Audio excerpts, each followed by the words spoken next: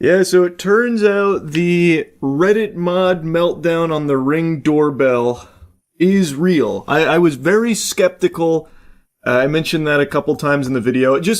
It felt like forced because you genuinely, like if you asked someone to sit down with a box of crayons and said, draw me a caricature of a Reddit mod, it would spit out this guy.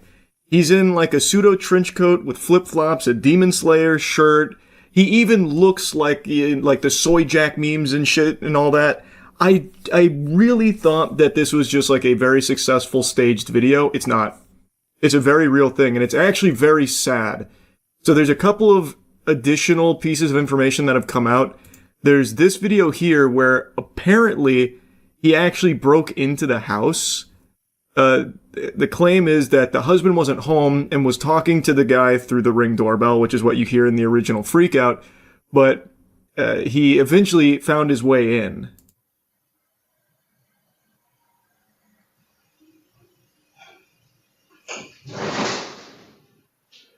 Where the fuck is she?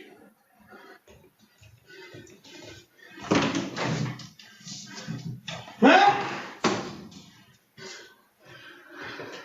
Victor, you around? So he's asking where the fuck is she? I'm assuming it's the daughter that he was talking about at the door. He starts opening these doors like it's a Scooby-Doo chase scene, like looking around. And he seems like he's in like a trance almost. Like this seems like he's having an episode of psychosis. It is what it looks like to me. And he's asking for someone named Victor. I don't know who he's looking for, maybe Victor Von Doom or something, I have no fucking clue. But he's looking for Victor and trying to locate some girl that he believes is in distress. Victor, you around? Huh? You like raping little girls, bitch? Huh? You fucking try me, I swear to God I'll fucking kill you. Do you understand me? Where the fuck is she? So I don't know who he's talking to there. In the comments, the poster said that they know who this happened to, which is how they have this Ring footage that he had sent it to him. In the comments, apparently the wife of the homeowner was home and had like locked herself in a room to try and stay safe. And I'm guessing that's who he's talking to there. Where he says, if you try me, I'll fucking kill you. I'm assuming he's talking to the wife there. And he didn't know this guy. So this guy was, I guess, just taking a cruise through the neighborhood and then picked this house.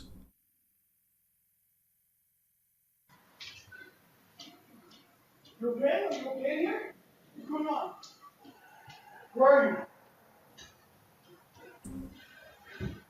It's a little quiet, but you can hear him say, are you okay? Are you okay in here? That could be the wife he's talking to there. I'm not sure, but he was saying something like, I'll kill you to someone else, like if you try me. And then he says, are you okay in here to someone too? I'm not sure, who he's talking to there or what that's about. But again, it feels like he's in like a state of psychosis. Eventually the homeowner does get here. You might. Where's she? Get the fuck out of my fucking house, dumbass! You think you can fucking shot me, motherfucker? I will save that little girl, you bitch! There's no fucking. You fucking liar! I can hear her. I can fucking hear. So now there's a big tussle. So you can hear them scrapping. It's off camera. You can't see it, but I'm picturing like in Ed, Edd n Eddy when they start fighting all together. It's just like a big old cloud of smoke and a bunch of fists are flying. You can hear them rummaging around there, getting pugilistic. It's shaking the Ring camera. But the whole time, you can hear him saying, like, where is she? That kind of thing. And then I was going to fast forward a bit. I don't know how long it lasts. But eventually, he, like, starts to de-escalate the situation, the homeowner. Who are you talking to, bro? You are. My name's Harry Dredson. Get the fuck out of my house. He keeps insisting his name is Harry Dredson, the professional wizard detective. So even inside the home, while presumably getting his ass beat here, he is also maintaining I'm Harry Dredson. Maybe he like flashed a badge or something at him. I don't really know. But he is staying with that. They're fighting. He keeps insisting that someone needs help here. The daughter or some woman, something. And then the homeowner comes down after the scuffle with this big shovel here. A fucking massive shovel. He's got the big snow shovel out, and now he starts to defuse it. Third room, bro. I'm telling you, get the fuck out of my house. Please. Just answer the question. Get the fuck out of my house. Answer the question, please. There's no one in there. There's 3 rooms, man. I don't know who you are. You better get the street at 1797 Co-op Drive. I don't know who you're talking about, man. Why do I hear screaming? Are you military? Yes. Okay. Can you help me out? Okay. Yes. I understand what you're going through right now. Yes. Can you step outside? Yes, sir. Thank you. Will. Thank you for asking. So that is something that I found really interesting. He asks if he's military. He says yes. And he says, I know what you're going through. And then after he asks that question, like his whole demeanor kind of changes. And that's when he gets him outside. And that's when you see this arrest. Like, it's not fake. This inside footage I haven't seen outside of like the subreddit here. It feels like it's really hard to fake because it's definitely not AI. It is 1000% the same guy. Like that. I think this is probably legitimate as well, but the arrest is 1000% real. So that's how he gets him outside. I don't know if he's actually military or anything because, again, it seems like he's in a state of psychosis, so he might not even know what he just said yes to.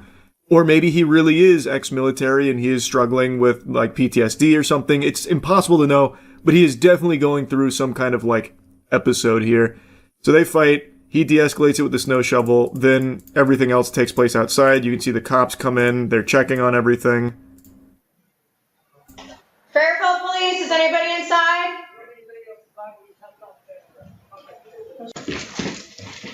Fairfield Police Department.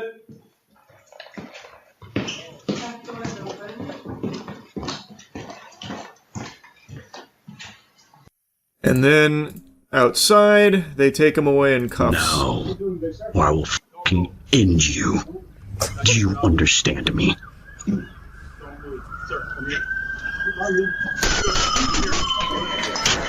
He rang the bell. The fight is on.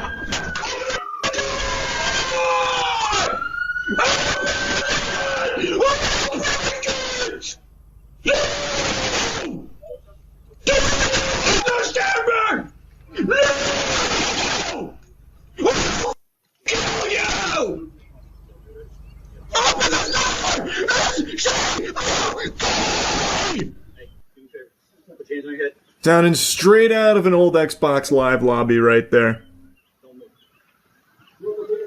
Don't move.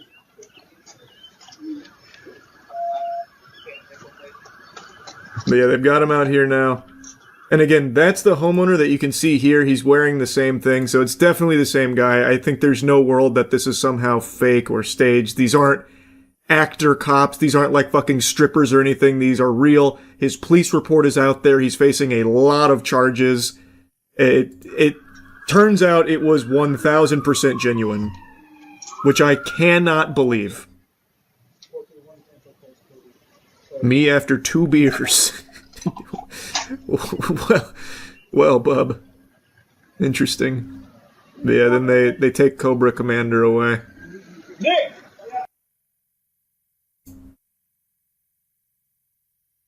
It was real.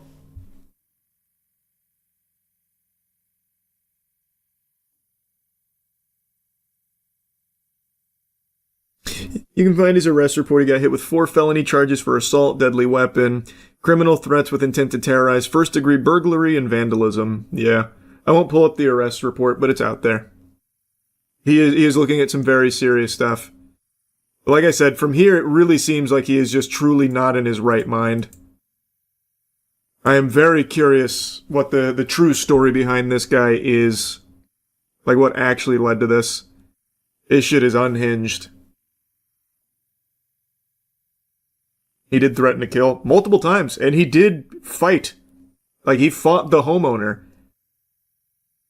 I don't believe the wife was hurt or anything, so that's lucky. Crazy stuff, man.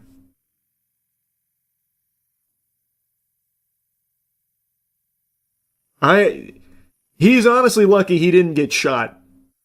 Like, at the door and certainly inside the house while going around, like, opening doors and slamming shit and, like, making threats, presumably at the wife that is apparently hiding in there. Like, it's lucky he didn't lose his life.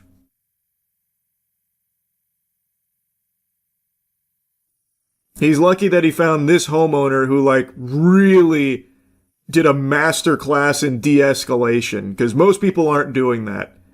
And even this is a really risky thing to do, because this guy absolutely could have followed through on his threats and just started shooting if he had a gun. Like, this was very dangerous and ended up working out, but that's not how it's going to play out most of the time, man. This guy would have absolutely been shot in most other places.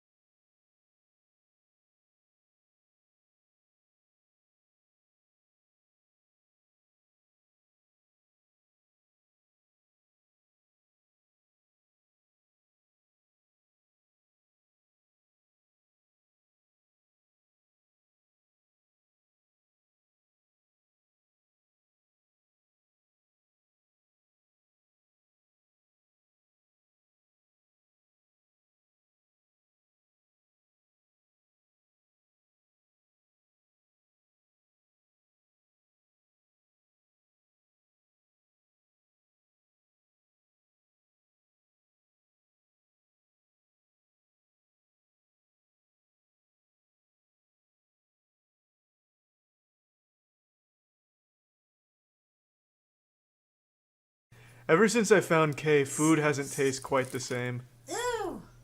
I'm always thinking, yeah, this food's good, but Too much. what if Kay made it? Meanwhile, Kay's over here making a fucking pipe bomb in her bowl here. It's looking like the beginnings of a pizza to some extent. Maybe not in shape, but in spirit. Loofah. When did she put the mincemeat on it? Right. You've got this, Kay. A delicate hand, like a surgeon. There it is. Oh, it's all Expertly done. easy. Nearly covered the whole thing. So again, I've never had a calzone. How we looking, calzone experts? Does this look about right so far? Something in my heart tells me it's probably not supposed to look like this, but again, I'm inexperienced. You know, that doesn't look horrible. A bit misshapen. Looks like a giant's foreskin after it's been cut off, but they look a lot better. it's just bread and sauce, so... Mincemeat. Yeah. Yeah! Mincemeat. The classics, Kay? Fuck yeah. Everything. Man, there's more action with that butter moving across the pan than there was in the entirety of Death Stranding. Just watching that shit race around as it melts is more fun. Get that mincemeat all wet. As you can see, it's still pink in the middle.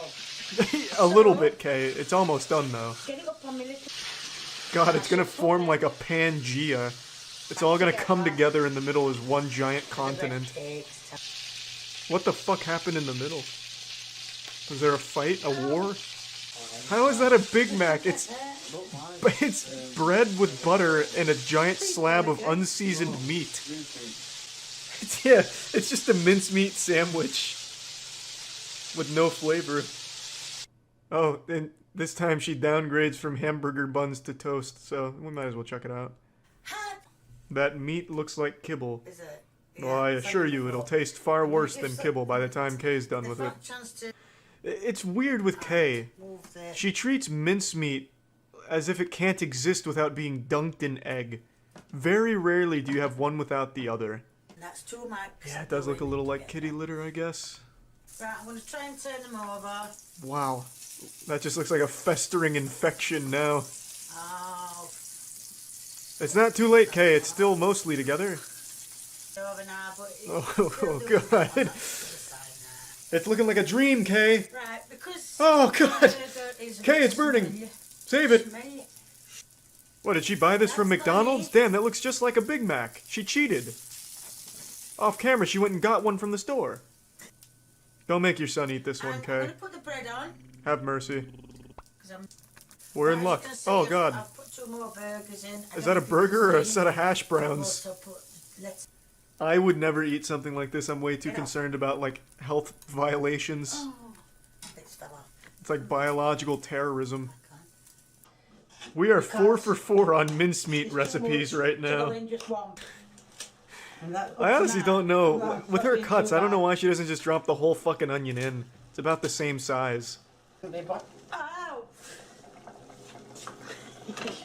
Your fingers are far too precious. You need to be wearing mitts at all times. You're like Doctor Strange with those hands. If you lose them, the world is a worse place.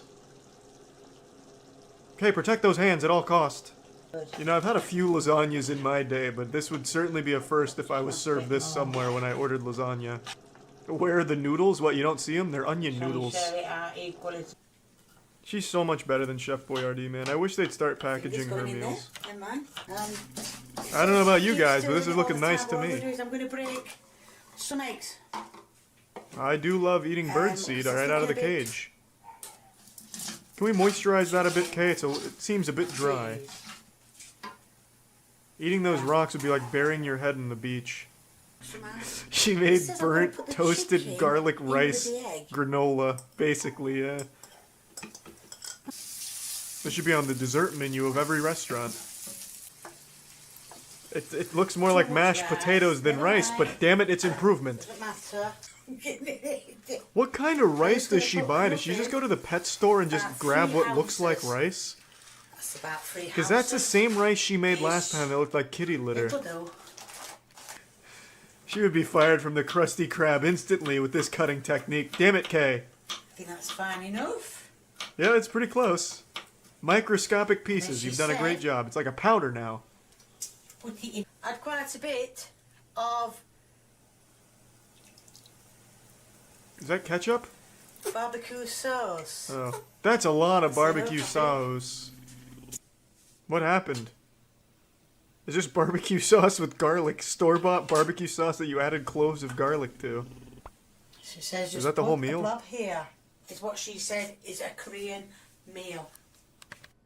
Do we have any Koreans in the chat that can confirm? Meal. What's the verdict, Lee?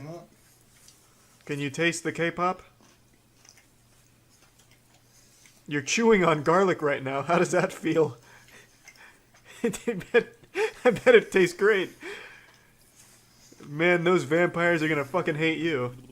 I was told what to do by a Korean. I don't know how you say it, but anyway, I was told by a lady how to do it. Because when I said to her, I think you got it right the first 3 times. I'm gonna chop the. Strike one. Should be fake. That carrot wanted so badly just to get the fuck away from Kay. It chose suicide. Fucking jumping off it. Did she pick it up and put it in this dish? I wasn't paying attention. Whatever, the fucking dust on the ground adds flavor. Probiotics. I could hardly think of a more inefficient cutting technique other than cutting towards yourself. Both thumbs. That can't be, you know, professional culinary work there. Honestly, I'm surprised she's not treating that knife like a fucking wiggle saw, or whatever they call it. They're like the 2-armed one that you go like this on. I don't know what I'm no professional timber sportsman, but whatever that saw is called. I think that might. Just use it like that. Make it like a traffic cone of lettuce. Oops. Okay, there's like 50 yards worth of real estate there, and you still somehow managed to miss the plate. Before you ask, I have washed the rice. Come on, Kay, at least make it No, presentable. I keep saying I have, and rice. Oh my god. That poor broccoli has been tortured. God, it looks like James Bond Casino Royale when he was getting his nuts fucking slapped on by Mads Mikkelsen. Oh.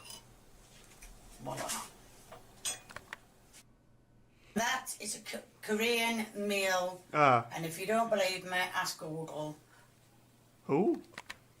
Give me a big old... Again, I can't speak for Koreans here, but something in my bones is telling me that a Korean meal doesn't consist of unseasoned chicken slapped with 1 piece of broccoli, 4 carrots, and a little bit of rice. That's a North Korean ration meal. Is That's like 2 Coke cans worth of Google. sugar out of nowhere. Just remembered. Is that a toilet bowl? 7.5. What is that, a latrine? Charlie went up. A Johnless. When it's all said and done, this is the most appetizing thing she's ever made, appearance-wise. Well, that didn't last long. I'm going to take it out of it. How do you even let something get that burnt? Does she just start cooking it and then go to sleep? We're getting there. That's a lonely egg, Kay. It needs a friend. Oh my god.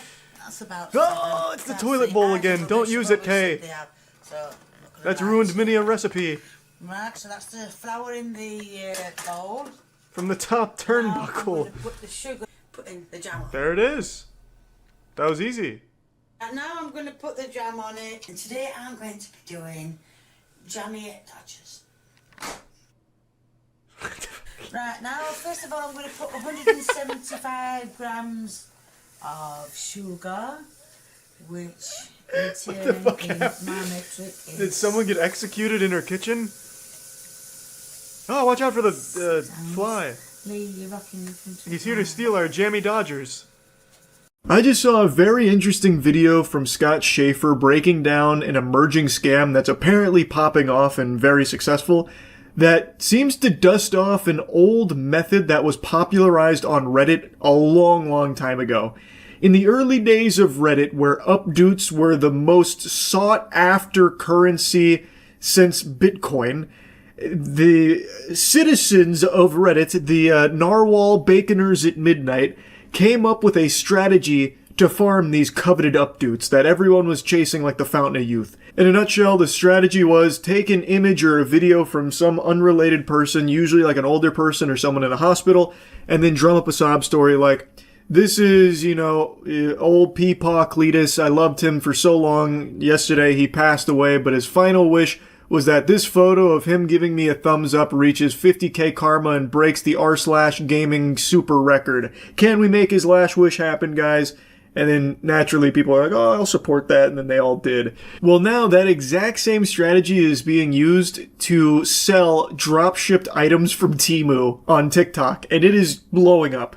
I became aware of this scam not from TikTok, but a YouTube channel called Force Orbs.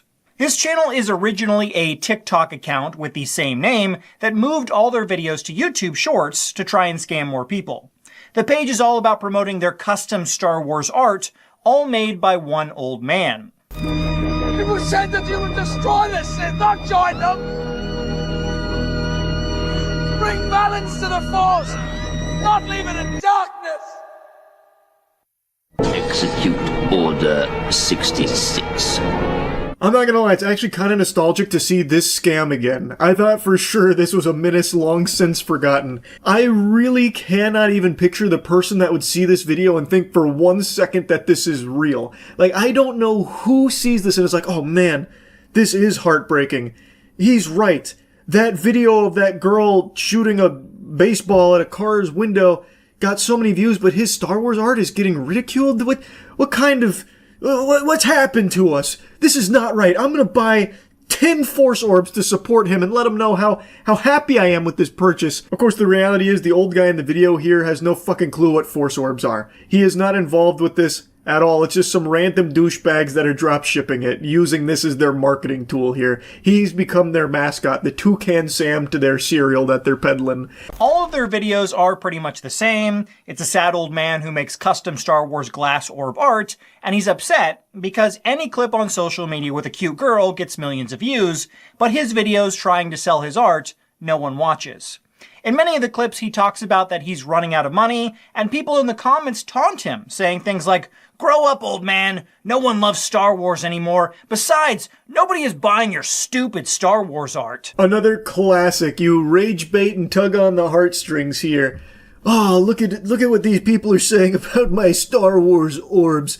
They say it's stinky and they don't want it. They say it's not art. They put art in quotations. They say nobody loves Star Wars anymore.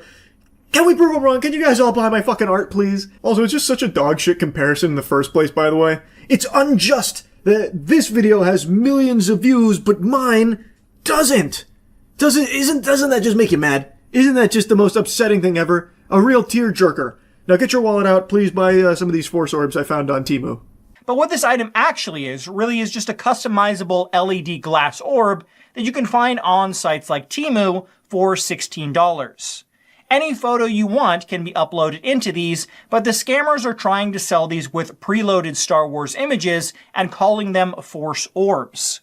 The real crime is on their website, where they are selling these for a whopping $60 a pop. $60 is pennies to make this old man's dreams come true. Can we get his videos to 66 million views here so it matches that girl shooting a ball at a fucking car windshield? He deserves it, clearly. Come on, guys, what are we doing? If we each give him $1, we can afford one fucking Force orb maybe at this absurd price. This is always probably my favorite part about these kind of scams. Like, it's not even so much like the goofiness of the videos they post and how fucking trash they are, but it's their preposterous level of greed where they'll mark up a Temu product like 2,000% and think anyone would be willing to buy that. Unfortunately, it seems like there are some gullible suckers that do because they want to, support this story that they've bought into hook, line, and sinker. But it should be just so obvious that this is fishy. I cannot picture the person that sees this and is like, "Aw, I'm getting my credit card out." $60 for a Force orb, it's a little steep, but it's made with love and care. I could tell, because the TikTok video said so. In the clips, it shows alleged production of the globes, but if you slow down the production videos, it seems to me that this might be AI footage, because the people in the video have weird body issues. Like this guy who has this weird crease in the middle of his forehead, and the arms in the next image look AI generated as well. No, what? AI generated videos? As if. No such thing, not on TikTok. They wouldn't be using AI to show the production, that's all legitimate. The worker there with the wacky forehead, well, that's old Quirky Brows Joe. I mean, everyone knows that guy's got like that weird shit in there like an accordion. It's part of his identity. He's a zany character around the office that works with our favorite old guy at Force Orbs. Come on, don't be ridiculous. AI footage. My left shoe. One thing that isn't AI, though, is the sad old man who shows up in every video who claims to be making all these orbs. With a reverse image search, I was able to find where this footage originally comes from, and it's from a TikTok account called TedDog13. TedDog has nothing to do with the Force Orb scam, and he seems to be a nice old man who created his TikTok account to help him make new friends online. This is TedDog13. I want to thank you all for allowing me to make these videos. He seems like a sweetheart. And like I said, this isn't anything new. This has been a scam that's existed for a while, but it kind of petered out and wasn't really popular for a while. But now, thanks to TikTok being such a strong marketing vessel and people so willing to just buy into a sad story and rally behind what they think is a good cause for these products on TikTok, people are now spinning that goodwill to exploit it. So now they're just drop shipping trash with fake stories around it, taking other people's videos, and then even using AI videos to try and, spruce it up a little bit to get people to buy into it. It is doing well. Force Orbs, I think, is the most comical example, but Scott Schaefer goes through a few more. It is a rampant issue across TikTok and YouTube Shorts. Another TikTok and YouTube scam channel known as Fuzzy Paw Slides is doing the same thing to push their scam products, but this time they've added another twist to the tale. This is my last-ditch effort. Please stay to the end of this video, as it would help me tremendously. So my grandpa decided to take a leap of faith and start his own cat shelter. Currently, he's struggling to make ends meet and keep it open, so he decided to start making handmade cat slipper. He is the most kindest and talented person I know, but he has not received an order in 6 months. Please comment to boost this post and help support him. Aww. Make handmade hand slip. Make handmade. You ever had a dream that you ever wanted the handmade cat slipper? Wow, that's so sweet. He opened his own cat sanctuary, but hasn't had an order for 6 months for his handmade cat slipper. Come on, guys, can you boost this post so we can all buy his handmade cat slipper? Wow, that's such a good story. What a story, Mark. Sure enough, you can find slippers just like this on Alibaba, going anywhere from $1 to $3 for a pair, but the website for the scam is selling them marked down from $50 for the low price of only $30. Fuck! I'm losing money not buying the handmade cat slipper. Only $30 for a handmade cat slipper to keep this old man's sanctuary running? Oh my god, the blood of those cats is gonna be on my hands if I don't support him. No! Talk about a great deal.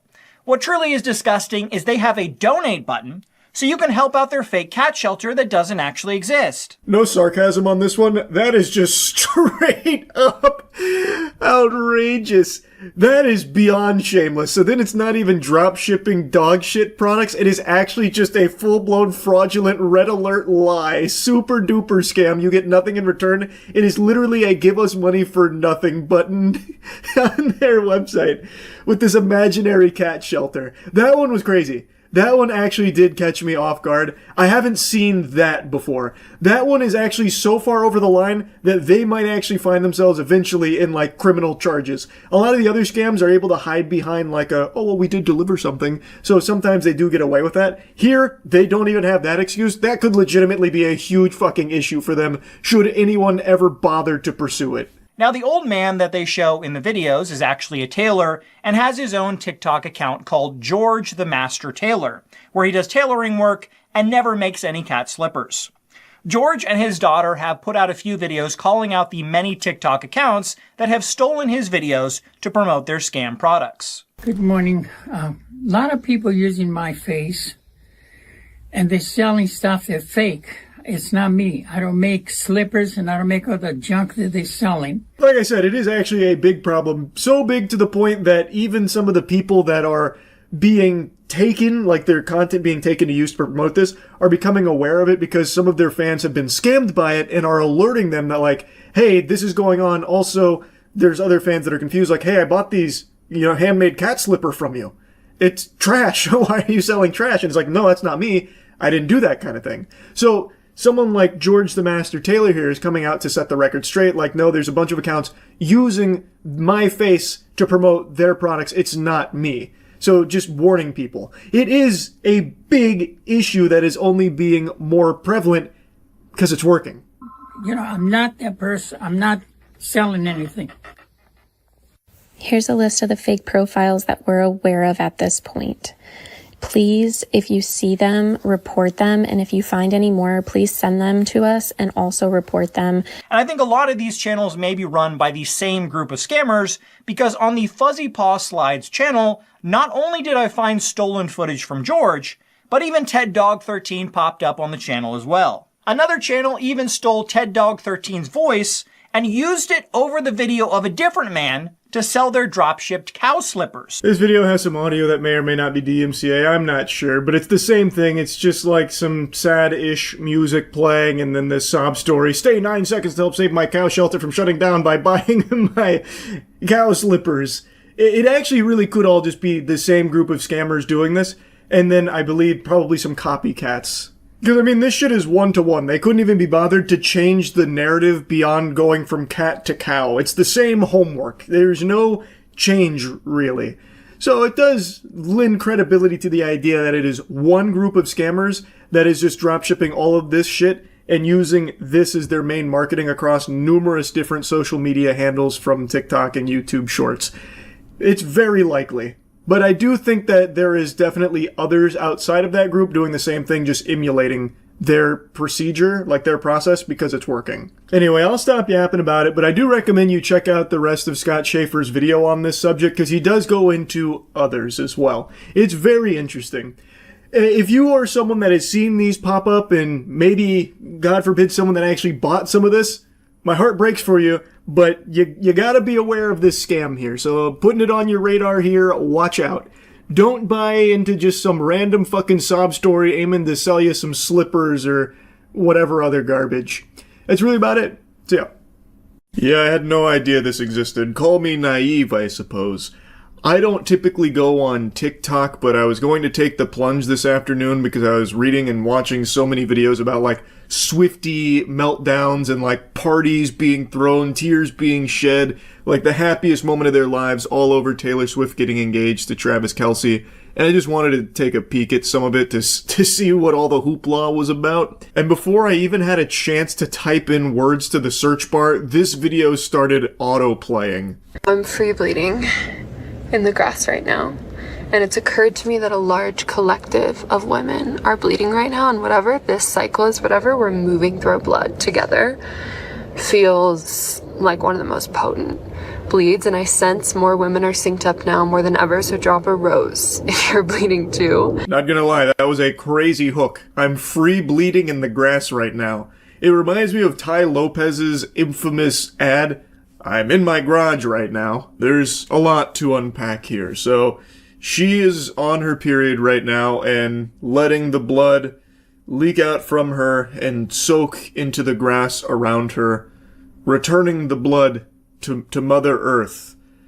Now, shocker, I don't have periods, and I'm not going to pretend to be the preeminent expert on how they function, so this is a legitimate question. Is there really that much blood that comes out all at once? Because the way she's describing it makes it sound like the blood is pooling around her. Like in Grand Theft Auto when you kill someone and the blood just like starts to fan out deeply from them. I would have imagined that if you sat here spread eagle for like an hour, you'd have some blood getting into the grass and like on your thighs and stuff, but not like the quantity that she's expressing here, making it sound like a fucking crime scene or something. And a reminder that your blood is not an inconvenience. It's actually one of the most magical gifts in the entire world. Whatever you experience before your bleed, in luteal, when you feel like you're moving through different emotions, different challenges, gets to come out through your blood. You get to die every month and be reborn through your blood. And the earth takes it, if you give it to her, and alchemizes it. So the sooner that you can give your blood back to the earth, the more alive that you become. This must be a pretty common thought process in the modern day about like how period blood is magical and has like divine properties. You remember a few months ago I was making fun of that goober, that goofball who's like, I actually love to eat pussy that's on its period, or like have sex with girls on their period because it's divinity that I'm touching with my wiener. I get in there and there's like that period blood. Ugh. And then his sidekick loser who's like, yeah, you know, I'd have sex with a girl on her period. You know, if I'm afraid to get my sword a little bloody, then I'm not a good knight. And it's not like exclusive to just those douchebags' perspectives. Apparently, like it's somewhat of a common thing on TikTok about like period blood being magical with arcane energies. So she is in that camp about like, this is magic, and by free bleeding on the grass, you are quenching the thirst of Mother Earth to make yourself more powerful. Not only that, you get reborn. So every month when your period starts, you die. You flatline. You go straight to Valhalla. But through your period blood, you are born anew. As long as you're bleeding on the grass, I guess. I went to her page, and this is her entire channel. It's so fascinating. You have a bleed the most powerful and potent thing that you could be doing right now during this eclipse portal, during this last half of 2025, during forever your time on earth, is to offer your blood back to the earth. Why? Because your blood has the ability to end war. It has codes and instructions for the earth to reprogram the collective grid. And I know that sounds powerful, and I know that sounds like a lot, because it is. What kind of fucking anime plotline is that? Your period blood can end wars by feeding it to the earth? That... who knew the secret was right under our nose the whole time? Now, far be it from me to poke holes in the theory here, but let's go back in time. Let's rewind the clocks. Before tampons existed, periods aren't something that just got, you know, introduced in new patch notes over the last 100 years and came packaged with tampons. There was a time where periods were here with no tampons. That period blood was hitting the soil back then. And there were still a lot of wars back then. I gotta tell ya, I'm not exactly convinced that period blood getting on the grass is enough to stop wars? And what in tarnation is the collective grid? That sounds like a secret society like the Illuminati, the fucking New World Order or something. It sounds like a villainous group out of a James Bond film. How is that reprogramming the collective grid, and how does that stop humans from starting wars against each other? I have so many questions. Also, what codes are in the period blood that are absent from every other blood? So, like, if I go out right now and I cut my hand, like a ritualistic cut with a ceremonial dagger on my hand, and drip some of that blood on the soil, what codes am I giving it? The Konami code? Like, what am I hitting it with? I don't know how there's a huge distinct difference there. Why does that have different energy and instructions and code? Also, why would the period blood even have instructions for stopping war in the first place? I just don't see how free bleeding on the grass is somehow going to drop a tutorial to the earth on how to stop wars. Like, I feel like if there is instructions buried deep in the period blood, it probably wouldn't be instructions that pertain to war. It'd probably be about, like, babies or something, would be my guess, if there are instructions in there somewhere that you'd have to, find the WikiHow guide on in the blood. I can't quite understand how she's drawing this connection of, like, dropping your period blood on the earth to stop wars and trying to preach it like, listen, everyone, we need to come together and we need to pool our blood on the grass. It's the only way to stop war. Because you are that powerful. And I know that we've been taught, hide your tampons, inconvenience, PMS. It's all bullshit, okay? It's all bullshit. Your blood is a key, it's a code, it has living, alive instructions to regenerate the planet and to reprogram the entire collective grid from your womb space. And as we all do this collectively together, we reprogram the collective, and what is not in resonance with this vibration, with this new programming, has to fall away. It can't survive. What language is that programming in? Java? C#? Like, how are you deciding what that programming is? How do you have control over that? And also, what won't survive the new programming? Is this like an extinction event or something? Like, I can't wrap my head around it. My third eye is not opening here. She is just spamming buzzwords, vibrations being the classic. Vibrate this, vibrate that, fucking everything is vibrations, which means literally nothing most of the time. And now she's using a new one here, a new buzzword, collective. No explanation, no clue what that's even supposed to mean, but collective! Jump scare you with that. We have to fight the collective, reprogram the collective, bleed the collective, free bleed! That kind of thing. I don't know. All of this is just actual mumbo-jumbo nonsense here. And let's just go ahead and suspend disbelief for a moment. Let's say this is all very true, that by dripping your period blood on the grass, you are reprogramming the collective. Let's assume the collective refers to Earth and everything that inhabits it.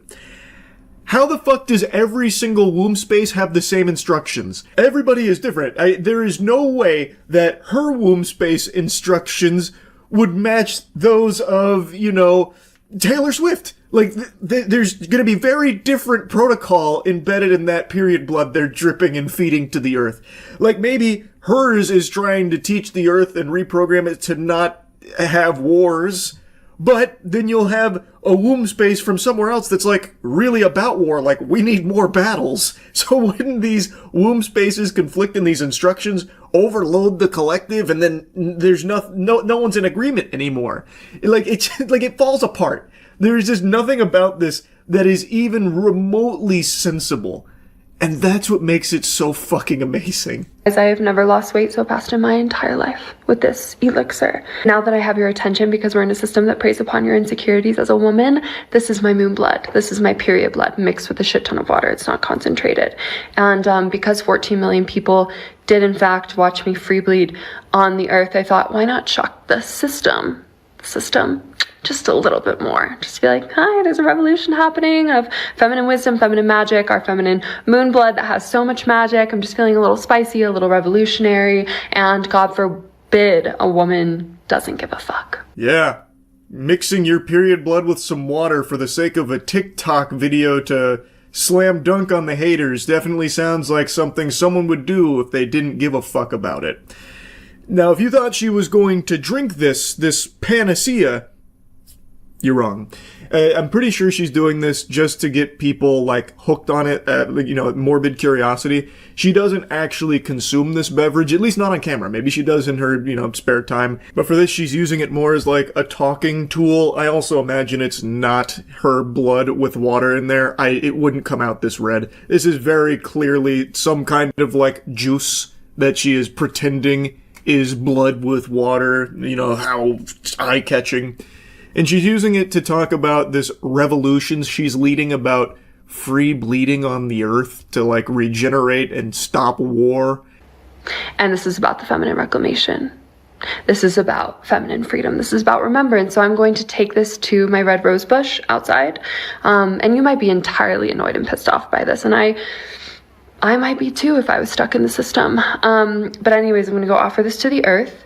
And she's going to take it and alchemize and transmute whatever I've released through this blood, through this cycle.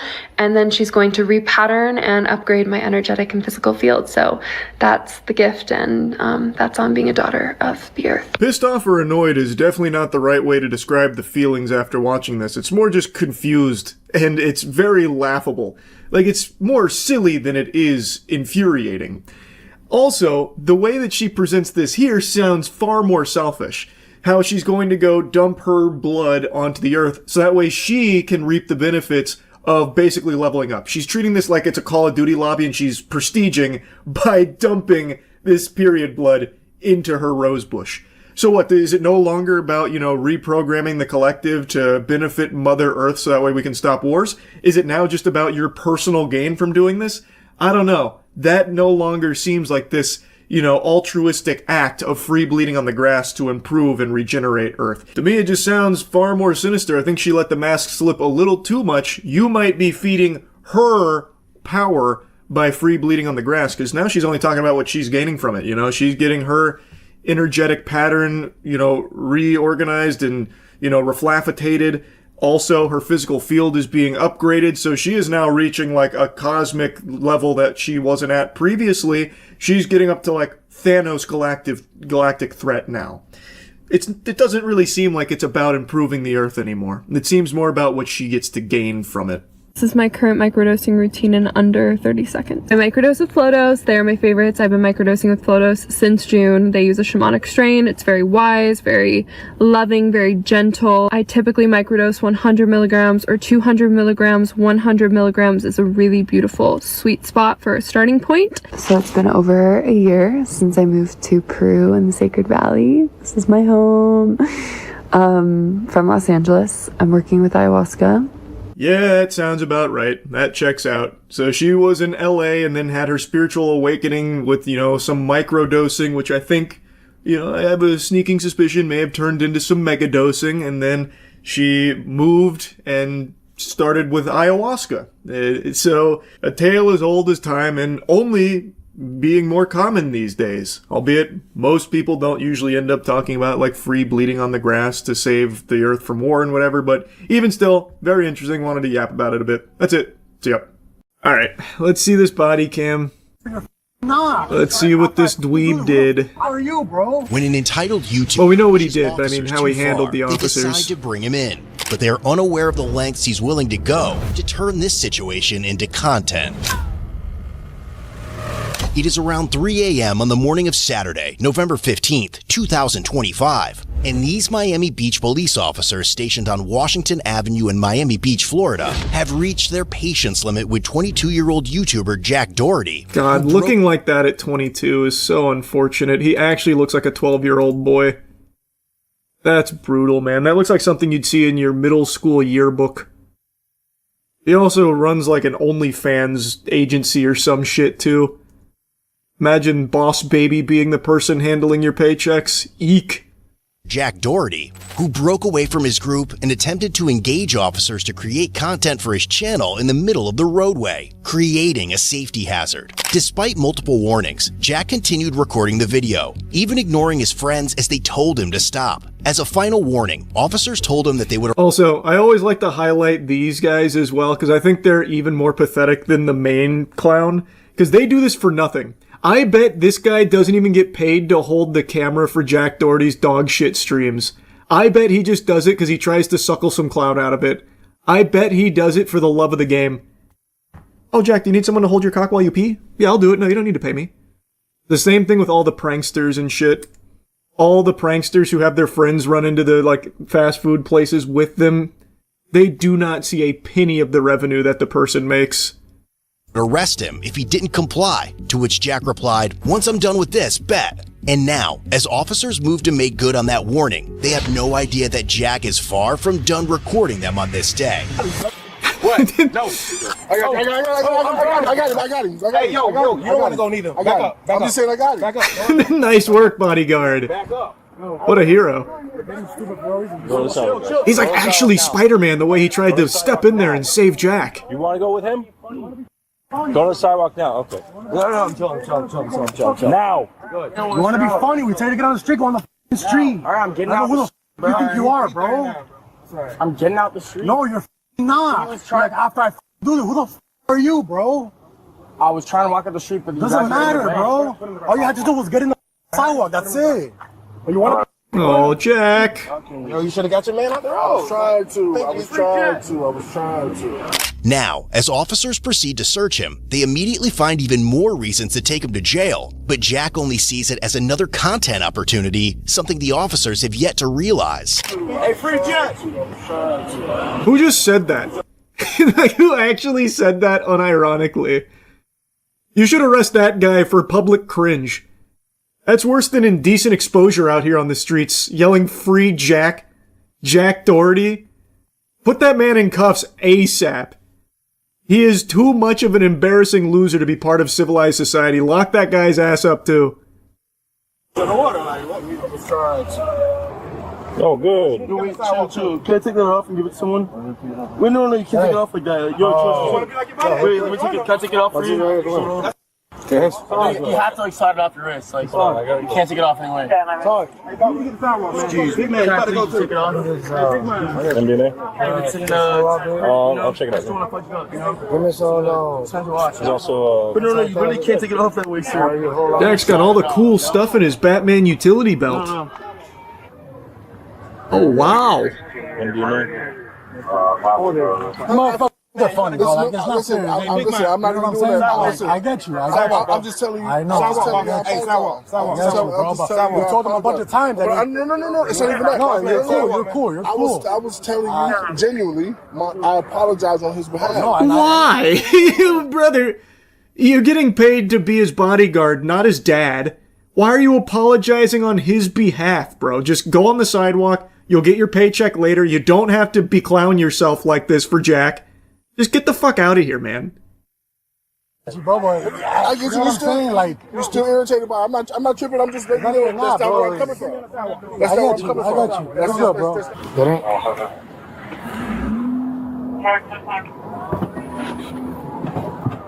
We can't get my watch or someone or no? What is? I need a watch. No, you have to untake. You have to. I got you. Yeah, thank you. Can you tell him to pull up here, my friend? He can take it off. He can take the watch off 05. We'll do it at the station. But real quick. He's afraid of not getting fired for defending him from the cops. That's true. I didn't even stop to consider that. Jack Doherty is such a fucking lobotomite. I bet he would blame his bodyguard for that. Why didn't you beat up the cops, dude? You're fired. I didn't even think of that. So now that behavior makes a little bit more sense. Did not even consider that, because any normal, rational person, that wouldn't even be a thought that would cross their mind. But you have to throw that out the window when talking about Jack Doherty. We're going to station. No. Is this going to be like a timeout? No, he's going to jail. You really going to take it? No, it's not the right. No. Come on, let's get the road. I'm just asking for that. I'm just asking so I can get an idea what What's going on? Yeah, he gonna come. Yeah, that's what I'm asking. Like, yeah, that's how we gotta learn. That's how we gotta learn. With officers finding 3 hand-rolled... It is how we gotta learn, unfortunately. ...and half of an orange Jack Dorky has to pill learn it the marked with hard a way, 3, hopefully. consistent with a Schedule 2 amphetamine, Jack is immediately brought to the station. And this is where his entitled behavior leads him to pull another move that he will soon regret. There's no way he keeps up this machismo in the police station while looking like a Boy Scout. There's not even cameras rolling, Sack Dorky. Why even bother, man? I thought for sure the body cam would just have him like completely abandon the tough guy persona. There's no way. There's no way he tries to puff out his chest.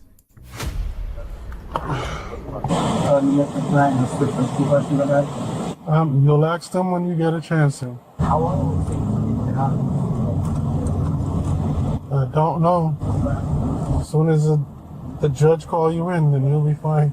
They respect you, so you know, I'm not trying to like be a dickhead, you know? Very chasing, answer question. I'll answer it. I'll answer it later on. Sorry. Can't let you know how long it'll take. He doesn't want to talk to you, Jack. Nobody does unless they're paid to be around you. What tonight? Probably no. Probably tomorrow. Maybe. Oh no. This is just a pit stop.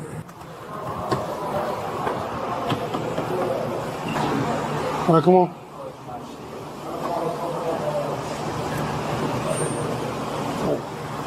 How are you guys? How are you? Pretty good, man. All right. Cool now, you know. I'm sorry. You guys sound like Gotta my, listen, man, my friend. But, we got you. no worries. You have the right to remain silent. Everything you will, right? Because no one said that thing. We're not questioning you. Oh, really? It's kind of how it works. Just face that way for me, please. That's right. Yes, still like that. Are your guys' body cams going? Oh, he's trying to farm off the body cams. Oh my god, he's such a loser. Holy shit. Oh my god, it's actual bottom of the barrel. Alright, so here's what's going to happen. I'm going to remove the handcuff from you. Listen. Oh, yeah. And then take all your jewelry out. Okay. Socks, sneakers, put it on top of the counter. Yes? Top of the, what? Counter. This might seem like a simple order, but to Jack, it's about protecting his jewelry, and he won't even hesitate to instruct officers on how to preserve it. I'm knocking out tonight. Unfortunately now, brother. When do you think I will? Tomorrow's Saturday, hopefully tomorrow. Okay, hopefully. Hopefully. They don't want to be around you either, man. So yeah, hopefully. So OCD and shit. I guess you are. Oh, this shit scratched my shit up. Nah, I'm suing. Yeah, alright, you did, bro. I got insurance on it now, you know what I'm saying? Take the jewelry off, please. What do I do with this, you know? Take everything off? You guys gonna be like careful with it, you know? Yeah, of course, man. I'm so OCD, bro. Delicate. Alright, everything got documented, you know. Alright, cool. No, it's not even about that. It's like, you can't like bend it, you know? His friends outside? I don't know. Because I think he wants to hand that over to them. Can I call him? I'll do anything to give him this so it doesn't have to be here. Like, please. You give him no, go here. Just my jewelry. I'll do anything. I'm down for that. Let him, he got his phone, right? Yeah, it's right here. Let him make a phone call. Thank you. And Oh, they're being so nice to him. Boss man, Jack. Yes, sir. When you give him the order, dog, you gotta do that. Like, you could have avoided all of this. I know. I wish I could have. But like right when I was getting that order, I turned around and boom, my security guard was there. But like it was. I know. I'm not gonna like make excuses, you know. Yeah. Have him come to the station. Yo, you wanna come to this? You got my location? Just give me the address. How come? Dave has the location, but you can pick up my jewelry. Washington Avenue. Why does Jack always rub his tummy? That's something I've noticed. When he crashes his car, he's rubbing his tummy. When he's getting arrested, he's rubbing his tummy. Why does he do that? I don't really get it. Is it like something from childhood? Like now he just can't help but rub his little belly? Pick up my jewelry, you know? So this will be in your cash. So you're gonna put all the jewelry in the pick up my bag? jewelry. In the car? Matter of fact, yeah, put it all in the bag. Yeah.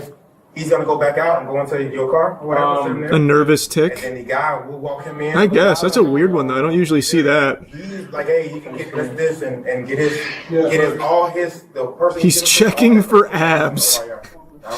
Nope. Still out of shape. No problem. Right. Sorry, I'm trying to tell him to come here. Right.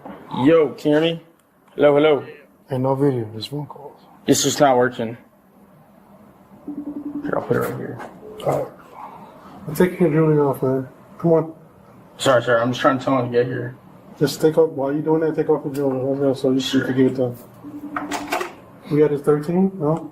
Not yet. You hear me? Yeah, we're here. Alright, where are you? We're walking there right now. Okay, bet. Tell him to have his driver's license and everything. You should inform the officer up front that the goof troop's coming through, Let guys. someone just have Dave or whoever has their ID. It's about to get cringe. You do? I bet. How much was it again? 440. 100. Hey, sorry, no, yeah, the cash is cool. You guys got that. No, look, 300. 1, 2, 3, 4, 5, 6, 7. You saw that, right? Yeah, but you got 6, 7. Hold on in here. Wait, no. One I person. thought we were giving it to him. Yeah, no, you are. Yeah, well, we gotta like keep We're it gonna have nice the and neat, you know? Okay, so one here. All right. No. Probably just give it to him hand. We have to do this first. Alright, y'all. Okay, 2. All right.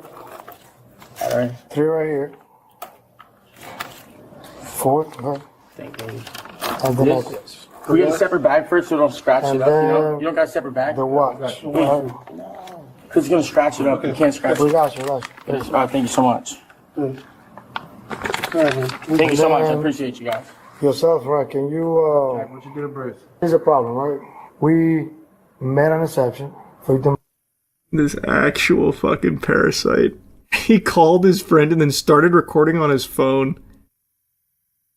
He just needs to stay in jail forever. Like, he's not really a human being anymore. He's legitimately subhuman. His brain is so rotted and poisoned, all he sees is, like, content opportunities, but it's also, like, terrible content. Like, legitimately, it's just bad content. So he's trying to perform for the cameras, and he's still extremely lame and boring. Just keep him in jail, man. Make a phone call. Yes? Yes. And I told you not to record, but you're recording. I don't know. So you know what's gonna happen now? All these is going with you to the UK.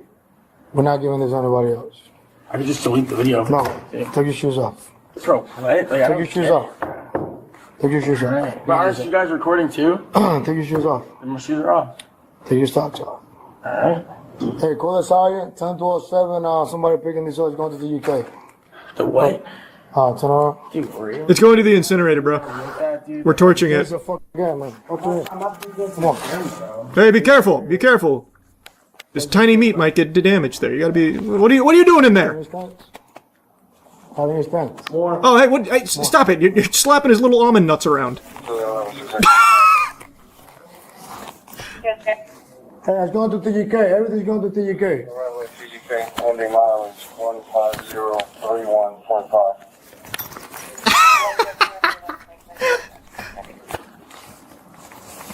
It's all right. Everything's going to the UK. They had to change. They had to do a little cut there because Jack got a boner. Hey, get in there. Trying to be funny. They didn't want the video to get age restricted. Okay, come. Trying to be. Hey, silly, huh?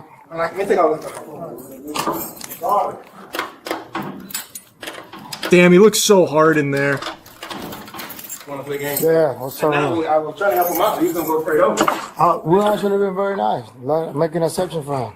Trying to be funny. I was trying to be very nice with you. You wasn't even gonna wait. But now, since you want to do all this, now we're gonna do this. So now you gotta wait till at least 6 o'clock in the morning.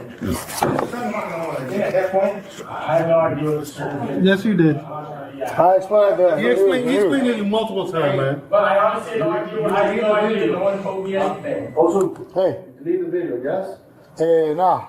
No, we can't do that. No, it's cool because hey, everything is cool. Can you? No, we can't. No, we can't. You can't for him to go on his phone and do it. No. Nah, can you? Nah, it's cool. You can't do that. No, hey, what I'm saying to them, hey, I know where you're coming from, but can you, man? I'm good. But can I ask what I'm being charged? The resistance, one of them. How is our resistance? Possibly possession. What? Possibly possession. Possession of substance. I caught it. Understand that? Yes. No, he doesn't know what that word means, Even bro. after realizing the full impact of his actions, Jack's desperate attempt to apologize only becomes another display of his vanity. No chance, my friend. I know I f***ed up, shouldn't have filmed. I get it. You taking it with you to TUK, brother? What does that mean? He go with you. He goes to TUK with you. But then when I leave, I just get it. Yeah, they'll give it back. Yeah, of course, huh? Alright. Yeah. I just thought it might be a process after. No. They give it to you when you get released. Yeah. No, but I don't get out. Huh? No, but I don't get out. Hopefully tomorrow, man, but probably not in the morning anymore, you know? No, really? This sucks. I really have Hey, I'll try to help you, man. All right. Ultimately, Jack That's Doherty true, they was did try charged to with help him. felony, possession of controlled substance without prescription, misdemeanor, resisting without violence, possession of cannabis. He was later released on a $3,500 cash bond. But true to his nature, Jack continued milking the incident for content after his release. Even That's uploading true. footage officers had accidentally recorded on his phone after not realizing the camera was still running. In a later interview with TMZ, Jack described the arrest as the worst day of his life, claiming he was stuck in a small cell for 5 hours before being moved to a larger holding room for another 10 hours. He even warned others to stay away from jail, while still managing to put his entitlement on full display. It now seems like Jack is using the experience to create even more police-related content for his channel, continuing to profit off the incident, at least until another group of officers decides to draw the line and take him in again. Whether you're on patrol, Can't wait till that happens. Pretty cool body cam. That was pretty cool. Who paid his cash bond? His pappy. His dada. You see the Marvel Rivals Cyclops trailer has some of the craziest animation. Chrono anomaly located. Moving in. Target identified. I haven't played Marvel Rivals in so long. Not exactly a warm welcome, Nueva York. This is a very good style. The Marvel Rivals cinematics have been really hype.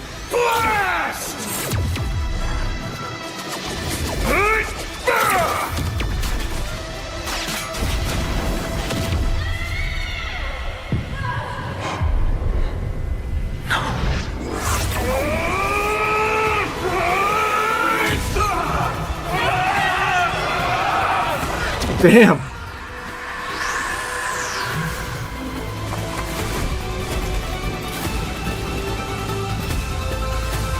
Threat neutralized.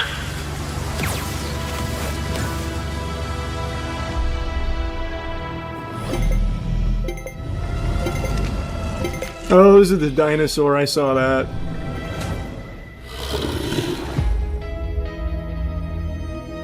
Oh, that's cool. Oh, wow. It begins today.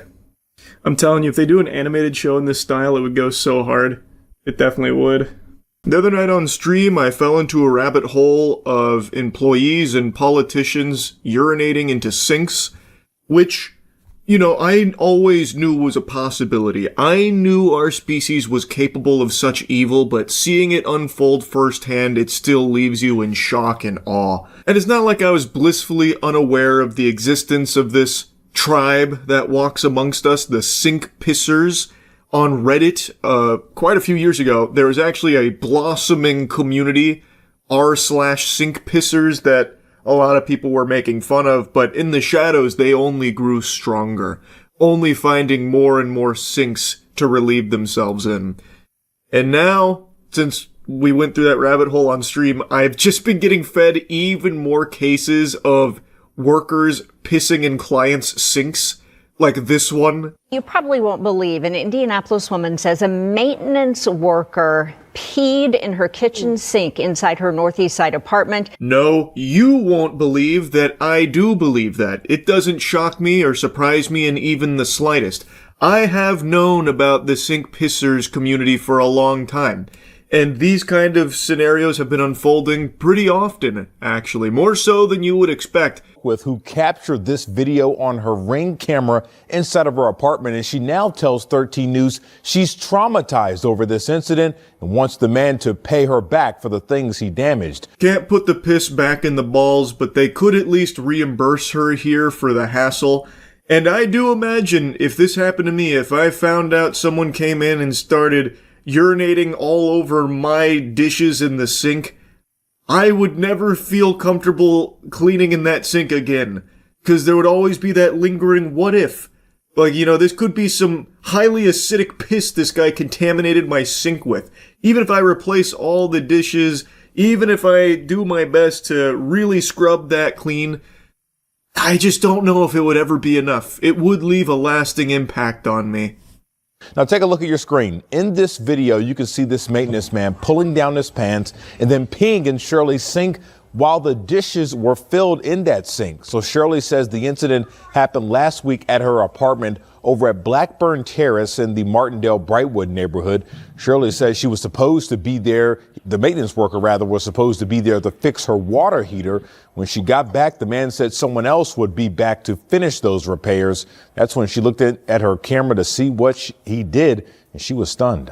Greaseball really gets up close and personal with the camera here. He's like right up on it, looking like a Twitter profile pic for those 40-year-old dudes that spout out the worst dog shit takes of all time. We got him on the microscope here checking on this. Now, judging from his build, I feel like I can say with a high level of confidence this is probably a frequent user of r/sink pissers. This guy's got the quintessential narwhal baconer at midnight Redditor build. So I think this guy was probably inspired by some of the posts on there over the years and said, you know what, today's the day. Or maybe he does this often at his work, pissing on people's dishes in the sink.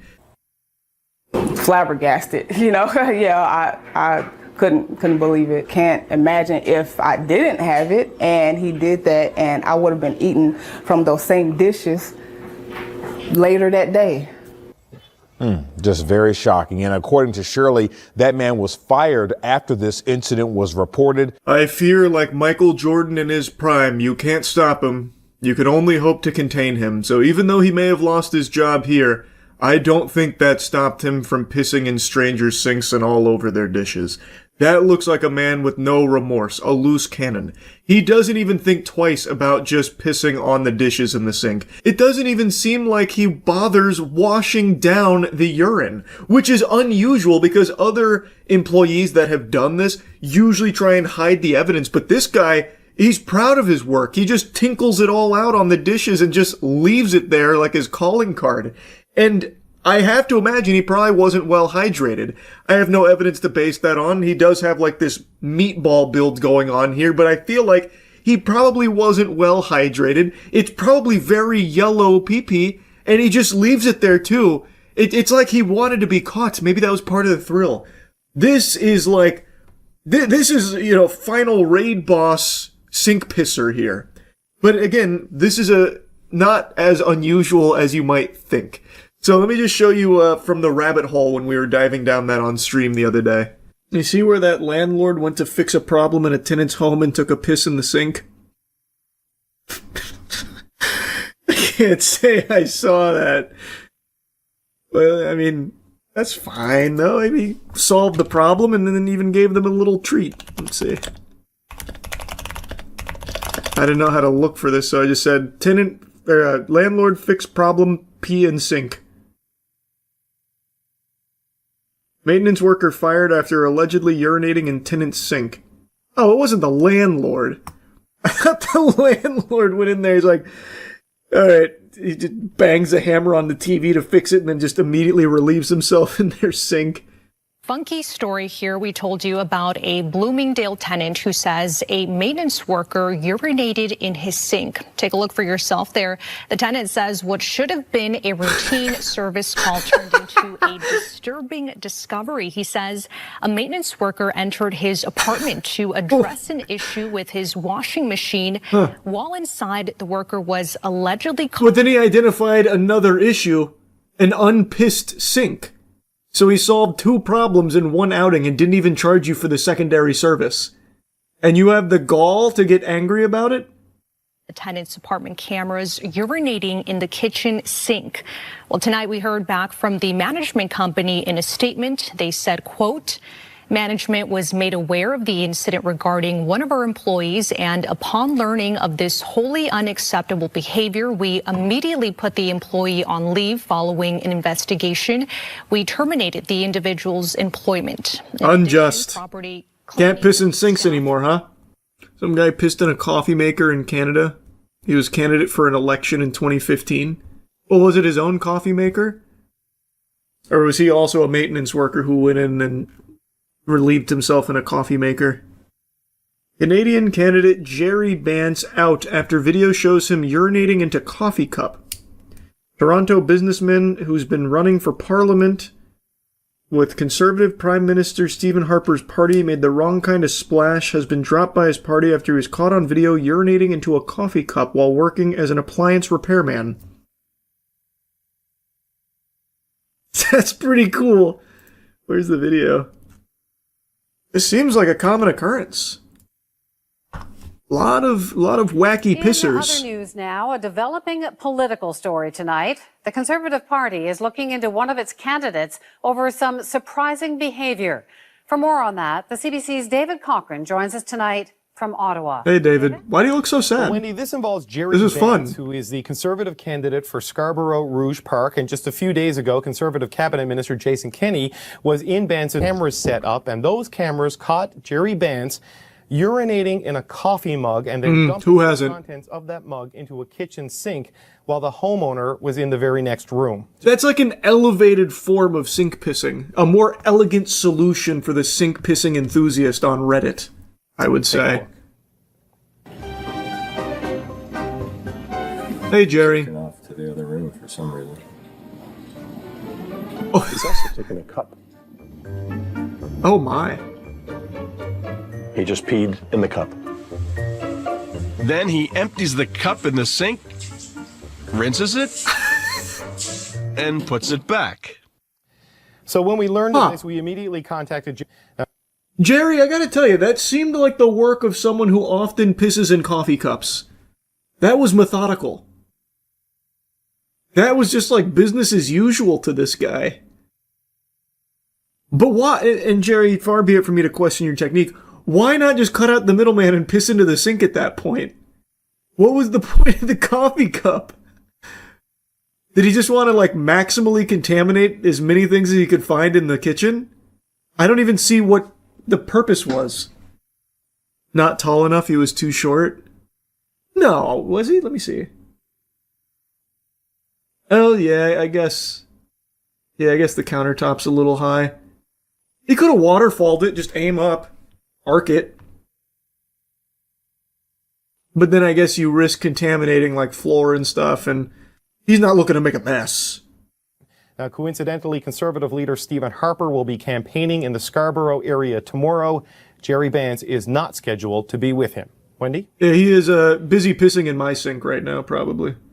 I mean, the sink pissers community seems dedicated. Yeah, the sink pissers community is very enthusiastic, but even they, I don't think, would be lobbying for peeing in strangers' sinks while on a job. I think even they would show restraint. That's all they do on that subreddit, bro. Unless the subreddit's changed drastically from the last time I took a peek in there, it's only them pissing into their own sinks, right? Oh, here's the top post of the day is actually about the maintenance worker. Rookie move, says Sasquatch. I probably have to be careful showing this one on stream, actually. Have I just done the first ever girl sink piss? Well, I probably can't even look at this on my other monitor because you see it in the reflection behind me. But yeah, this is definitely their own house. So like this one. This milk stool was a game changer. And one of the sink pissers just put a stool in front of his sink for being able to get his cock and balls over the edge.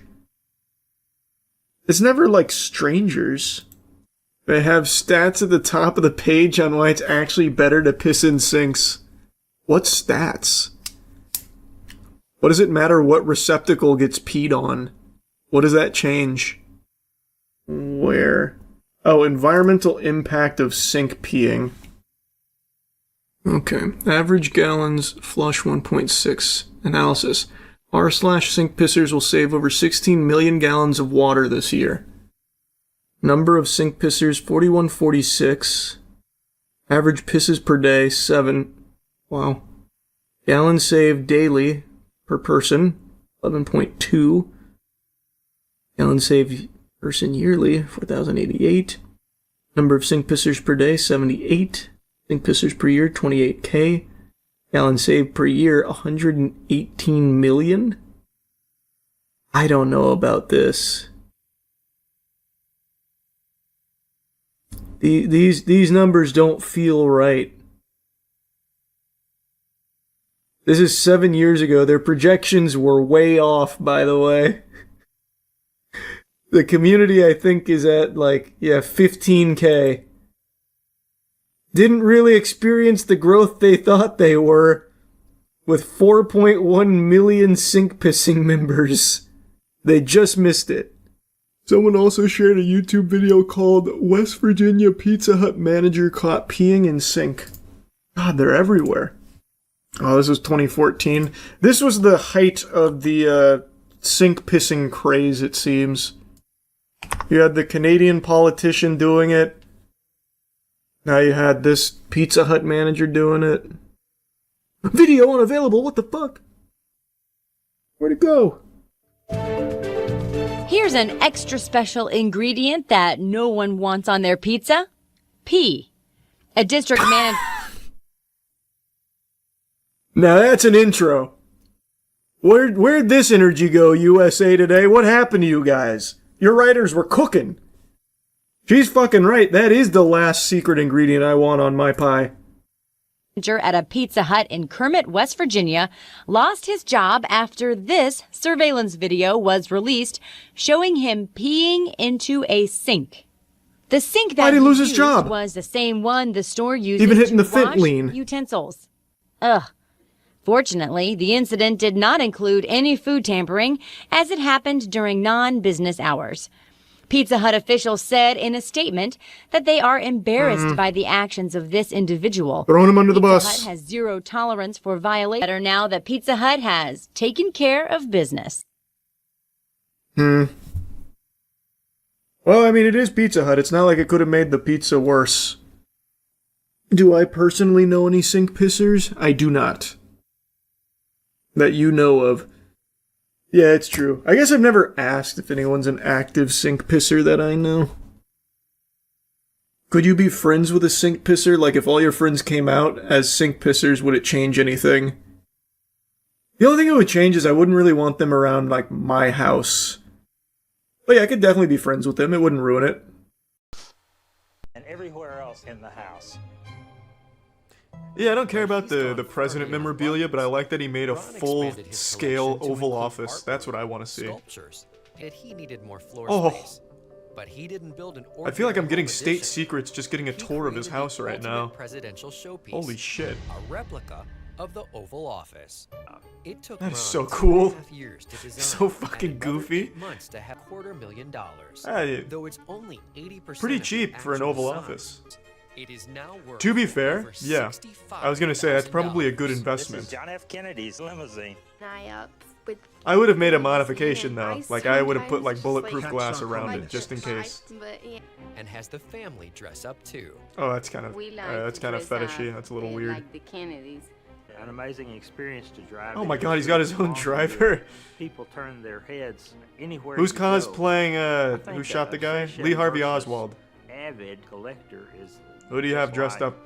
In 9 rooms. God, that's so including his cool. custom-built Ron should replica start of the streaming Oval from the Oval Office. And for this collector, This dude could the kill it high on of a great Twitch. find is Hey guys, it's me, President Ron. He should just upgrade to the real White House at this point. He already knows the layout better than probably half the employees. Thanks to this painting. Even his name sounds like a president. President Ron Wade. A lot of sentimental value here. Yeah. Well, there's a lot of patriotism in there. Market price. When I heard from Ron, A lot of freedom. He just walked into the freedom quarters. into his own personal Oval Office. Today, his He entire couldn't give house it is away for worth free if he wanted to. $240,000. Bob owns over 240 love dolls. Is he just starting his collection? That's not even impressive. And Every day is 1950s to me. they don't care Hey, what that's like people Review think. Bra on People YouTube. think I'm obsessed with this. Yeah. This is my crazy obsession. Those two should date, Review Bra and this girl. That'd be the perfect match. Oh, righto. Hey, I'm working in the This is lab. Bob Gibbons. People buy love dolls for sex, but that's not the case with Bob. Of course it's not. I've never He buys them for their personality. at all. That's Anything much together before we had the dolls. Why are you together It then? changed a lot once we got the dolls. Thank you. all right. God, she sounds like salad for fingers. Macy. This is creepy. You're very naughty. Ooh. And for Bob and Yucky, Lizzie. Yuck, yuck, maintaining their yuck. doll collection requires lots of TLC. Ah, yes. And wiener It takes from about Bob. an hour to clean each doll, so as not to dry out the Oh, silicone. my cum's a little Well, it's crusty mainly on her butt silicone. cheeks over It's here. Hold this for me, solid Lizzie. silicone and doll. Thanks, babe. Beauty is only skin Ooh. deep. Although each What are you doll doing in the comes with its kitchen? own hair, eyes, That's it, you've and lost face. eye, hair, and face Bob privileges. has purchased many that Bob paid $11,000 for. Oh! She was a very expensive doll. She Jesus, weighs Bob. around about 100. I still got my teddy bear now. You know, I dolls had were teddy around bears, and but I'm different not dolls had collecting different 110-pound expressions fuck and, dolls You know, I like for that. 11K. And, you know, I collected a few. 8 years and over 200 dolls. God, later, this guy's gonna get Bob Me is still Too'd on the so lookout hard for as soon new as and dolls gain slightly used sentience. dolls with fresh physics. Is she a virgin? Has she ever been used for sex at all? Or, yeah, a couple of times, I see. Ah, perfect. I'll what pay sort of more. condition is the doll in? Fine, yeah. Mm-hmm. If the doll was still Don't clean a it. virgin, You keep that could coming be there. worth nearly Bob likes. $6,500. You're under arrest for impersonating an officer. Can't do this here. Oh, yeah, okay. Cheers. Bye. What if I let you fuck her? Then can I do it here? Coming up, action. Is she a virgin? But buying these You items wish. secondhand and sight unseen There ain't no is virgins fraught in the with love many doll risks. industry. Oh my God. Oh God, what happened? Is it not even a love Bob doll? Gibbons and his wife Lizzie It's an old live in the Egyptian tiny pharaoh's village of Manly sarcophagus they in shipped him? Herefordshire, England. The old bait They and have switch? A collection of then wash her thoroughly Oh. from neck to toe. Oh, that's weird. That whole scene was just Submerged weird. in water can rust I didn't parts like of the that. doll's skeletal system. That's like the shit that you would have Bob seen on the prefers to give Ring them a VHS full-body tape. sponge bath. Rub it into her tummy button. Ooh. And then, for Ooh. good measure, Shall I rub What a some weird lotion sentence. on your skin? Would you like to rub my tummy button, Bob? No, Or is it only dolls? That does. more things to do. God, what else must do they find a space. possibly do? And then finally, to welcome her into the family, Orgy. name her. Oh. Really good. So, you know, I don't regret it. I never. They put her in a really, coffin like thought Dracula. really that we would probably have. Anna Marie's not going to like that, 240 Bob. levels. No, I didn't. Oh, God, I'm a fucking animal. A filthy grease man. Uh-oh, Andrew, I'm already popping off. Damn it. I didn't even get cold. Yeah, I'm starting to get cold. Uh-oh. You gotta turn that heat up then. Start jerking off or something under the keyboard. See, that's a good. Sylph said in my chat. That's Oh. a good excuse. It's lagging for me because I'm downloading this beta. That's a good excuse. I'm popping fine. off, man. Oh yeah? Yeah, I'm the Deagle King. I got one. Good assist. I got him. I think I got him. Wow, this is too easy, Andrew. Look at how gross Look at this that. is. Oh. Look at this teamwork, though. Oh, that's just gross. Does the beta have crossplay? Yeah, unfortunately for all the children on console, it does. Just like those two. Yeah, just fucking lambs to my asshole. Oh. I feel like the times they killed us was them trying to click out of the game to launch Fortnite. What do you mean the times they killed us? The time they killed us. We only got killed That's right. once. I'm really excited for this. I think they're doing a really good job. I hope they shit the game out at the very end and it's horrible. He's right there. Yeah. Yeah. Oh wait, he's in that bush? I thought he was. I don't know why you waited. I thought he was around the rock. I thought I was seeing his name pop up on the other side. That's great camo. Should have ran up and punched him. Yeah, I had no idea. I thought he was around the rock, man. We have been fucking ass. We have literally just been fucking ass right now. I've only died twice in 2 games. Oh, wow. Oh. He was still there. Oh! Thanks for the resub. Great. Not looking great. I don't like this, Andrew. I might have to announce my retirement. What is happening? Don't push! There we go. Oh, thank God. Stick together. We need to play more tactically. He's lit! Thank you. We did it! I had no idea he was there. Good teamwork, though. What the fuck? I'm shocked. I hit him twice! Well, you're really far away, though. He hit me with the same gun and I was at full health! Come on, pussy. Well, that'll do it. Oh, I really don't like this gun, Andrew. This is embarrassing. Dankins said that this shotgun that we were both shitting on earlier is actually really good. Oh, I don't believe him at all. We'll see. Yep, that's real strong. Point blank didn't kill with a shotgun. What a piece of shit. What in the this is fucking ridiculous. What a horrible weapon. I think I just got pranked. God damn it. Who threw that flash? It was a teammate. You fucked me. You may have fucked the momentum. You did. You fucked it good. Oh, I just threw a grenade by accident. What the fuck? That scared me. Yeah. I'm glad there's no friendly fire. You went right over that bad boy. Yeah. I got you covered, baby. Oh, I'm popping off. Fucking what Did the you fuck? get that guy? Yeah, I got 2. I like the little peak cover thing. I think that's a really cute new feature. Innovative. Yeah. That's next gen shit. Because I'm amazing? We have the same amount of kills. Oh, you only have 1 death. You're camping! No, I'm not. I'm really not. Oh, you pussy. I never guess thought the I'd VOD will decide. Yeah, I never thought I'd be friends with a camper. Imagine playing this game on console where you can't crank the FOV up to 120 like me. Dude, imagine not being able to toy with your DPI. No. Oh. God, fuck my You aim. send hate mail? God damn it, what am I, Wings of Redemption? You said the forbidden name? I did! I actually What's just the want forbidden name? I didn't hear it. Wings of Redemption. I'm gonna go for a huge shot. Oh, collateral! Immediately! Oh, look at the kill feed. That was 1 bullet. I'm an animal. I can't, I'm flashed. I'm a fucking animal. Here comes a no-scope. Oh. That'll do it. What a hero. God. Oh, did you see that no-scope slide? Oh, God, Jackson, I'm a fucking maniac. Did you kill him? Yeah. Nice.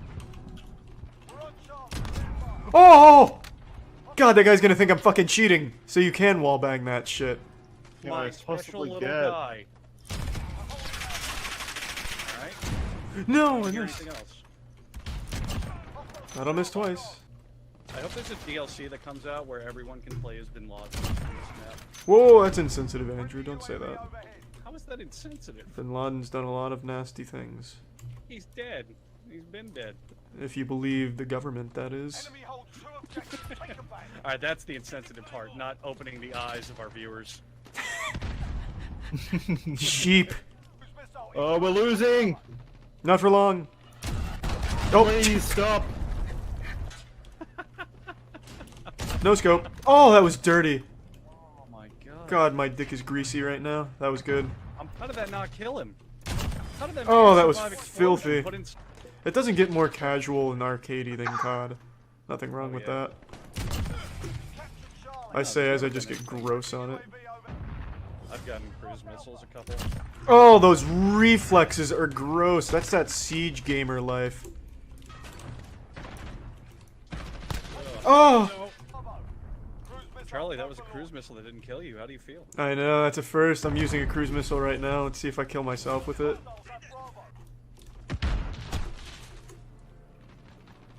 Oh. Woo! These reflexes, Andrew. I'm a monster. What is this Game of Thrones song? Just let them be proud of their music, Andrew. Stop complaining. Someone worked very hard on that. Well, that's the most embarrassing thing of the day. No doubt about that.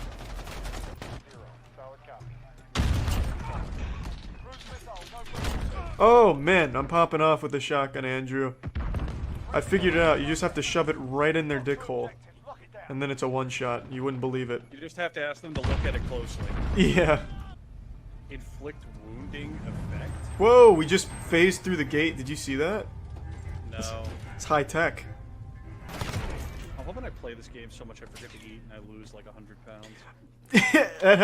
That used to happen to me with League of Legends. I'd end up just playing like fucking well, that's embarrassing. Marathoning, and I wouldn't eat for like 9 hours. Oh, Andrew. What? These parents need to get the children off the game now. The boogeyman has come. Ooh, you're wrecking house. God, I'm like that monster children were told about when they were a kid by their parents when they don't eat their vegetables. They'll be visited by me on Call of Duty. Oh, my asshole's actually throbbing right now from all of this action. It's probably giving me hemorrhoids. There's a dude on our team with 900 ping. Fuck yeah, what a hero. That was baffling. His name's elevating too, so that's pretty appropriate. Do I think this game's worth getting? I mean, if the game is just the beta without reach, I think it's worth getting. I can't hear you over the airplane, Andrew. Sorry, I'm playing in the airport. What the fuck? What? Did you hear how loud that was? I have my volume at like half. Well, I'm having a really hard time finding one more person. Because Umbrella keeps killing them all. Oh, well, there we go. There's the last guy. Such a good game on paper, but it just had so many issues. Like what? What the fuck? What is it called? The hit, not hit registration, but like. I have no idea what the fuck that was. Well, I panicked. That was the most embarrassing moment of the day.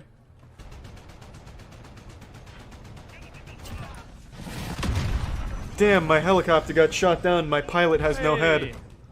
The fuck? Have you seen people speedrunning the Scientology HQ? I have. Don't know why they're messing with them. They're scary. Don't they have a whole town in Florida they control? You're talking about Clearwater. Kind of. I'm starting to think maybe Scientologists aren't as scary as people led me to believe for like the first 30 years of my life. Because you got the TikTokers now just running in there causing a commotion. They're not getting fucking killed or anything. They're not getting sued into oblivion. Maybe the Scientologists just don't have that kind of motion anymore. Or maybe they never really did to begin with. Maybe Xeno didn't bless them with that power. They stalked the South Park creators for like a year. Well, they're not doing that to any of the TikTokers that are making a mockery of them. So I just don't think they've got that dog in them anymore. They're letting Hulkmania run wild in the Scientology hubs. Would you ever join Scientology? No, man. This shit is whack. You did just remind me, though, of Braille.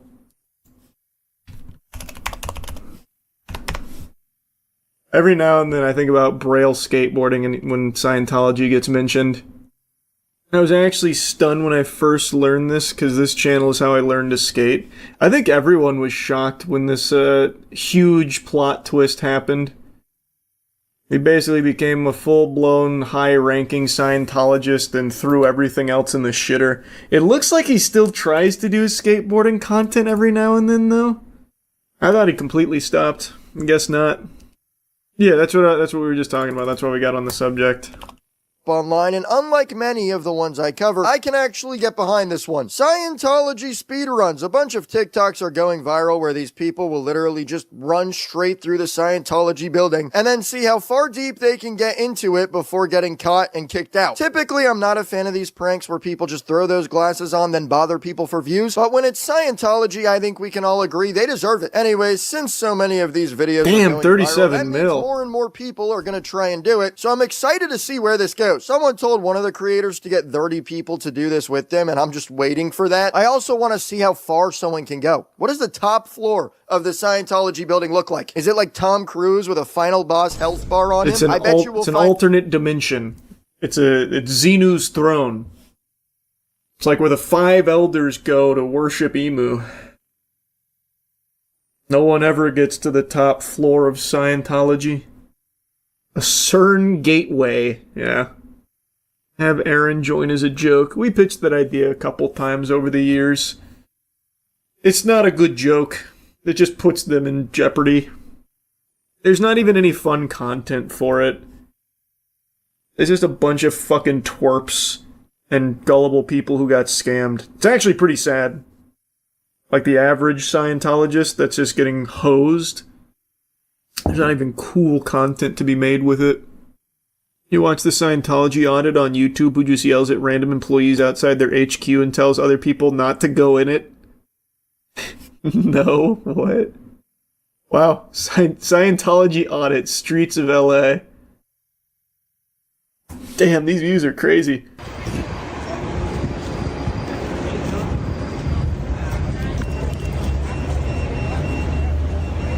Inside. Inside. What the fuck? No way, right? They actually have a little device that beeps when an anti-Scientologist is roaming? That's some Metal Gear Solid shit with the question mark going over their head. Holy. No, it can't be real. It can't. Oh, don't do it. It's a cult. That's a cult right there. It's a Scientology. It's a cult. Don't do it. Don't do it. You know, this is a banger. Oh, they just kicked him out. How you doing, sir? I'm a suppressive person. You might have to go inside now. Come on, inside, inside. Inside. Good boy. Good boy. Oh, they blurred the window. Good. Oh, you locked him out. Hey, you almost locked him out. Good boy. Good boy. What the fuck? This is even goofier than I thought. What in the hell? Scientology stalker. He took my knife and he pulled it on me. Why do people keep But guess what? Why do people keep on taking your knives? Because of you. It's It's all a joke to you. I think you made a fool of yourself. But what isn't a And joke in your is career, I in your did. career, You were unsuccessful. I did You nearly failed. kill myself because of the PTSD Oh my God, you you're gave crazy. me. You're crazy. Because Look of at him. the He's crazy. He's PTSD talking you about. gave Guys, stay away from Because Joey's talking about killing himself. You attacked Joey, me can with you your stop cell talking phone about killing yourself? Why are you talking about killing within yourself? eighth of an inch of This my guy, fucking watch out. eye. We got a And crazy the only person reason coming I know that through. happened, We got my a memory's crazy blocked. person. Is this even Scientology adjacent? What the hell just happened there? He got PTSD because the phone was near his face? The Scientology office? What the fuck?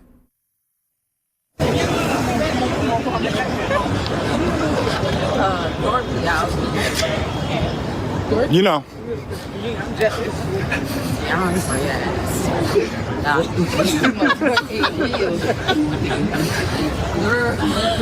You two, both of you. You're gonna go. He's splitting up. He's leaving you. He's leaving you. Get inside, quick! What are you doing out here? What are you doing out here? So is that like Scientology protocol when there's someone that's saying it's a scam, it's a cult, they have to just immediately silently leave? That's like herding sheep. They legit shut down the entire building. They call them suppressive people. What the fuck?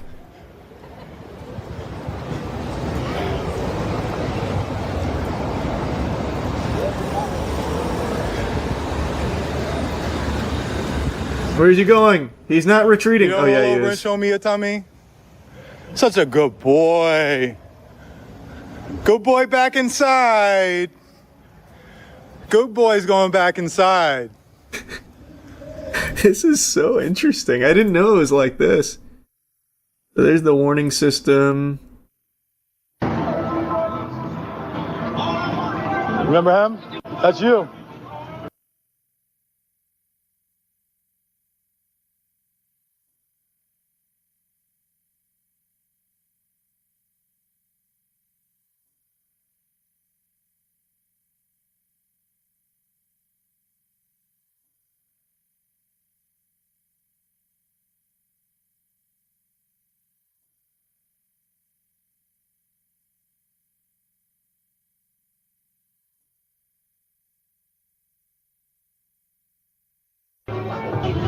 He's a good-looking guy, right?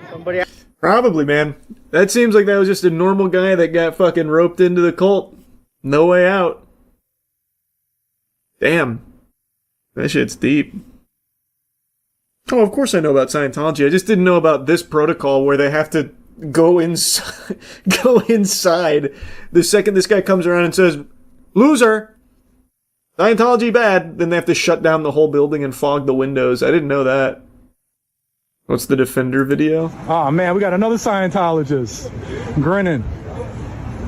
I can take that phone and break on the motherfucking concrete. Is that He's talking to him. Holy fuck, wait, this is new. This is big. This is big. He's breaking Scientology programming. You're gonna get a spanking. You are going to get a spanking. You can't do that. You need to retreat inside the shelter ASAP so they can lock it down. This is not protocol. He's speaking. threat? Is that a threat? Is that a threat? Is that a threat? You know what you made? What you just did there is a criminal threat. That's a criminal threat. You go to jail for that. Yeah. Have a good day. Yeah. Huh? I'm the criminal. Well, I mean, yeah. If you go ahead and break my, or you threaten to break my phone, that's called an assault. It's called the First Amendment. I have a right to. Them or you no? getting angry? Do you see any threats? He's not threatening them from anything I've seen. He just says, "Boo, boo, boo." You can do that. Also, what just happened in this frame here? It's like a Snapchat filter's malfunctioning. You're bothering them. Too bad. It's called the First Amendment. It's I looked like in between frames in an I have anime. the First Amendment right to speak out against a cult. If you want to defend a cult, knock yourself out. Why don't you go work on your own life? I'm working on. I'm sure you haven't done shit what are you doing? for yourself, That's buddy. why you had the Band-Aid on your face. Go. You couldn't even afford a whole Band-Aid. You had to do a half of one. Who split your shit? Yeah, walk away. Oh, man, we got... This guy's not a full Scientologist. There's no way. He's Science curious. He's not. There's no way he's fully indoctrinated. He wouldn't have been speaking. He wouldn't have been allowed to speak. They would have already muted his vocal folds. Scientologist got bro. They got you, bro. They roped you in, bro. I noticed. No, don't worry about it. But I don't see a book, so you didn't sell the book to him. No money. Oh, she's shipping it, huh? Bro, they got you. She bro. said. She said words. They got you. You know. Yeah. Let me. Can I look at the questions? Hey, how much do they charge you? See, Oxford capacities, right? They make it sound like it's part of Oxford University. It's not. It's just, why did it say Scientology capacity? So that's their personality test. They use that information against you. They told you you need help. And they told you we're going to need, buy the book for $75, take the seminar for $125, but you need them. This guy knows his shit. You go in there and take that test, they automatically say you need them. Always. It's a standard answer. It's a scam. How much money did they get out of you? They got $20. Ah, man, bro. I just take the lot. They wouldn't let me go. They wouldn't let you go, right? Yeah, how long were you in there? At least like 2 hours. Like I've been. They got you, bro. Damn. Well, it looks like he's not going to be a member. Wow, this guy, he knows his shit. That guy was even saying they wouldn't let me go and they got $20 out of him. Saved his life, probably. Well, it seems like even before the Scientology audit guy started talking to him, it seemed like he wasn't really in it. Like he said, they just wouldn't let him go. Honestly surprised you've never seen this guy. I had never even heard of it. I just know about the Scientology speedruns that are blowing up right now. I didn't know that there was a whole auditor forum here. His son is a Scientologist himself, so he spends his life doing this all day. He hates them. Oh, that's gotta be awful. Oh, that's sad. Is that the actual lore behind this account? Because that is very sad, then. W fanfic if fake. A good lie if you made it up, I suppose. Charlie, they stand outside with signs all day that say, honk if you hate Scientology and stuff like that. There's a group of people that are anti-Scientology and tell people not to go in and get scammed. Hey, that's a good service. That's nice. Can't say I've seen any of that in Clearwater, which is like their hive.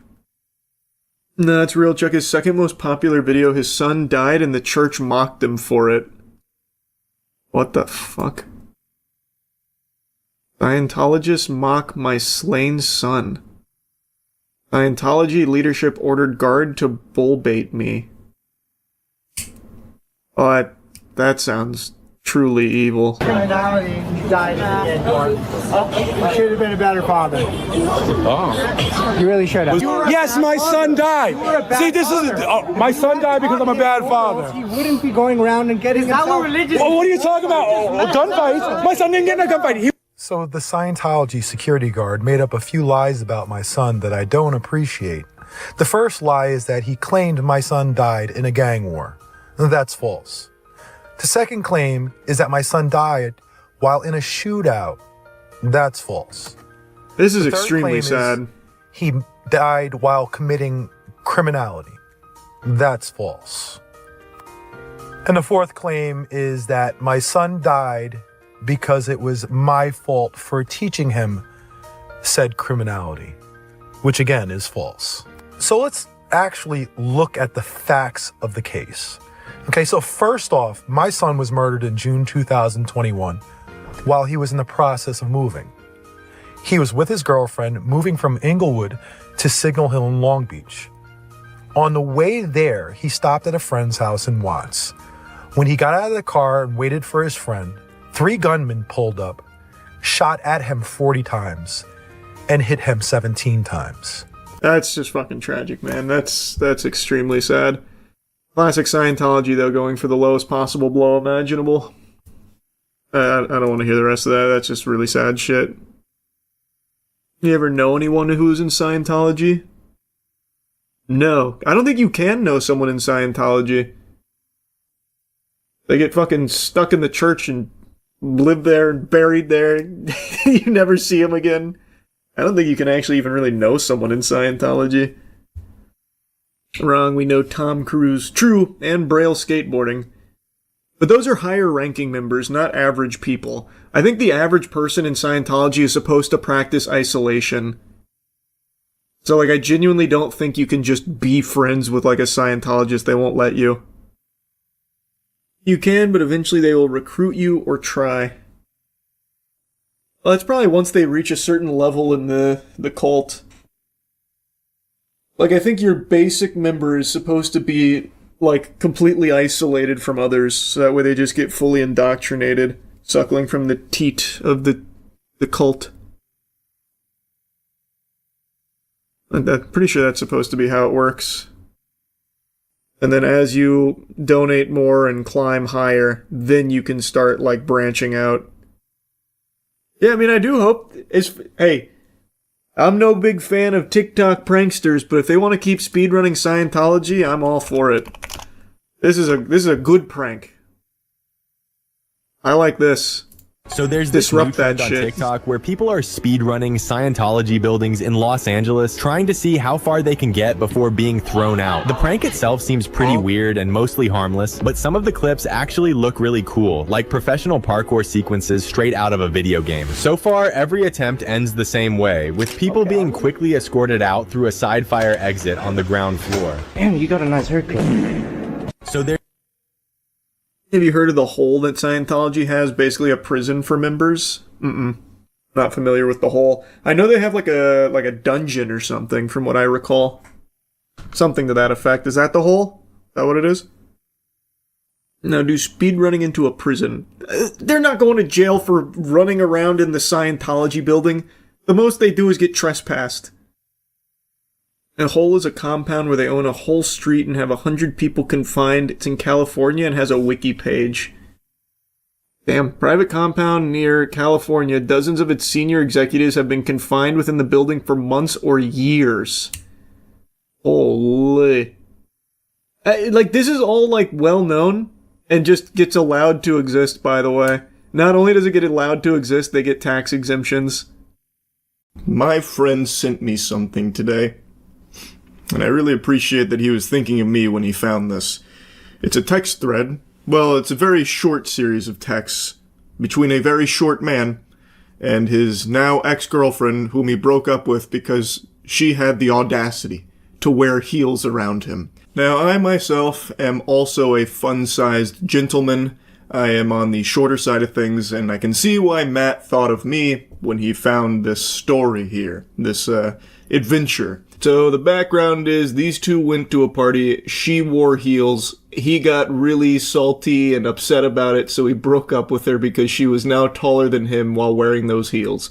So she's now trying to like process this and figure out what the fuck just happened because he had a conniption in the car and then spiraled out of control. So now she's trying to get some clarity here. I'm still so confused. Can we just talk? I never meant to offend you. I just really like heels and wanted to look good at the party. I'm sorry. Imagine having to apologize because you wore heels. Like, imagine being around such a sensitive fucking loser that just wearing shoes was offensive to him. Don't chat me, man. You're embarrassing to be around, and even now I'm not with you and you're still embarrassing. Do you realize what you done? I gave you everything and you threw it back in my face. He can't even use the right threw. His fucking goober. I don't even know how you make that mistake with threw. When you're actually old enough and mature, you will remember this time and realize you fucked up. This weenie thinks that she's going to be reminiscing about this relationship in the future, as if she's ever going to think about this little McNugget in any way, shape, or form after this, other than maybe looking back on it and laughing. This is such an over-the-top reaction to something so trivial. This is comedic. So I imagine she might think about this in the future as like a, haha, you remember when I dated that gnome who got fucking pissed off because I just wore heels once? Yeah, what a crazy time that was. Meanwhile, this guy is like fluffing himself up, thinking that he's like the best thing that's ever happened to this girl's life, and down the road she's gonna realize she made such a huge error in judgment to wear those heels to insult his masculinity at a party. She'll lose sleep over it and she'll rue the day. I just wore heels though. I don't mean that hostile, just literally confused. Seems like you flipped so quick and now I'm just feeling confused. You're too masculine for me and I deserve better. Yeah, you're too masculine. You wore heels. That's like the most masculine thing a woman can do, obviously. You're way too masculine. I'm high value and you are still a child and finding your way in life. Yeah, this seems like behavior of a high value male. Melting down all because you're short and insecure and your girlfriend wore heels so she was taller than you and you just didn't like that. Brother, you're short. Get over it. Like, you can't change it. If you hate it that much, go get leg lengthening surgery. Goober's whining about feeling like less of a man because his girlfriend had heels on, God forbid. What a sin. There's nothing high value about having a list of things that can't be done around you so that way you don't feel like a loser. That makes you a nuisance to be around. That's not high value, that's high maintenance. Goober. Like, he is trying to, like, hypnotize himself with it. Like, he stands on his step stool so he can look himself in the mirror and just reaffirm that, I'm high value, I'm high value, I'm high value. She's wrong because she wore heels. She insulted my value. It's not your fault. I understand you aren't very conscious and have baby brain. Oh, God, just reading that sentence out loud is revolting. I understand you aren't very conscious. What is he doing? Dating a dead body? Like, what? I don't think he's expressing what he means to. Then he's insulting her, calling her stupid, basically, for having the idea of wearing heels around this short, insecure loser with such a short fuse. It's absurd. I really wish that she had, like, started dunking on him. He is so sensitive. All of this, all worked up because his girlfriend wore heels at a party, which made him feel emasculated. I have a high value network, and when I'm around big people, I already love the start to that sentence. Big people. I don't know if he means physically or metaphorically, like, you know, powerful people, or if he just means tall people. This man just goes to a party and, like, with average-sized people, he just thinks he wandered into the fucking Elbaf land of the giants from One Piece. It's so fucking absurd reading the things this guy had to say. All over him being just so uncomfortable in his own skin. When I'm around big people who I can network with and elevate my business and future, I need someone who shows me off and compliments me. You're so needy, brother. Oh my God. Makes me look good in front of others. You're not that. Don't message me ever again. She did nothing wrong. She wore heels. That's it. It's not like she went out there and started insulting him or anything. He just lost his mind. He's going off his gourd here just because she wore heels and was a little taller than him at a party. Who cares? Get over it.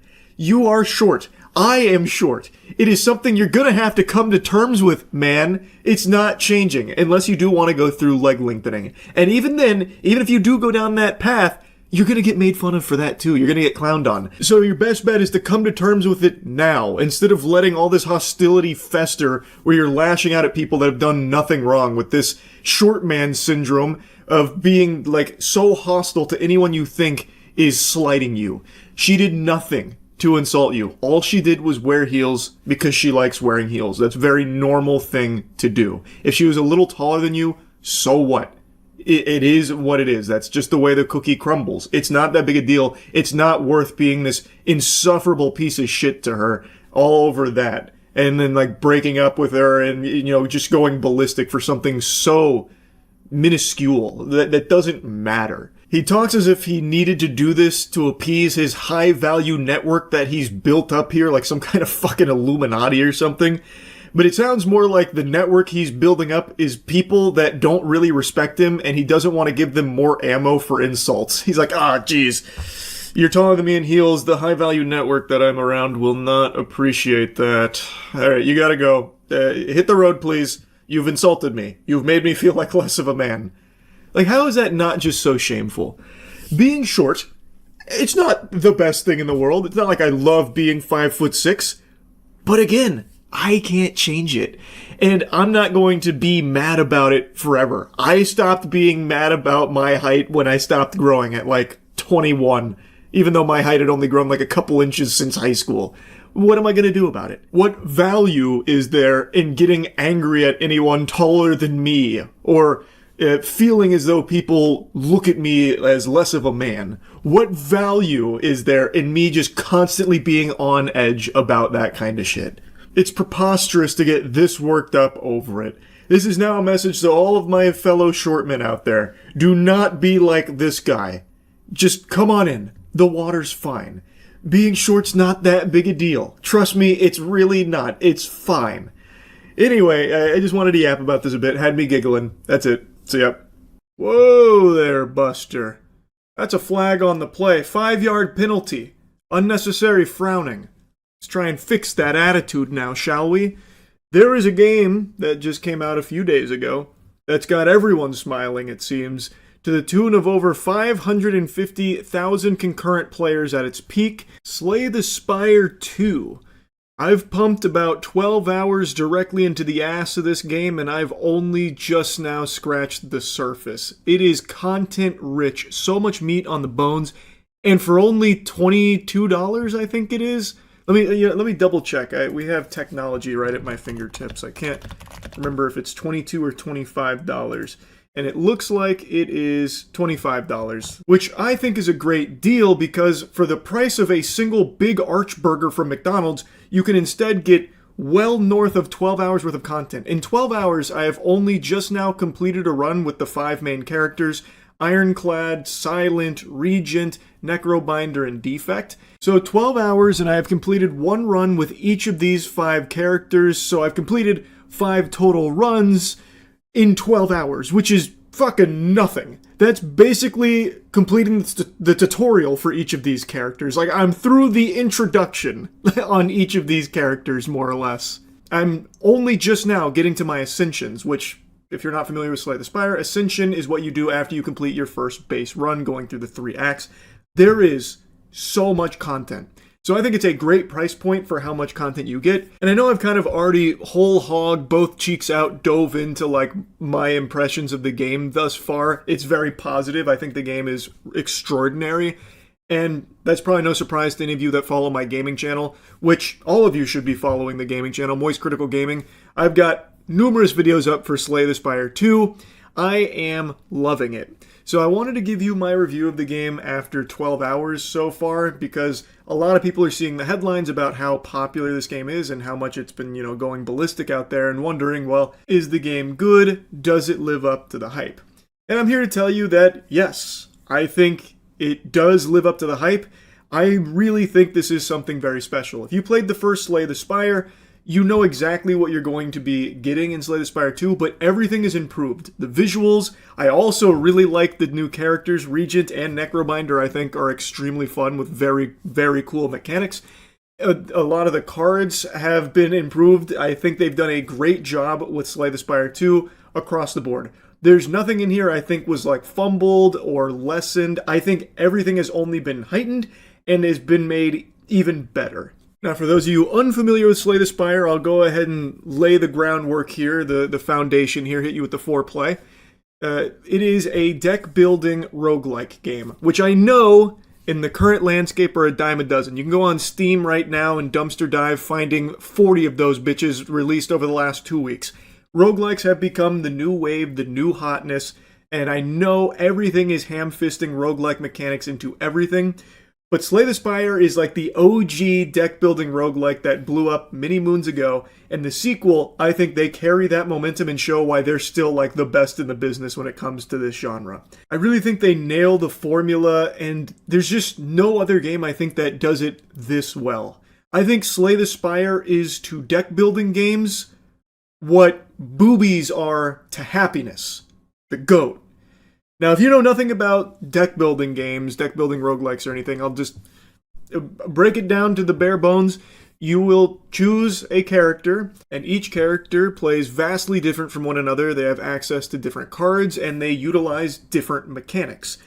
And they also have a different starting relic, and relics are something that you collect throughout your runs to try and juice your shit in order to, you know, gear your build the way you'd like it to go, or, you know, all kinds of different things. There are just so many different variations. There are so many different cards and combinations and strategies. It is just endlessly replayable. You go through Act 1, 2, and 3, killing a bunch of enemies, which will give you other cards. You'll have potions that you can utilize in the middle of combat. You'll get relics, and you will always be changing your build around. No runs ever really play the same, even if you try and do like the same thing. For example, if you're playing Necrobinder and you want to laser focus on Doom, you will never have like the same Doom run every single time because the relics will always change. The cards you get will always change. The enemies you encounter will change. It's just so fucking fun. There is just endless depth to this game, and I can easily see this being like hundreds of hours to like really min-max everything and just fully fucking complete everything this game has to offer. In Slay Spire 1, A20, Ascension 20 was like the max challenge there. I'm not deep enough into Slay the Spire 2 to know if that's still the case here. Maybe there's even more, I'm not sure. I'm trying to do most of this blind because I think it's much more enjoyable to go in there and like fully just have things, you know, fucking golden shower on top of you as fresh as they can be. So I've been really enjoying like learning everything through trial and error, discovering things. It's been so fun, and I am only just now at like the very tippity top of the surface here of how much content this game has. I'm playing it daily for multiple hours a day. It's so good. So I truly do think Slay the Spire 2 lives up to the hype. I know this was many years in the making. It was worth the wait. $25 for this much content, I think, is a great price point. I love to see things like that. I know I glazed and commended Hollow Knight Silksong for something very similar, where you get so many hours of content for a low price compared to like AAA games, where you'll pay like $70 or, Lord help us, God forbid, but unfortunately even $80 sometimes for like a 6-hour game or something, right? Like, I think this is just so refreshing. It's super nice, and also very simple. It's a game you can enjoy with your friends. Slay the Spire 2 has multiplayer. I just tried it for the first time last night with my buddy Ryan, but it has, I think, 4-player co-op. So you can have a run with your friends too, and they scale it up so that way it's not just like a full-blown fucking steamroll. Like, there is a challenge to it. Granted, of course, since there's more of you, there is more flexibility, so you probably will have an easier time, like if you're struggling by playing solo. I know a lot of new players have found it kind of punishing, which it is, and I appreciate that. I think it's a good thing. It doesn't hold your hand and put the training wheels on or clobber you with sock'em boppers. It's giving you the raw, knuckle sandwich, and I think that's wonderful, and it will enable you to get better over time as you keep doing runs and figuring out better synergies and what cards work for what builds. It is just a game that I think is just a joy, start to finish. And like I said, the multiplayer is like a really nice cherry on top because playing with friends is a lot of fun. I had a great time playing with Ryan, and I imagine it's even better playing it in a fucking 4-stack. I bet that goes ballistic. I don't have any real complaints. Like, there's nothing in the game that I was like disappointed by. I will say that there are some cards in here that are utterly useless, just pure poop ass. Like, you will never take them in a run, and if you do, you will feel like an idiot for it. There are just some genuinely awful, terrible cards in here that I think could use a little, sprucing up, a little tuning on. But for the most part, I think they do a good job with all of the cards having a place and a role to serve and a function. Some cards obviously are much better than others, but yeah, that's always going to be the case. There's always going to be some cards that need a little tweaking, balancing, but I think just off rip here, they've done a really good job balancing things. Silent, I believe, is probably the strongest character in the game right now, but even then, I don't really think it's busted. Like, I don't think there's anything about Silent that makes it just like a complete cakewalk every single time. Like, you still need to activate neurons. It doesn't play itself. So, like, I have no problem with that being, like, the best character right now, and I still think it's in a good state overall in terms of balance. So, I'm very happy with Slay the Spire 2. I'm really happy to see that it's doing so well right now. Over 500,000 concurrent players at peak is amazing. That's an incredible accomplishment, and I'm glad to see it holding so strong. Still over 200,000 players every single day? That's great. Hats off to the team. They knocked it out of the park. I just wanted to give you this little review as I continue to play through it and, of course, post more of my runs on the Moist Critical Gaming channel, and really, that's about it. So, yeah. A video's been popping off showcasing a judge blowing a gasket, all because an IT guy goes up to the stand to try and help him, and then afterwards kind of casually banters with the judge a bit. And I use the word banter really loosey-goosey because he was just being very casual conversation with the judge, and the judge took it as an insult, as a sign of disrespect, and then, like, even, threatened to get his supervisor. It's just pathetic. He just throws a tantrum. So we're going to talk about that video in a second. We went over it on stream, and it turns out this judge is known for this. There is an entire channel dedicated to showcasing his constant anger and his fury. He has a shorter fuse than a fucking bomb-omb out of Super Mario 64. Like, he is constantly having a conniption. And it's not directed solely at IT guys who've done nothing wrong. He also just takes out his fury on anyone who steps into his courtroom. You're walking into a fucking WrestleMania. You've entered his domain expansion here. Did you see the clip of the judge crashing out over the IT guy fixing his laptop in like 2 seconds? And you're disjoined from... Of course you don't. And you're disjoined from the audio here, right? Yeah, should be. Let me see. Sorry. Mariah, did I make this up? No. 5 seconds. 1 second. You don't have to go far. You're disjoined. Okay. Yeah, you're good.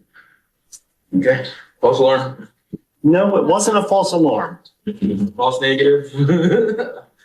Sorry. Don't joke around. I'm serious about this. It was happening. Again. I understand. I'm just saying I can't see it, sir. We're good. Thank you. Get out of my courtroom.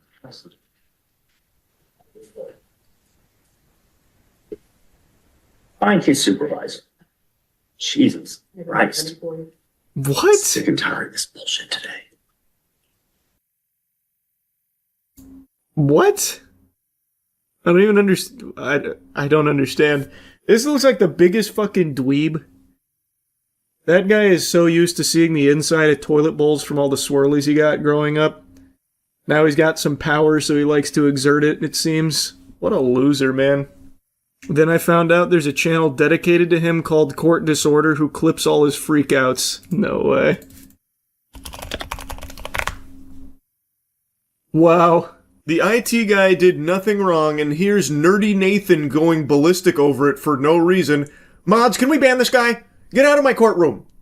And find me his supervisor ASAP. Now, in a couple of the cases that we watched, it seems as though he was rightfully upset in certain cases at some of the lawyers who showed up unprepared or didn't show up at all previously, so he was kind of calling them out on some bullshit and doing so pretty aggressively. It's like he is a judge that is solely born from League of Legends solo queue toxicity, it feels like. Anytime there's anything even slightly out of whack, he just, melts down about it and goes off the rails. He just has a complete inability to control his emotions. He just has no impulse control at all. And when watching him handle some of these cases, it feels like he just makes immediate decisions based off of what mood he's in. So in a couple of cases, they're trying to present him with things or tell him things or ask him to look at things. And he's like, no, I'm not doing that.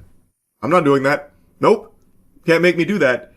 And it had me going up in arms like, how is that fair? How can you just decline to look at some of the things they're presenting to you when presiding over this case? So it feels like if he just doesn't like the cut of your jib, he might just not even bother looking at or listening to any of the things you try and show him or present to him. It was very peculiar. Now, of course, I don't know all of the nuance to the cases. Maybe he was really brushed up on the case before they got there, so he didn't want to waste his time, his invaluable time, reading some of the stuff they try and put in front of him. I don't really know. But his smug attitude about all of it really felt very unfit for a courtroom. It was not conducive to a professional environment on a place that's supposed to be very serious. Not that I'm aware of. Is this in regard to the KSG law firm? Ma'am, I don't know. Do you have a lawyer? Yes, I do. Are you responding to that lawyer?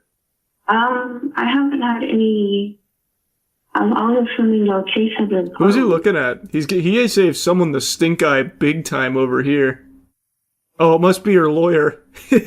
Her lawyer must be sitting over here, and he's like, uh-oh, bud. I'm in Harris County. I'm in Houston.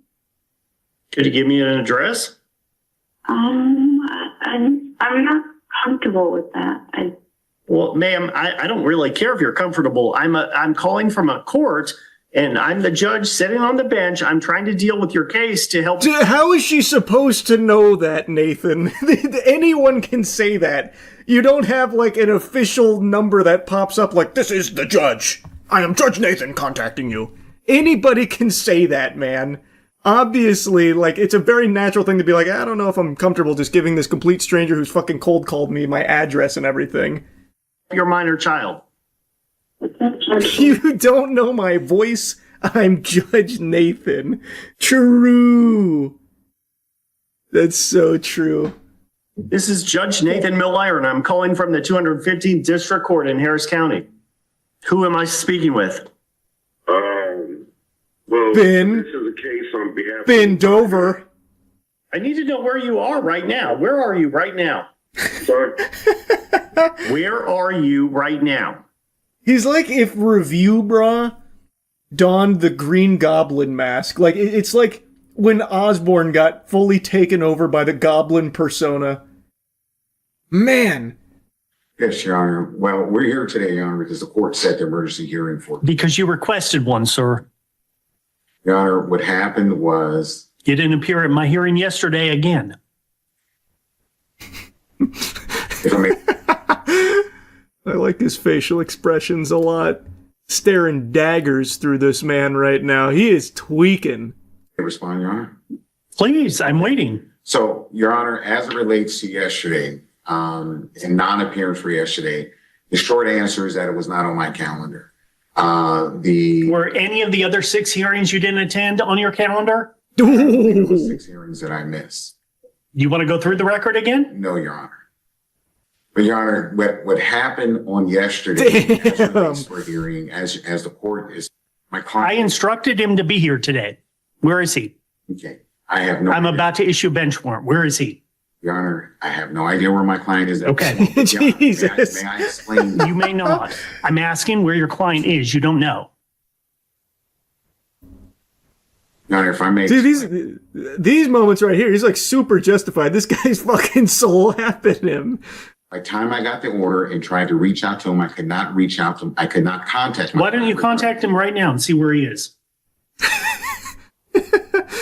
If I may, Your Honor? Yeah, absolutely. We'll do it on the record. I'd like an address where he is because I'm about to send out the constable. Yeah, get him on the horn. I want to hear him. Hey, Chip, where you at, bud? Dave and Buster's. Brother, you got to be in court. All right, just hurry on over. You're in contempt. Don't you ever cough in Nathan's courtroom again. This is probably the 10th phone call that I've made. Please record your And this is what I get. I've sent an email. I've sent text messages. When did you send the last email to him? Last email was sent to him probably at about 5 o'clock this morning. Show me that email. 5 o'clock this morning? Mr. Rhodes, frankly, I don't believe a word you're telling this court at this point. Well, wait till you see this email.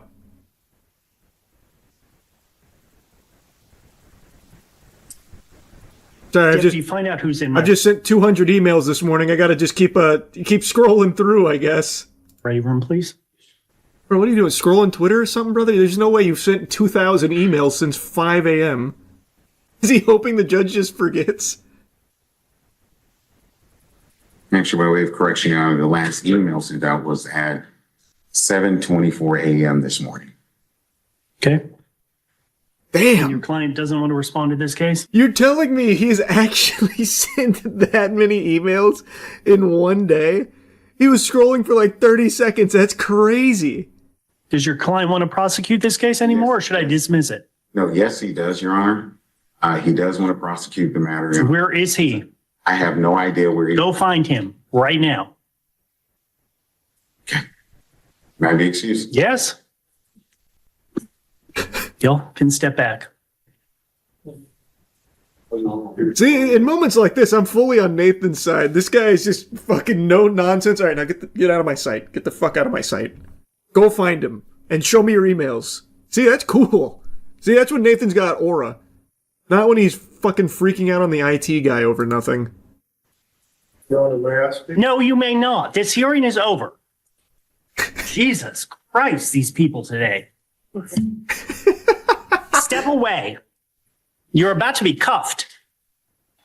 The certificate of last What went so wrong? declaration are on file. I get it. And you have to deal with my wrath because you're covering for somebody else. That's what I signed up for. Let me. You got Nathan to give you a little laugh there. You're about to get fucked, sir. You don't even know what you're in store for. Wrath doesn't even quite cover it. But other than that, I think we're going smoothly with everything else, right? The discovery's all done too. Set for trial? I don't know if it's... Sorry, Henry? When are you set for trial? April 27th. So why can't you get it done between now and then? Don't have them on... Sorry, they're just not scheduled at that time. Okay. That's months from now. April? Mm-hmm. I'm sorry, April 2006. I said 2007, didn't I? 27. April 2000.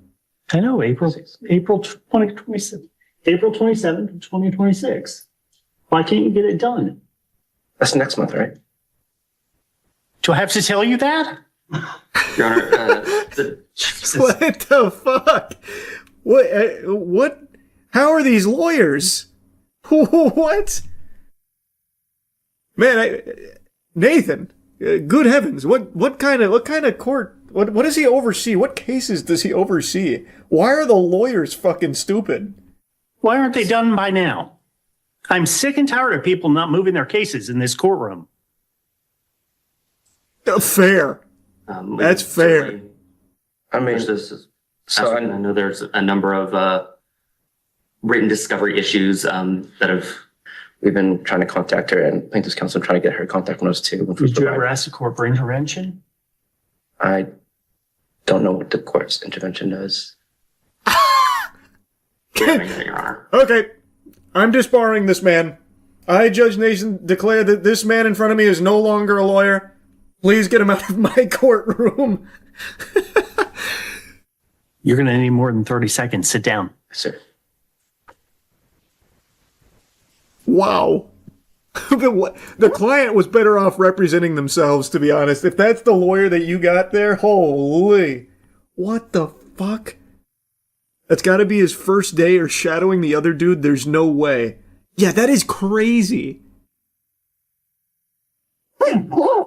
This is what I would ask in front of a jury, Your Honor.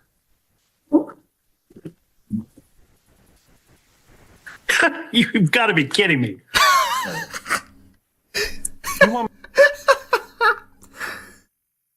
Hey, man. Nathan's got some lowlights, all right? We found him through a real weak moment here. But I'm telling you, he's winning me over. What a great response to that.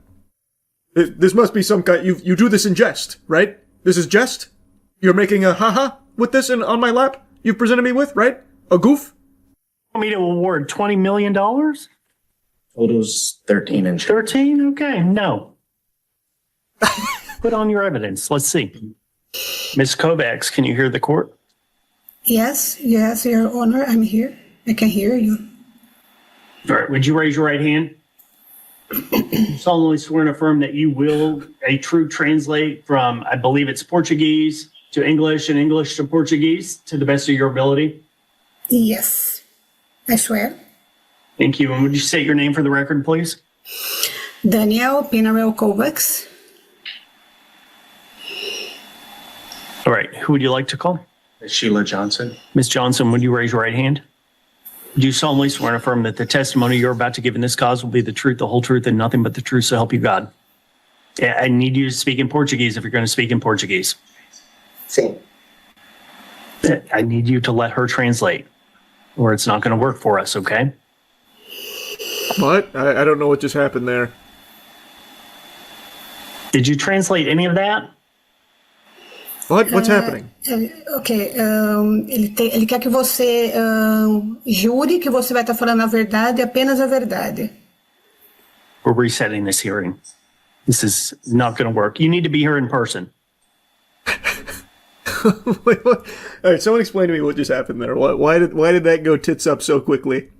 Because she needed to translate what he said before the answer. Ah, okay, so it was out of turn. So, okay, gotcha. Ms. Travis, for purpose of the record, I am revoking my order to allow MasterWord or whoever it was to allow this translator to appear in by Zoom today. This is not acceptable. This hearing needs to be reset. That was instantaneous. Ms. Kovacs, get licensed or don't show up in front of this courtroom again. We're done for today. You'll have to reset it. Thank you.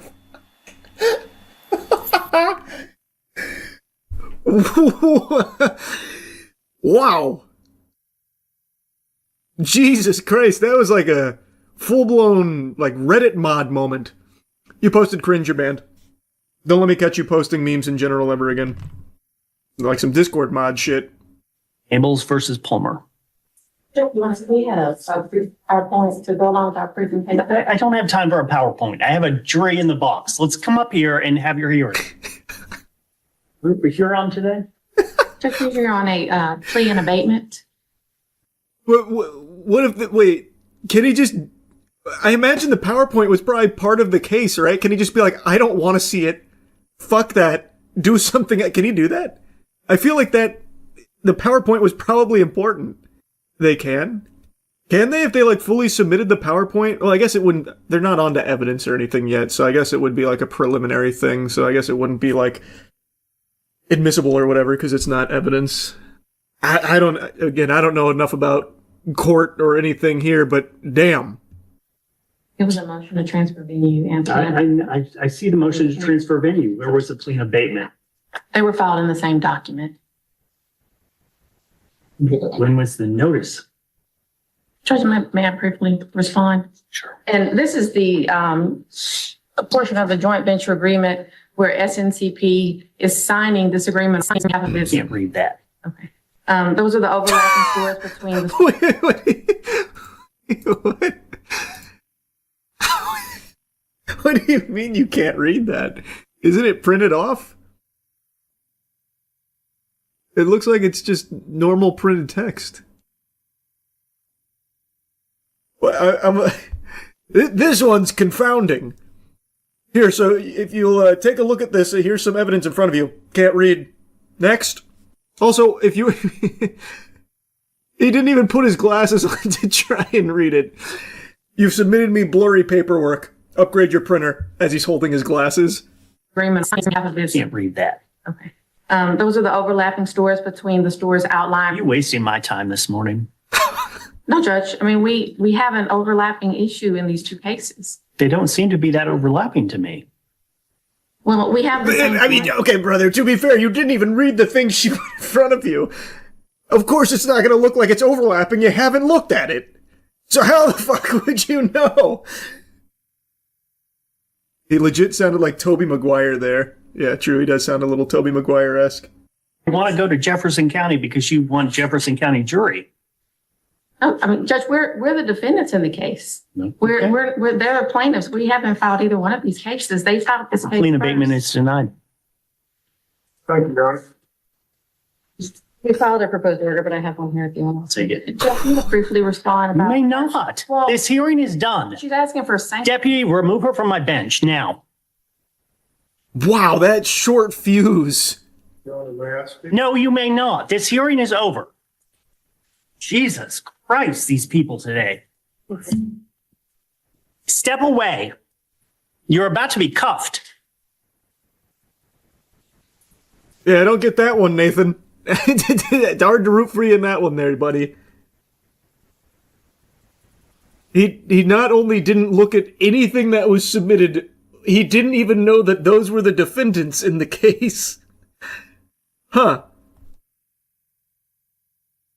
Yep, that one seems like a big old Nathan blunder there. Have we made any progress? Uh-oh. Oh, God.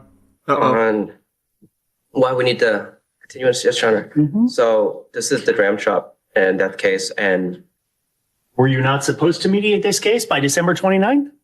we wanted to, but we did. No, you were ordered to. Oh, fuck. What do you mean, oh? You were ordered to. I think we had a conflict with the severance issue and other parties. You're going to jail. You've made me mad. You're going to jail. The motion for continuance is denied. I'll see you in April. Yes, Your Honor. Thank you so much. Mr. Honor? Yes. Next time, ask before you leave the bench. My apologies, sir. That one was a fucking journey. Oh yeah, and here's the IT. I just noticed they have it up on members, the one we watched earlier. What a weird rabbit hole. Happy New Year, 2025 going to the rear view as we go headstrong into 2026 with a smile on our face. As of me making this video right now, we're about like an hour out from the New Year's Eve ball dropping in New York. I don't know why I said an hour out. I even looked at the time. It's 9:30 p.m. as of me making this, so pretty substantial rounding down. Doesn't matter. What does matter, though, is that ball, that sacred orb, convinces people to literally shed themselves of basic dignity and human instinct in order to wait for hours upon hours in the cold temperatures in New York, unmoving, unwavering, just so they can watch it happen in person. And the meta has been for a while, if you attend one of these, you wear a diaper, so that way you don't have to like lose your spot to go find a bathroom to relieve yourself. You just piss and shit yourself right then and there. So every year you see the horror stories and the aftermath about people that literally just fucking bowels explode, asshole prolapses, pee all over the place, all just so they can watch the ball drop. And I had a few friends of mine send me a video, I guess is floating around a lot today, about a guy who got interviewed on his strategy for handling nature's call, and he uses pads. This is actually from a couple years ago, but the meta hasn't changed, and I'll show you a clip from today. You leave, and you have to use the bathroom or even get water. You lose your spot. That's the problem. So what do you do with the bathroom? What do you do? I'll show you exactly what you do. Okay? Hold on. Let me see. Let me try and find this here. Okay, now I see these pads? Yeah. You have to pee in these pads. Let me show you. But you're a man. What do you do if you're a woman? Everybody's equal. Nobody's any different. What an inspirational, uplifting message. We're all equal. Nobody's different. If you're there in New York for the ball drop, you're surrounded by piss. It's a goddamn flood of it, and everyone's doing it. You're not cool unless you pee your pants. Men, women, They're all doing it. It's just a matter of what apparatus they're using to catch it. This guy here's got his go-go gadget period pads out for his urine. Lord help us if he has to take a shit. You know that's probably going straight onto the ground because I don't think the pads are built to handle that kind of heft. But, you know, this is pretty standard procedure for New Year's Eve in New York. For some reason, people have convinced themselves that seeing that ball drop is the most important thing for the start of the upcoming year. So they're willing to usher in the next year with piss and poop in their pants. It blows my mind. I don't get it. I truly don't get it. That is miserable. Not only are you pissing and shitting yourself, but everyone around you is too. You are in a sea of filth. It is a cesspool. You are basically in a communal latrine, diving in there just to watch 60 seconds of a ball dropping in front of you. Now, of course, there's concerts and stuff, but you're probably not seeing those if you're like that guy at the front of the line, you know, barging his way to the very front so he can look at the ball like he's hypnotized by it. Oh, you just put it in your underwear? That's exactly and then, what and then you you do. switch and you have like bags, like It stays there. It stays there. This will hold for the whole day? You make it will stay for the whole day, yeah. Oh, this is what you do? I will be wearing... See? Diaper. See?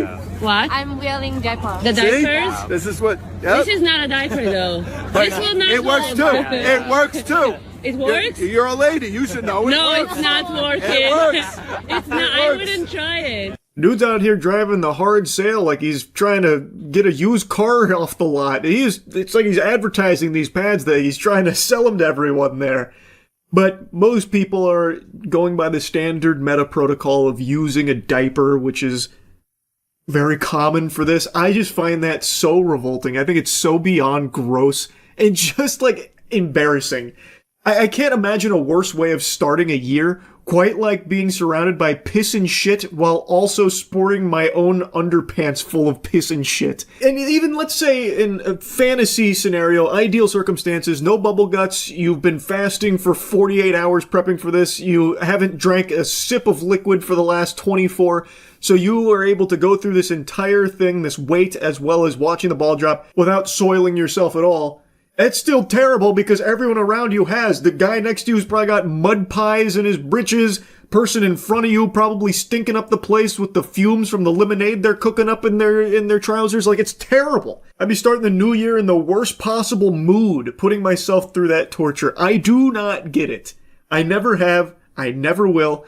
And like I said, that's a couple years old. You can see in the background, it's talking about bringing in a great 2024. But nothing's changed. This is still very normal for New Year's Eve, it seems. So here's a clip from today. Are you coming prepared by most people wearing diapers here? Yeah, I wear a diaper. I'm wearing a diaper now. Okay, do you have extra just in case anybody needs one? Yes, I got this. A diaper. Awesome. So you're able to bless somebody if they did not wear one? I bless them not peeing, especially in front of me, you know. Awesome. Well, thank you for coming out, guys. Hope you guys have a great New Year. Can I get you guys to say Happy New Year? I gotta tell you, no one is happier about New Year's Eve celebrations than Depends. The executives at the top of the food chain of that company must just be the happiest people on the planet every time New Year's Eve rolls around. Sales skyrocket. But anyway, I mean, if people enjoy it, all power to them, I suppose. I don't personally understand it, but if you're out there right now, piss, poop all over the place, waiting for that ball to drop, Godspeed to you. I hope it's a cherished memory going forward. Hopefully it'll kick off your 2026 in the best possible way. For me personally, I think it's a lot more convenient just to hang around friends and family to start the year off right, being around people you know and love that aren't soiling themselves around you, attacking your senses with their waste fumes. But anyway, 2026, right around the corner. That's about it. So yeah. Alright, today at the round table, it's going to be a science discussion as well as an experiment potentially. Can you freeze a fart? What are your thoughts going into this? Why? Because someone's got to do the groundbreaking research. Depends on the pressure of the chamber that you're releasing into. So when I was initially brainstorming, so it was an evolution. It started with a fart delivery where I'd go to Matt's house and fart into the Ring doorbell. Great. But I usually can't do that audibly, so I probably would have ended up shitting my pants and it'd be like a ding dong shitch. So I was like, there's got to be an extension of this idea. Well, when you say freeze a fart, do you mean like you now have a fart snowball? Or Yeah, do you mean like you want to be able to open a jar and the sound of the same fart keeps coming out? What I was envisioning is I would fart and while it's still like the fumes, it'd be frozen. My theory is smarter people than us can do it. Yeah. And more so than more brain cells, it's more technology at their disposal. We could get Jamie Heineman on it, I think. Here's the thing. We're going to fart into a container. Right. Container. Amaranth proved the theory. You can do that. Right. Yeah, you can Although shit I will farts. say once again, we did not smell the fart. Our jar was empty. Yeah. That was just an empty jar. We got scammed. Oh. Here's the method. You fart into a jar. Yeah. The jar goes into the bag that you vacuum seal. Because you can't just vacuum seal the fart. The fart comes out. Yeah. You need the fart contained in the vacuum sealed bag. Of course. That gets dipped into the liquid nitrogen, which from looking online will freeze some of the fart gases, but not all of them. Will it freeze the gases or just the particles? Like gases. the solid part. It will freeze the gases. It seems like the Solid two particles, brother. It's a fart. Am I right? They were saying there will be poop particles. That's Yeah, what so- smell. yeah, I mean, that is what. There's going to be like flakes of poop. That's the fart shit. So that's.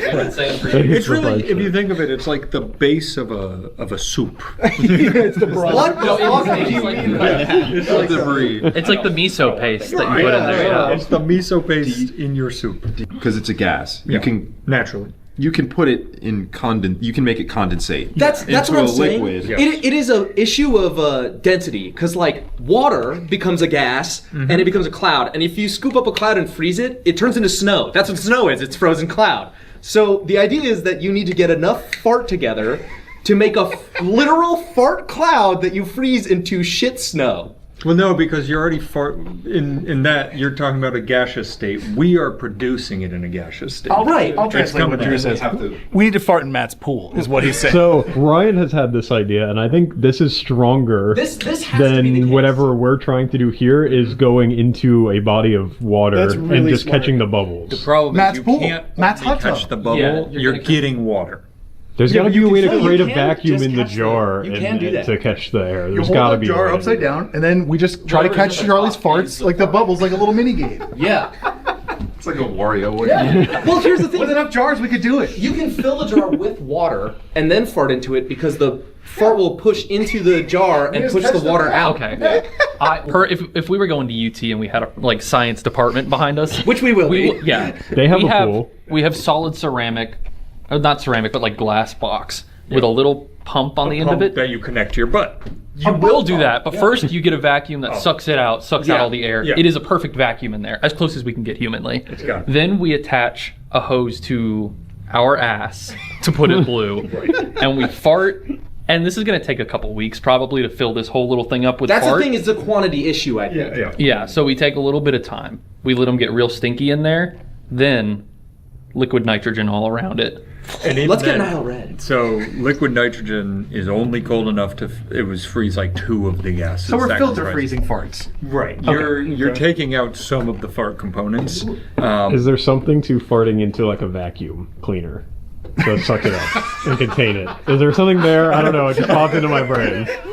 Are you asking would it be funny? Because If you stopped at vacuum, I was like, yes. And then you added cleaner, and I was Well, like, no, no. just like basically like You just like Whoa, wait. take like Okay. the shop vac, put it up to Aaron's ass, let him fart. It just goes into the vacuum, If we right? move Now we've forward got with this idea, fart. imagine we have a vacuum. We hold it up to an ass. We fart into it. We do this 500 times. You pull out the filter. What's there? Poop? Or is there like fart essence attached to the filter? Because then you don't even need to freeze it. The soul, yeah. The soul. It's like of the it's fart. fart essence, extract. yeah. Is if we do that, if Charlie then goes to Matt's house, puts it in the microwave, or throws it at his door or whatever, then you're just throwing poop, and that is fucked up. Yeah. If you can keep It's it at no fart, longer a joke it at becomes that point. solid, It's- and that's gross. It's I wouldn't do that anymore because Chase had a really good point. Like, we could unfreeze the fart in 3,000 years. That's true. Running off of my theory of farting into a vacuum cleaner, you could then reverse it and like blow up balloons with it and then freeze those. Yeah, exactly. You put the filter on the other end, you blow through the filter. You've now created a non-human fart. You've extracted the human element. That's true. Literally We could the just- soul of the We fart. could just fart on like a screen or poop on a screen, smear it around, and then put it in front of a fan And blow air. And now we have a manufactured fart.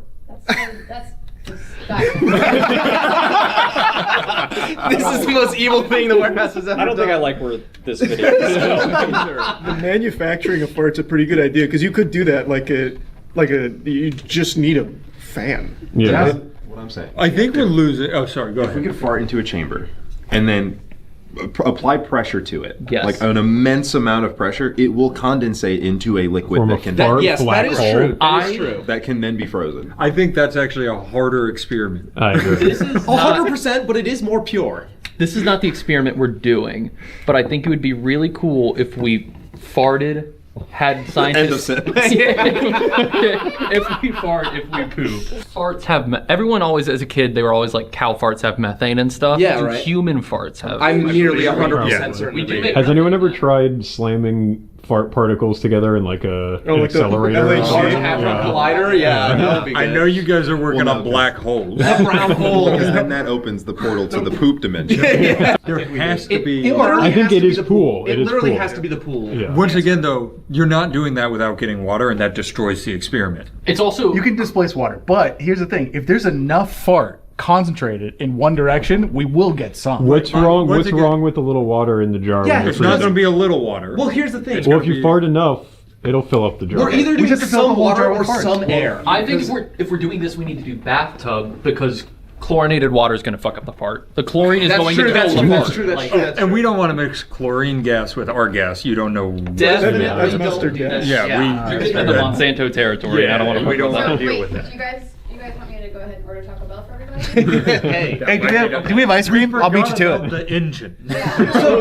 If you just feed Ryan lactose, Yeah, it's bad. Well, Here's the thing. We also have a 3D printer. Can we print the shape of someone's ass perfectly to make a perfect seal where Like they a can just mold? sit on like a mold and then fart and then it has nowhere to go except into And then the put a rubber apparatus? seal, like a gasket. Yeah, around yeah. the Side. The issue here is it better to have less ass or more ass? All right, wait. That's an easy- I'm Because, like- figuring this out. I'm going back to my whiteboard. Oh no, God, the whiteboard. Oh no. If we're, Yeah. if we're gonna start using a whiteboard in these, can we get one that isn't see-through that you, want me can't to do actually it on the wall yes, with the whiteboard thing? 100%. Because you just can't see that on camera. Just right on the wall. Here, it's got whiteboard. Wait, behind Charlie, by Shrek. No, this has It's got whiteboard whiteboard paint. paint on it. Okay. Oh, is that why Sort there's of. writing that's not? Yeah. Yeah, Okay, it doesn't erase. Okay, I see. Yeah. So it's just Well, the problem's the texture. Let's switch gears. How do we get this off the wall? Have you ever played the latest Bloons Tower Defense? You know, there's the spike thrower like that. Yeah. We do this. Center container, We're all farting into the same container. multiple tubes. It's like a hookah, but in Yes. reverse. It's hookah for your ass. It's reverse ass hookah. It's the communal fart. Into vacuum sealed thing. Once we have enough, you clip the hoses. You've got that into the vat of liquid. Okay. The Geneva Convention was invented for this exact reason. Stay down. It'll stay down. The best part is I think the only way it works is if you are farting with your ass in the air, because if you're just sitting on something and fart into a tube, It's it will gonna never go not up. gonna- right. Like the tube has to be going straight like upwards, so you're gonna have to fart like this Yeah. to make sure. No. Well, imagine there's also a cue here where, like, if everybody farts 300 times, if we spend hours, it's got to push. Like, the gas has to move. No, it will move up. No. It will move up if it has, because it's lighter than air. It will go up into the device. So as long as the tubes are vertical, Yeah. it will go up into. So we essentially, I am That's what I'm picturing saying, this. fart upwards. We should give this to we should make like a device, a toilet, basically a fart toilet, that you strap in and then it rotates you upside down, so you're like strapped Imagine in. going into the warehouse, Charlie's fucking suspended, and there's just a container up here with a hose to his ass. Like a century. I was gonna say we're thinking about this the wrong way. We're thinking we have to go up or down. You got to flip the axis. You start spinning around in a centrifuge and it sucks all the fart like to the middle. Yeah, exactly. It's like something Immortan Joe would have in like his lair. He's got his concubine of like women, and he's like, "You can't birth me, my perfect son. Get in the fart centrifuge." If we're gonna create this fart milking apparatus, Yeah. I think we should revisit the vacuum idea, because then we don't have to worry about the orientation or like the That's axis. true. Yeah. It's That's just true. it's sucking. The problem with The problem is And it that would create the problem a is vacuum if you seal to your asshole. if you vacuum seal into your ass, you will just pull your organs out That of is your true. butthole. The other thing is, a vacuum, even though it's in the name, a vacuum is not a vacuum. It's also not airtight. Yeah. Right. What are you even It's talking not- about? it's It's a not- vacuum. It's not about creating a vacuum. It's just like, It's about the sucking. It's about the suction. I see. No, but yeah. it's gonna, It's gonna suck leak your the organs fart. out of your Yeah. The butthole. fart, fart's gonna go bye-bye. If we have to prolapse our anuses for science. No, what if we Too make much. Like, it's probably gonna a melt dry ice freezer Yeah, we need a That with we a want glass, with like glass, We need so we a can see it. vacuum chamber. Yeah, so we can. Yeah. See. All of our problems are solved with a vacuum chamber. If you've got a vacuum, reach out to us. We And need a it. vacuum Yeah. chamber also solves the thing that Chase has been saying the whole time. Pressure is a massive factor that we can abuse to make it easier or harder to solidify the fart. Forcibly condensate it. Yes. So that it's in liquid form. So then we can just. At that freeze it. point, could we just keep pressing it tighter until it's a solid? Yes. Yeah. Theoretically, I don't think we could do it. Yeah. But I someone feel like could. at some Make point, a fart cube. I feel like Fart. I feel like at some point the boiling point of the fart becomes an issue, right? Damn. Because at a high pressure, the boiling point changes. Right. Or is it that at low pressure? So is it gonna explode? But, If like, we you can press take- a It fart could. too hard, will it explode? That's the next That'd be question. so cool. It farts itself. Put it under hydraulic press. I was looking it up to see the freezing point of like the gases in fart, like the sulfur gas, the methane and stuff, and all of them freeze too low. Because I was gonna say if we did get it to like -200 somehow, the air could stay gaseous and the fart could all solidify around, and we'd have a beautiful fart snow falling. Is it poetic or disgusting that when Matt was drawing his theoretical device that now it looks like a butthole? I think that's Yeah, I thought that's what he was going happy for. coincidence. Yeah, I think that's a Very happy Yeah. coincidence. Yeah. I just got a lot more info. If you have a lab and you Yeah. want to help us with this, A lab would be helpful. yeah, A lab would be nice. It's definitely possible. It is. Small We lab just- somewhere, like the Department of Fartology. They just like burst open the doors, papers are flying. They're like, gentlemen, We're back. we've been summoned. Please contact Needles, us. we just jab we our need the, intestines and pull and we're done. We need That's the opposite. scream extractor from Monsters Inc. Yeah. But for buttholes. That's what I was thinking, and then I was like, my blood isn't gonna get out of the way for that. Sadly, I'm gonna be putting the needle in. I'm gonna be like, can I get to the fart? And my capillaries are gonna be like, no, I'm sorry, I can't move today. Halt! I can't allow you. Osmosis Jones is gonna be like, get the go, move the fart, get it to the They needle. just here for one thing. Burn the farts. They're coming for the flush the farts. Like the SpongeBob meme is thrown off. All right, we'll see you from Matt's pool. See it at NASA. Either my pool or NASA. One or the other. We definitely are going to keep talking about this after the camera. New video to watch. Nidos are the next Labubu. What are Nidos? I saw that there's like Nido hysteria going on right now, but I didn't know if it was like some kind of psyop or something because I've never heard of this. What are they? Like I saw people were like rushing into stores fighting each other to get some Nidos. I bought every viral rare Nido and cut them open. Are they just shapes? You're just buying shapes? Girl burned after Nido toy explodes in microwave. Nido craze is getting out of control. Oh, this is what I saw. I just want one, ma'am. I just want one. Just give me one. Needle restock today. Only those with a number will be sold the needle. Line is all the way to the back, all the way at the door. Reselling them. We only have. Holy Lord, this is all for Nidos? Wow, I guess they really are the new Labubu, huh? 2 cases of Nito. Nito hunting chaos at Cracker Barrel. Here at 9 in the morning. Cracker Barrel has Nitos. Really so sorry to whatever kid decides that they want to get squishies today because girl, I am grabbing literally like all of them. Why? So Are they collectible? Like what makes you want to grab all of them? Let me see. Aren't you just buying like the same thing over and over? I guess maybe she could be like reselling potentially, but yeah, I'm looking at it. It's just shapes. Nito is made by the Shilling. There's no way that's how you say it. Shilling? That's the name of the company that makes Nitos. That's the only way to sell it. Shilling. That's crazy. Unless I'm on the crack pipe. Here, look. How else would you say this? I guess maybe Shiling? Shiling, potentially?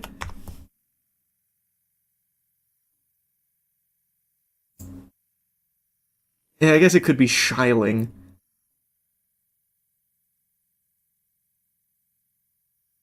That's pretty on the nose, though. Straight up calling the company Shilling. They're sort of like flubber fidget toys, squeezable and stretchy, and are coming in a variety of shapes. Flagship products, the Nice Cube. Huh. I don't really, but they don't really seem like a collectible thing. I don't really get it. Oh, we're fighting in stores again. Not over food, not over necessities, over squishy toys. Yeah. Bro, for real, sleeping on shapes. Me and the boys going to Shape Store later this week, hoping to pull a hexagon. You're so right. That's like an actual thing, though, now, it seems. Because that's what Nito's art actually is like. You go into the Shape Store. Holy fuck, they got the dodecahedron! Damn, ultra rare pull! Yes, grown adults, parents, kids, all losing their minds over glorified stress balls. I've spent the last few days going down a rabbit hole of TikTok videos, and when I tell you it is absolute chaos, I mean it. I'm talking people clearing entire shelves, kids where did this come from? Get one, and full-on arguments in the middle of stores. I had never heard about Nitos until I saw people like climbing over themselves World War Z style to get their hands on Nitos. This can't be real. No, this has to be some kind of like mass psychosis event or something.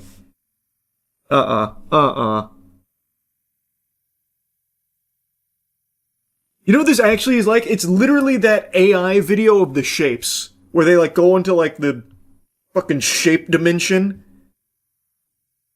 I got rhombus on my feet type shit.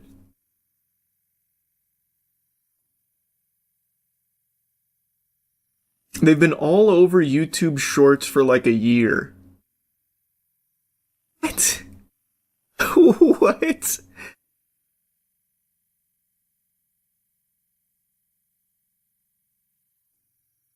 Don't you remember these from that toy convention video you did? Were they there? I didn't even register them. And that just goes to show you, like, during that, not a single person in chat was like, holy fuck, they got Nitos! This can't be real. That was only like a month ago. There's no way. Full-on arguments in the middle of stores over Nitos. Squish my Nitos with me. Super cool cat. Super fuzzball. I remember these from the early 2000s. This is that kind of shit you'd get at an arcade when you didn't get enough tickets and didn't get the cool stuff and you had to settle for one of these. How are these, like, the sought-after toy now? Bro, taking the Tootsie Roll over that every time. That's fair. Nice cube. Oh, that's the flagship product right there. So what I'm going to do is show you some of the most insane clips I found, Oh my and then we're going God. to talk about what is actually going on here, because it's deeper than just a toy trend. Is it? This is an entire account dedicated to Nitos, I'm guessing. Nito plug? What? Hold on, I gotta look that up myself.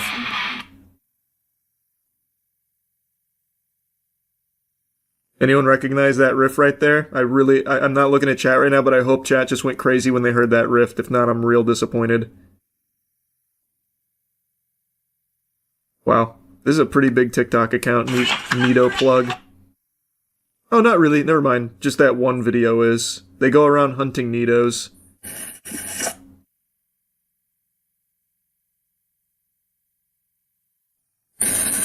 I accidentally just liked one, yikes.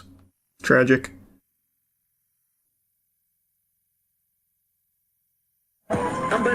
They just posted 47 minutes ago on the prowl for more Neatos. Looks like they got a huge haul. Here's a giant box filled with the same Neato over and over and over again.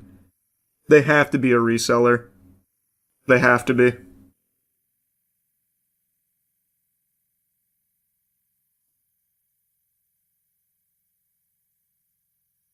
If you catch my ass standing outside in a line outside a Cracker Barrel, I might be cooked.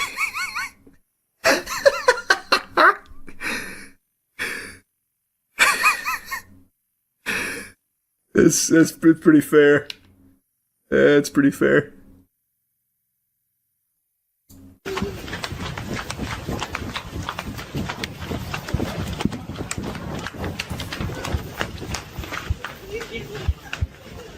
Oh, they only got 2 fucking boxes of Neatos? How are we supposed to survive? We're gonna starve! Are you? Kiva, where are you? Like, you can't be serious. And did you catch the sign on the Due to high demand, we'll be limiting the purchase quantity to 4 units.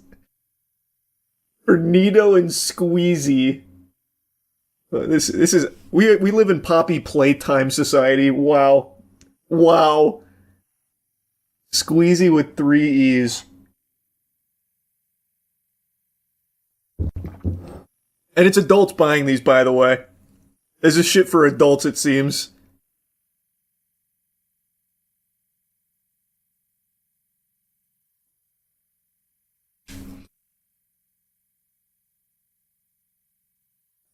I wonder if Neato scalpers have already started fist fighting each other. That's a good question.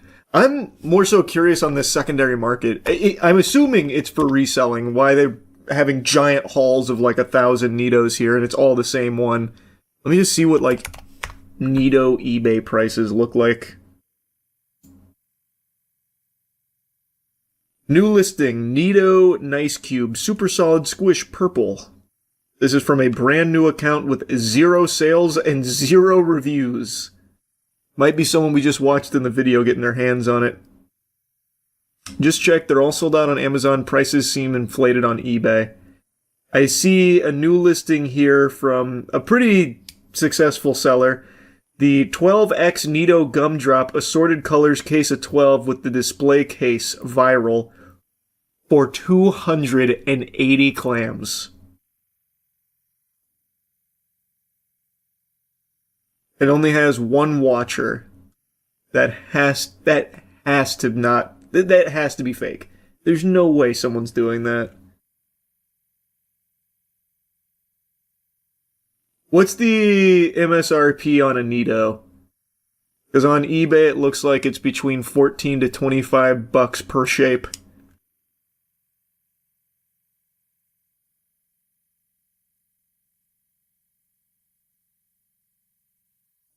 Buying it is an investment, though. Yeah, I'm a big Neato investor, actually. I guess that's less embarrassing than being an NFT guy, though, to be fair. It seems so manufactured. No one would be excited for dog chew toys. That's what I'm saying. Like, I can understand, like, these being a popular fidget toy or something. That I get. But to be so popular and I guess so in demand that they fight each other at these, like, releases to get them... Adults, by the way. That makes no sense. Like, filling an entire shopping cart with Neatos, like the same ones over and over? I don't think so. I don't know, man. I don't really get it. It must have, like, a crazy secondary market that I'm just not seeing. Not even blind box, so it can't be gambling or rares. Exactly. Like, it doesn't even seem like it has that element of gotcha to it or anything. So it's not computing with me. This feels really planted.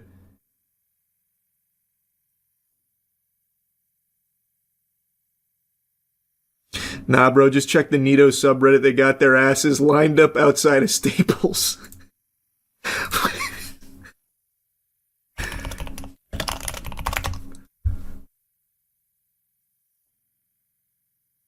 Let's take a peek.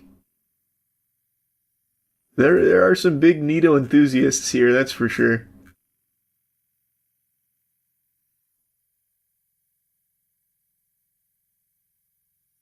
Man, I guess hats off to places like Staples and Cracker Barrel and whatever else is housing Nitos. They got people coming in the door like wild now, I guess. Smart strategy. That's probably where it all stemmed from. They're like, fuck, man, we accidentally bought 2 billion pallets worth of these goddamn stress balls. How are we ever going to offload this shit? Let's try and make it viral on TikTok. Bought a few of these 2 years ago for $5, and they all broke with ease. Not worth. Fuck is going on right now? I think the people buying them probably aren't buying them to, like, use them or enjoy them. It's probably, like, at this point, a Labubu status type thing. That'd be my guess. I feel like that video was a skit. Either way, it's still an accurate 1 or 2 Nitos. Wait, which one was a skit? Oh, this one.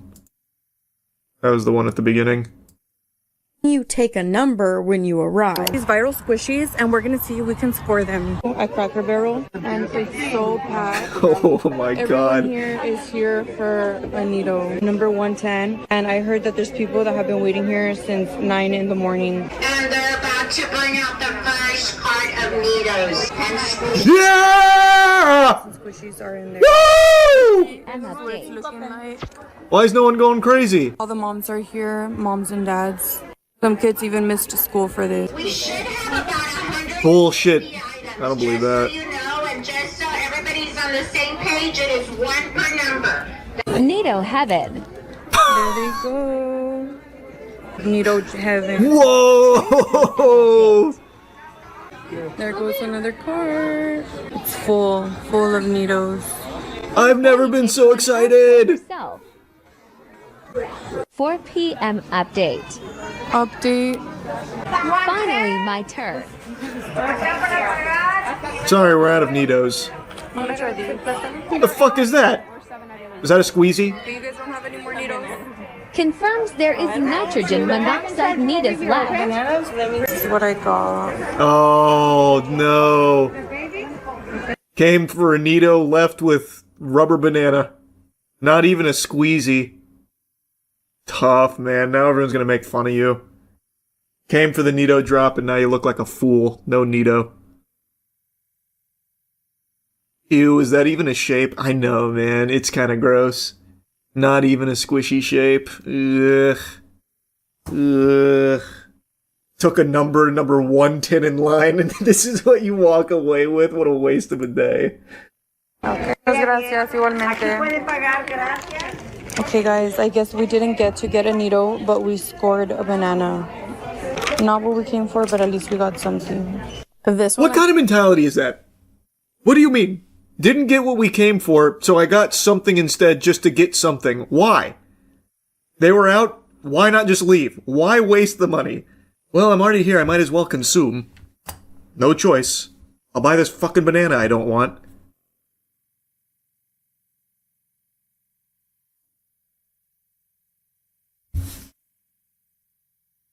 I know all the old people eating there confused as fuck, yeah. Damn, this new menu really revamped interest in Cracker Barrel, huh? Look at all these people lined up to eat here. I have to mute the audio because it's that copyrighted song that says, I think I'm gonna die in this house. What? And then she has it slow mode on this guy who's clearing out whatever shelf this is. I think it was Nito's, because once she gets up there, she gets like some off-brand squishy and not an actual Nito. These are grown men, mind you. True. Look at the slow-mo. True. This is the most he's jogged since high school. Fuck, I gotta get to those Nitos! I need to sell it on whatnot. This is sad, man. This is very sad. How do you even sell these on Whatnot with no gotcha? Again, I have no clue. But that's the only explanation for why this fucking goober is out here clearing shelves of Neatos. What else is he gonna do? What else is he gonna do with it besides try and offload it for a profit? And also, that was that lady screaming, Woman right? at the register of being actually her house. That's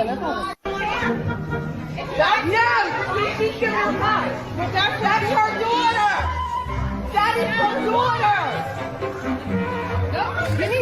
Tell the manager that is her daughter! She said so. Is this even about Neatos? This looks like a food place. Cracker Barrel is a restaurant, so... Oh, good point, touche. That was a very strong point, yeah. When are we getting a Neato-shaped tier list? Sounds awful even as a joke. That sounds fucking terrible. I hate that idea.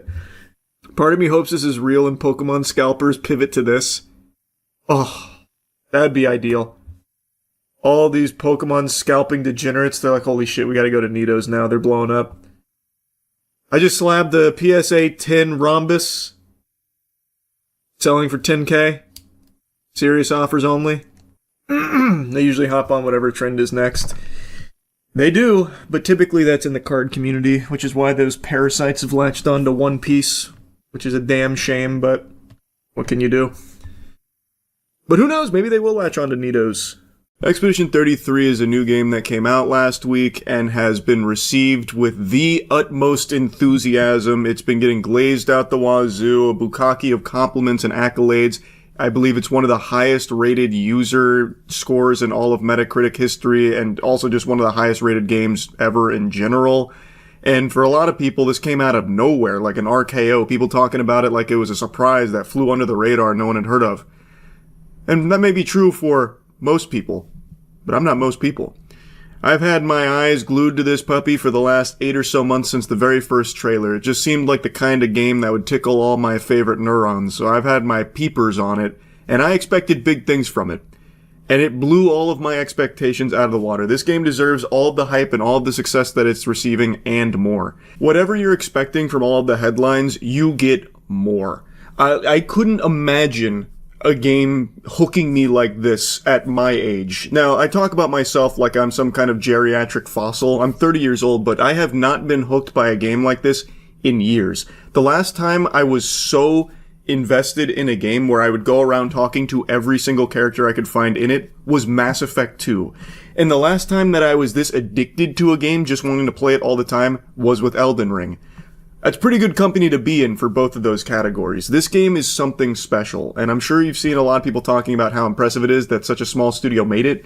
It's impressive by any metric, but the fact that a studio of only like 30 people made this is mind-boggling. I don't even know how it's possible. Now, of course, they did use like outside contractors, but the core studio is only like 30 or so people. The team is unbelievably talented. It's their first game together as a studio. And they hit an absolute grand salami here. This shit is in slapper. I mean, this was, I couldn't be more happy with this game. So let's get into it. First and foremost, this does everything you want to see from modern gaming. Where right now the trend is make games more expensive for less content and then charge more later to like fix the game or make better content for it with DLCs and shit. This bucks that trend, and it's actually a cheaper game for more content. So it's a $45 game for about 60 hours worth of extremely high quality content. Even the side quests in this game are better than most games' main story. I did, like this, again, this is one of the few games where I couldn't help but start doing like 100% completion because it is just that good. Anyway, let's get into the game directly, the actual spaghetti and meatballs. Expedition 33 is a turn-based RPG with one of the best stories I've seen in gaming, fucking period. Now, I know it being turn-based has just made a lot of people roll their eyes and they're considering leaving the video because you just can't imagine stomaching the boring turn-based combat systems of the olden age that you think is outdated and archaic. You know, you're sitting there going, what the fart, dude? Turn-based? No thanks. I think you're a fucking goober for that take, and let me go ahead and try and sell you on this being different than whatever you're expecting from turn-based games. This game is significantly more interactive with its turn-based systems thanks to parrying and dodging. You'll see some people make the comparison to Souls games. I think that is way overblown. This has nothing in common with Souls games just because there's dodging and parrying. But it does make the combat feel a lot better because instead of being sitting around waiting for the other enemy for the enemy to attack you, and you either have to like hope for RNG for a miss, or you set up a turn so that way you can block or mitigate the damage. This doesn't have that. If you are good at this game, you can always forever take 0 damage through dodging and parrying. And there's also counters and another thing called gradients. So there's a lot of skill expression here where the parry timing and the dodge window is unforgiving. Assuming you play on expert. Normal, it's a lot more forgiving, but on expert, it is tight timing. Like the parry timing in here isn't quite to Sekiro's level of unforgiveness, but it is not easy. Like the parry window demands that you be actually good at this game instead of just like some fucking lobotomite that's hammering parry, just spamming it. Dodging is a little more forgiving, but even that is still difficult because the enemy's attacks, like their actual arsenal of moves, is so well designed. The combat is flashy and it is interactive. Like I know people have been seeing the quick time events when you use a move. You do have like a timing window. If you hit a perfect, it'll help you out with that move and what it does. But the quick time events aren't the actual interactive nature of the game. That's just there as kind of like a little bonus, a cherry on top to keep you invested on both offense and defense. And it is something nice. It adds more depth to it. But the actual bread and butter of the interactivity of the turn-based is in the dodging and the parrying. Because again, if you are just good, you can be unkillable by everything in the game fundamentally. And another thing is the build variety. There are so many builds for your party that you can run, it is mind-boggling. I've spent hours just making builds for my characters. So you build through things called pictos. So you can unlock skills, sure, but the main bread and butter of a build is the pictos, which are these cards that you'll pick up throughout the world or through fights that'll do things like crit on burn. So if you burn an enemy, you'll get like an increased percentage chance of critting, or it'll do like completely game-changing things. Like there's a really fun synergy with something called auto death, where if you equip that picto, your character will instantly die. But then there's another picto called second chance, which will instantly revive them. And then there's buffs you can give your whole team if a character dies. So what you do is you put auto death on a character that gives out all of these buffs to your party, and then that character revives and just everyone's got these buffs and now everyone's super fucking strong. There's just so much creativity to the builds here, and it changes from character to character with what you want to do for them. There's also a free aim mechanic with all of your characters where you can turn it into a third-person shooter for the cost of AP, where you can target weak spots on the enemies, or I even made an entire build around free aim for one of my characters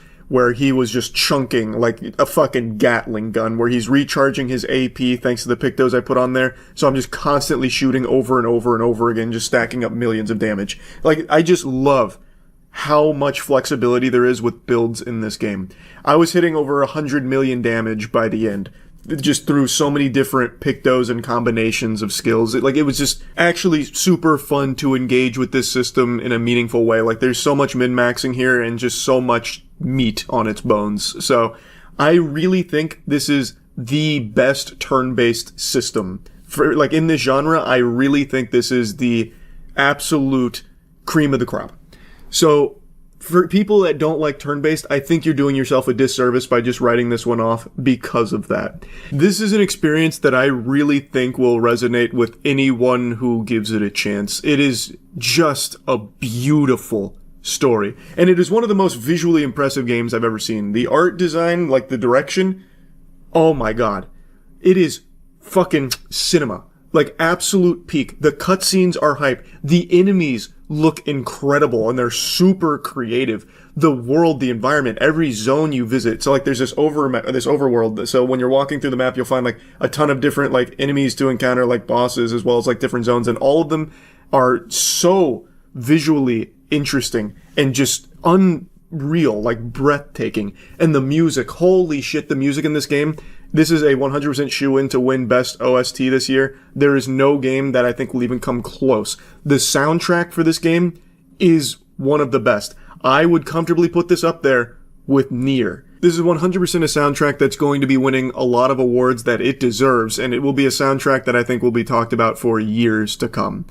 Now, I want to give you, like, the overview of the story without any spoilers, because I really don't want to even drop, like, the tiniest breadcrumb of a spoiler here. So, in a nutshell, the story takes place in a world where people live in a place called Lumiere, and there is a giant monolith with a giant creature, the Paintress, sitting in front of it, and every year she paints a number on that monolith. After a year, that number gets erased and everyone of that age dies, and every year the number gets lower. So, if you've got your thinking caps on, you'll recognize that there's a certain amount of time left for these inhabitants of this world to survive. So, they go on these expeditions to try and kill the Paintress so she stops painting those numbers and having everyone of that age just evaporating. It's gone on for many, many years, and no one's successfully been able to kill her, so the society starts to just accept that this is a way of life, so people live under the assumption that they only get to spend a handful of years with their kids because they're dying at the age of like 34, 35. They're just getting fucking snapped out of existence because of the Paintress painting that number on the monolith. We follow Expedition 33, our main character being Gustav, as we venture out to try and kill the Paintress. Everyone on the expedition only has a year left for the most part, and they want to put a stop to this cycle so that way people can finally live. There's nothing but tragedy in this world because of the Paintress, and they want to put an end to it. And they also want to understand why. What's it all for? Why is the Paintress doing this? It's just incredible. I think this story will hook you within the first 30 minutes. This has one of the best intros in any game I've ever seen. This is actually up there with like the first Last of Us in terms of emotional, hard-hitting introductions to a game. I think people will immediately get invested into this world and its characters. It is one of the best written games I can think of off the top of my head in the modern age. I love the story. It doesn't have any cheesy cliche writing. Characters aren't just super quippy for the sake of like these really silly jokes. Like, yes, there's some comedic moments here, but they're few and far between, so when the comedy is there, it actually hits. This is finally a game that doesn't just follow the same formula of writing that everything else does, where it's just all so safe and Weenie Hut Jr. This is a game that's not afraid to be dark. It's not afraid to be a slow burn and build up of tension and anxiety and mystery. It doesn't just fucking vomit out everything about its world immediately and all of its exposition. It is totally fine to let you wait 20, 23, 25 hours before you finally get most of the pieces of the puzzle to this mystery and this world that you're in. And it feels so good when you do finally get that information. And as it builds up to it, it keeps feeding you these tiddlywinks, so you start coming up with your own theories on what's going on and what it all means. It is so good. The writing in this game is superb. Absolutely extraordinary stuff. None of the characters are unlikable. There is not a single character in this game that I didn't love. There is pretty much nothing I dislike in this game. I had early complaints about, the movement being a little clunky, but the game seems to lead into that in a way that it actually kind of complements it. So the movement is almost identical to Only Up. And I mean that genuinely. The sprinting and the jumping is pretty much one-to-one. They even have little side quests where you do Only Up courses at these places called gestural beaches, and you get rewards for completing the Only Up minigames. So it seems like they knew that, leaned into it, and the way the world is designed, the map's actually set up, I don't think it's ever, a detriment that the movement isn't super clean. It does feel a little janky with the movement, but because of the way they've designed all the maps, it works. So, by the mid-game, I no longer had that complaint because everything felt fine with it. It wasn't, inhibiting my enjoyment of exploring or anything. I do think there is definitely a way they could have cleaned up the movement, but again, it's not even really a complaint because they were able to utilize it well, and I had a lot of fun with the Only Up components. I also really did have a problem early on with the subtitles always having a blur on them. I really wish I could have turned that off. I don't know why. That was just a little pet peeve of mine, having blurs on subtitles. Well, the subtitles aren't blurred, but the background on subtitles blurring the things around it. I don't know. I just don't really like that all that much, but obviously that's the smallest possible complaint you could ever have for something. The only other thing that wasn't perfect was the lip syncing. The lip syncing was not amazing at points.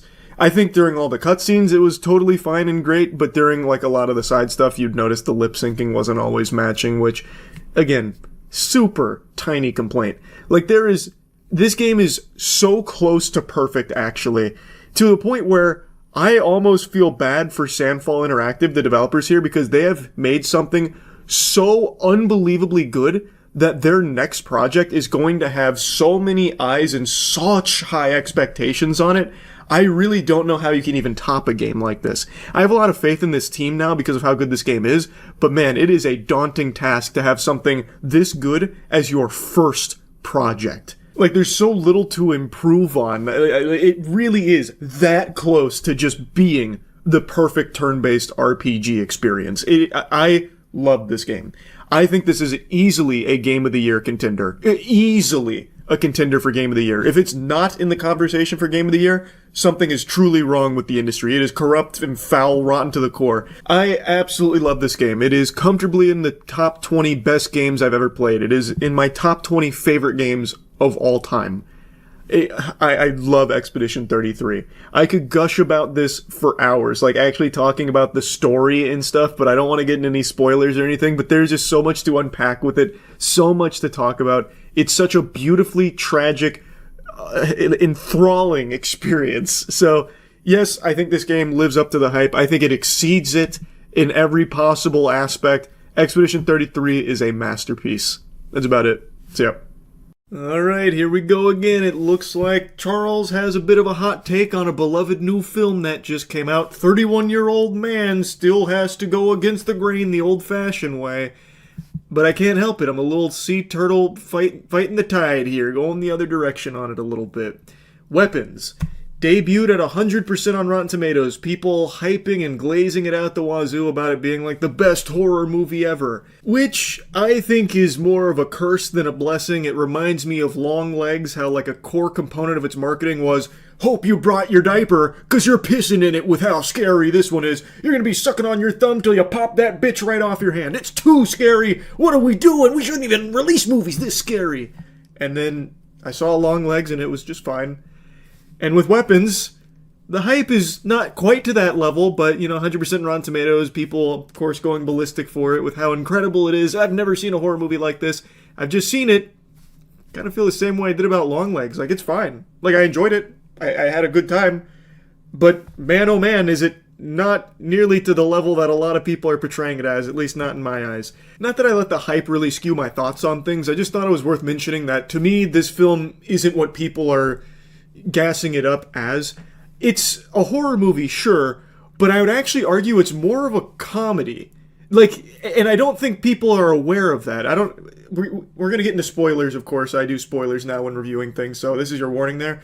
I would say there's actually more comedic elements to this film than there are horror elements. Like, the actual plot and a lot of the things that happen, very clearly supposed to give you the heebie-jeebies, but all of it is undercut with comedy and humor, even in the most tense situations. It's like the MCU of horror. So, like, you'll have something that is clearly like, wow, this is going to be, like, scary. Oh my god, we have built up to this huge tense moment. And then they play it off as a joke, especially at the end of the movie. I'm going to get to that here in a little bit. And it was fine. Like, I don't hate that, but it's not really a horror when it's not taking itself seriously. You know what I mean? Anyway, I really like this director, Zach Kreger. He, of course, I liked his work in The Whitest Kid You Know, but he really surprised me with Barbarian. Barbarian is a film I saw on a whim, and I was blown away by with how interesting it was and just how much I ended up really enjoying it. So, like, I was very hyped to see this as well, and I do like it. I just didn't love it like I was hoping I would, and I think a lot of people are expecting this to be one thing when it's really not that thing. Like, I think they're going to get something completely different than what they're expecting. And for some people that might be nice, for others it might be a bit of a letdown.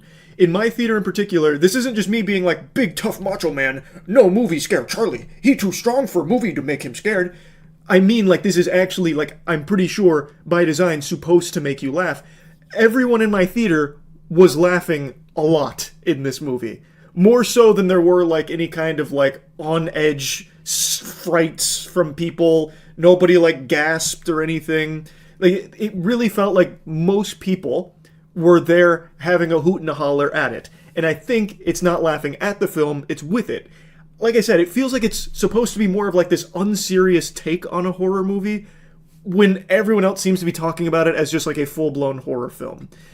So I want to kind of set the record straight on that. Anyway, the film has a really interesting premise. Everyone's talked about that a lot.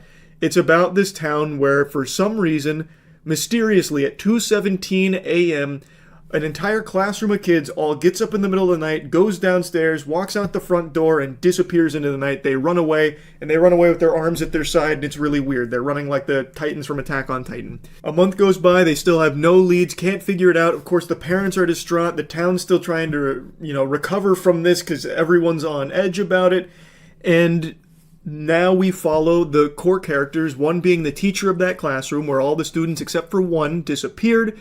We then follow some other characters like one of the parents, and it's a really interesting way of telling the story because you go through some scenes multiple times from other characters' perspectives, which fill in a lot of the blanks. And I thought it was really creative. I thought it was very fun. It actually reminded me of something like out of a video game, like almost Until Dawn-esque to a certain extent.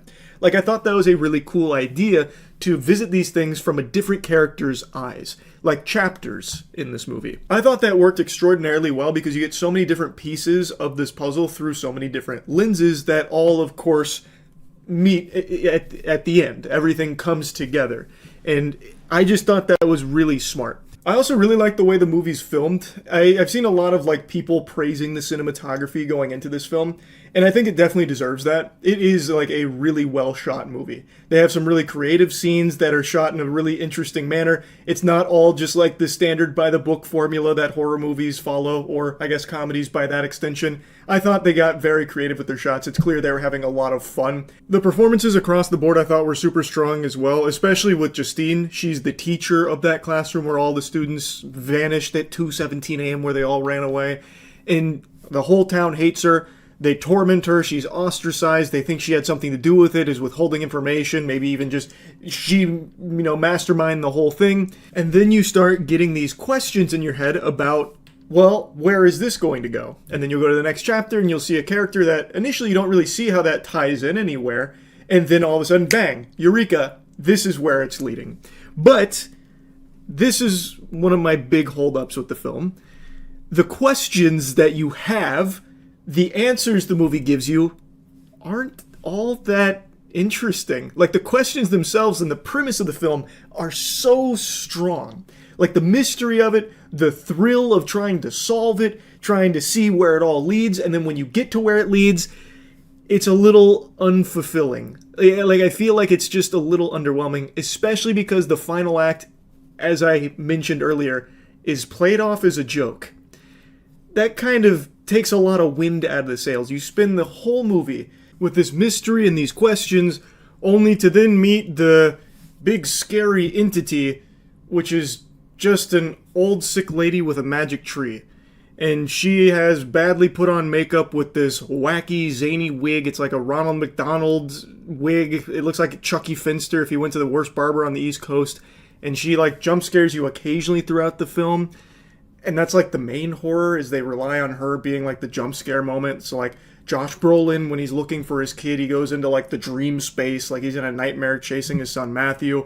And as he's telling his son Matthew, I know I never said I love you enough, but I really do love you, son. Then all of a sudden he looks at his son's face, and it's that old lady. Her name's Gladys, and she's like, ah! And she does that a couple times. She's the thing bringing horror to the movie, because without her doing that, sometimes it's just not really present. Like I said, it really is more of a dark comedy kind of film as opposed to a horror film, not to split hairs. But then, as you have all these questions that you spend an hour and a half, stewing on, trying to piece it together, and you go through a bunch of different characters' perspectives, then one character meets Gladys, and then all the answers start coming in. Gladys is the big bad, and it's just kind of underwhelming, because from that point forward, a lot of what Gladys does gets played off comedically, unfortunately. But it's not just her. Every time there is a horror sequence playing out, they undercut it with humor. So, for example, Justine is spying on a house where she believes there might be something fishy afoot. And then she falls asleep in her car, and while she's passed out, the door opens, and a lady comes out and she's holding scissors and she's walking weird. She's walking real weird, and she's literally walking like Doodle Bob, actually. And she gets to the car, she's right by the window, and then she just like kind of walks away, like Crab walks away. The theater laughed really hard when that happened. And then the back seat opens, or the back door opens, and you can hear her get into the car. And then it's like tense. It's like, oh, okay, this is like a good tense moment. And then she leans over and cuts some hair, and then the theater laughed again. So, like, they took a horror moment, made it silly, then brought some kind of, like, horror life into it, where it's like, oh, this is about to be, like, kind of intense, like, what's about to happen? And then played a joke again on it. So you know what I mean? Like, you know what I'm trying to say? It's like, it does have horror, and when it's there, it's executed pretty well. Like, I think there's, like, some solid scenes, but they always take the wind out of the sails of the horror aspect in order to play a joke into it. Now, granted, the joke is solid too, like it was clearly landing with the audience, but I feel like a lot of people might find that to be annoying or not what they signed up for. For me, I didn't care that much. Like, I thought it was fine, definitely different for sure, and I was still entertained.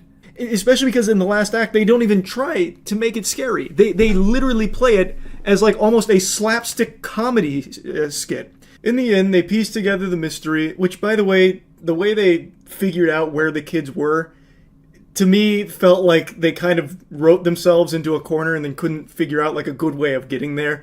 Basically, they were able to connect the dots, like the pose that they were running in, and after another guy goes crazy while doing that pose, they then, Josh Brolin's character, tracked the trajectory, and then Justine was like, oh, that's the house of like that one lone survivor kid, like the one kid that didn't run away. Probably something about that house, and it's a house she previously visited, like with the scissors and shit. So they figured it out because of the pose, but the authorities like scrubbed over this footage a lot, and there's even this montage sequence they showed where all the kids were running in a group together in front of houses, literally triggering motion sensor lights and everything. They were running in groups to this house. I feel like the Ring doorbells would have absolutely caught them running in groups, and they probably would have been able to find them far, far sooner. I don't know how they would have missed that. Like, they made a mention like the Ring doorbells only caught them like running into the night, but they passed so many houses in groups. Like, I feel like that footage would have absolutely existed. They could have easily tracked that trajectory. Like, I don't think it would just be Josh Brolin that would somehow figure out, like, it's kind of weird that they're all doing the same pose. Maybe they were running somewhere. Especially when you would couple that with these groups of kids that no doubt would have been caught on all these cameras from all of these houses that they're running in front of and triggering all the motion detection. Like, I don't know. But anyway, they find the house, they go to the house. And they're, like, in the house, and she can control people with her magic tree, so she has, like, bodyguards of people that she's controlled. That's how she got the kids, because she mind-controlled them to, you know, go hang out in the basement. And while they're there, trying to save these kids, two people that she's controlled, one of them being a junkie, start attacking Justine and Josh Brolin. I don't know why I'm calling Julia Gardner's character by her character name and Josh Brolin instead of his character name, calling him Josh Brolin, but whatever. They're there, and they get, of course, ganked by her bodyguards that she's controlling. And I shit you not, one of the bodyguards, Josh Brolin punches, and he gets knocked out. And then he gets up again, he punches him, and he goes, geez, what the hell? He gets knocked out. The guy gets up again, punches him again, knocks him out. And by this point, the theater is like actually erupting into laughter. And then as Josh Brolin's running away, guy gets up again, charges him, and he picks him up and actually ragdolls him. And then he's like, God, he's so persistent. And then he's walking away, and the guy gets up again, screaming and shouting, running at him, and he ragdolls him again. Literally like WWE, like fucking suplexing him and then throwing him around. And then theater is literally laughing at all this when this is like the entire build-up. That we have built up to this moment. And it's like actually just a slapstick routine.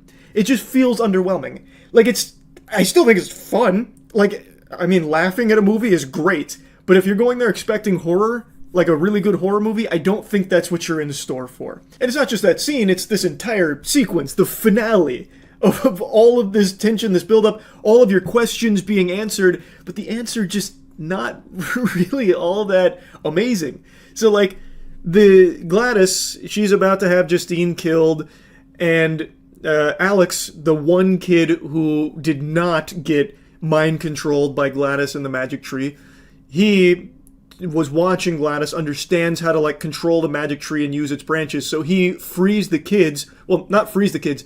He uses the reason the movie's called Weapons is because Gladys weaponizes people. she's able to control them and have them do whatever she wants. So Alex then uses the kids as weapons against Gladys, where they then chase her down, hunt her, and kill her. And this is I shit you not, like maybe 8 to 9 minute chase sequence of Gladys going, oh no. She literally says, oh no, when the branch breaks, when he breaks the spell and like directs the kids at her. She literally says, oh no. And then starts doing this, opens the door, running away as all the kids are chasing her, going, and she's going, So she's running away, getting chased by the kids, and then she starts like breaking into strangers' houses, and they play it off as a joke. So like there's a family like watching TV, and then Gladys comes through and they're like, oh my goodness. And she's like, and she runs through the kitchen, runs out the front door, and they're like, that was weird. And then all the kids bust through the windows and bust through the door, like, oh, Jesus Christ. And they do that for like 3 separate houses. There's one where a guy's mowing his lawn, sees Gladys running away going, He's like, huh. And then a horde of kids starts chasing him, and he's like, huh. Like, they play it as a joke, you know what I mean?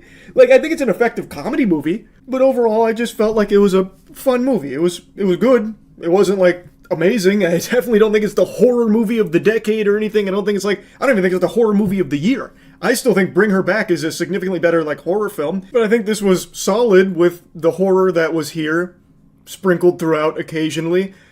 And I think the comedy was solid, which is here in a bigger capacity than the horror. Like, it's to me, it's more of like almost a dark comedy, kind of. And I think maybe that was the goal. I didn't know that going into it based on the trailers and what people are saying about it. But after seeing it, I would definitely classify this more as like a dark comedy as opposed to some kind of like horror film. But I do think you will walk away entertained. I know I was. But yeah, I just have to disagree with the hype a little bit on this one here, sports fans. Sorry to tell you. But it's not like I was super disappointed or anything. It was still a fun time.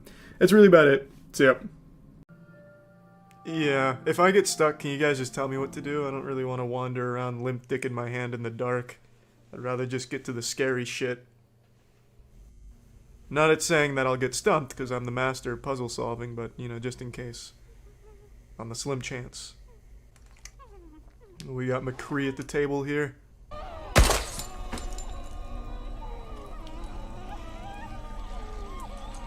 Damn, that's an intense intro. I guarantee he turns it on himself. Yeah, I called it. Wow. This is very much like PT.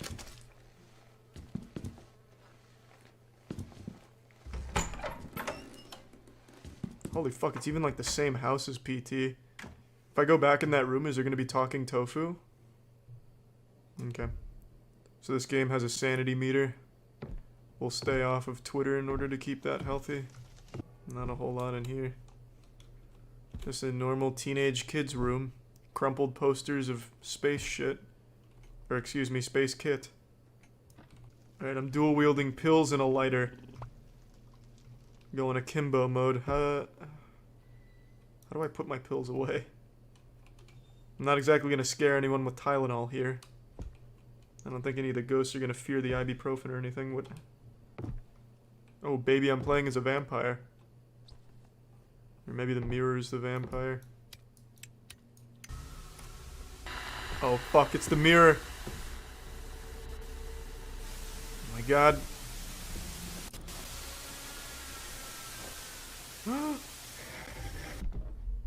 Oh, the picture in here? I don't think there's anything in here. Oh. It just looked like a normal picture to me at first glance. I don't know, this looks normal. You guys don't have your pictures decorated like this? Whatever, I guess. Oh man, that guy just had a fat orgasm. I'm coming. No! Wait! I closed it on myself like a fucking idiot. And my lighter's stuck up there now. Jesus. This frame dropping. Despicable. Oh, fuck, where am I? I've fallen through a portal into... Oh. There's a hole there. You know, if I had a lighter, I'd probably see that. Well, I can't avoid standing in the dark. I don't have a lighter. Or a candle. Let's see when I hit the end. When I'm at the end. Am I doing okay? Oh shit, I think he's going insane. I'm sorry, I don't have a lighter. Wait, I found something. There, I got it. Oh, baby. A portal straight to hell.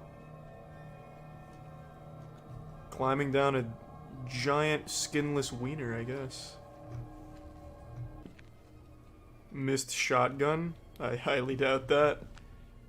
This is certainly not that kind of game. This man's wearing a rubber suit. Nice. Maybe, I don't know. I have no light. He could have been wearing fucking business casual for all I can see. Oh, yeah. What's the point in using a lighter? Okay, fucking idiots. Imagine using a lighter in candles. Uh-oh. I've entered the Gang of Mirrors cult meeting.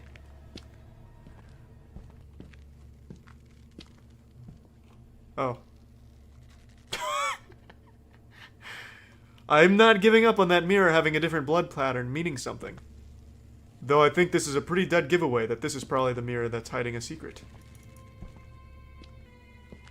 That's Dolores hiding in this mirror. Which means she's behind me. Fuck. Oh. Oh, I knew it. I'm a fucking genius. There is no puzzle too cryptic for me. Coming in hot, baby. Maybe in here? No. Maybe I need to do laundry. And by doing the laundry and cleaning the curse, everything will be free. Oh, I see you, you little pussy. I've got the sledgehammer. What? Where is he? The fuck happened? Even though I cheese the game with, like, extreme brightness, like I'm playing fucking in a sanitation room, I still can't see a goddamn thing.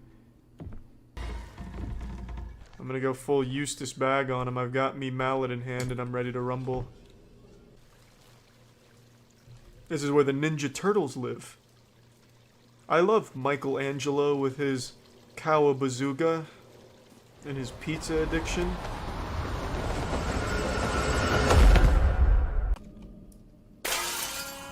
Oh, nice. I don't know why the mirror cried like a baby, but whatever.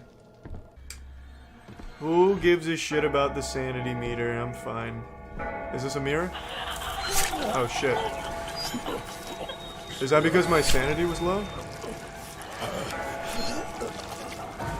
God damn it.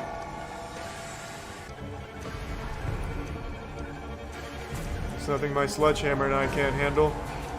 What's up, bitch? Yeah. Yeah. Yeah. Fuck. Shit, no! I didn't save! Have mercy! Please! I was just gloating about how I'm not gonna make any mistakes and I don't need to save.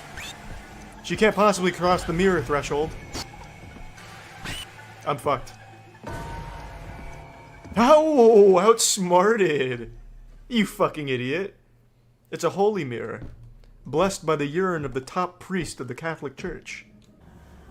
What's up, pussy? What took you so long, George? Sledgehammer, bitch! No, yeah! Time is, and yet you always find You should have never stolen from Heisenberg. Were you in your study room Lannisters again, send their regards. scribbling nonsense and talking to your recorder? I'm beginning to think you love your work more than me. Nah, that's silly. I know you tire of me. That's a goddamn lie. Oh, yes. I know you'd have me gone in a heartbeat if you could. No, you're fucking awesome, Dolores. I'm sorry. I'm just tired. Would you be a doll and fetch me some of my specialty? You know where it is. Her hair looks like Chucky Finster when he was born on the Rugrats. It's like she's Schmeagol going through the transformation from Hobbit to Fiend. Well, yeah, I mean, obviously. I see a baby holding a spear impaled by a small blood tendril. You think I'm not gonna take a spear? Okay. And in fact, here, let me make it easy. Bang. cut the umbilical. I'll free you from this hell. Oh fuck, I need to use the pills again. Not this time, Dolores. You clumsy old slut.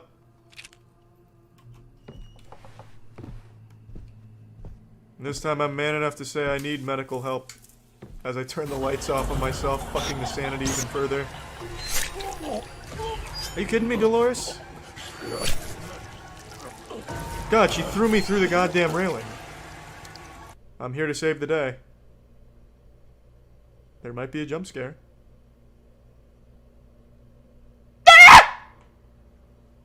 I'm curious if that in the chat at all got anyone. Please don't be embarrassed. That was some real lowbrow shit, but I'm super curious. Nice. That tea is cold as shit by now. You know that's not stewing at all. And hey, come on now. I'm in no rush, spending quality time with Grandma. Oh, holy shit. She put me in the oven? Hey now, what the fuck?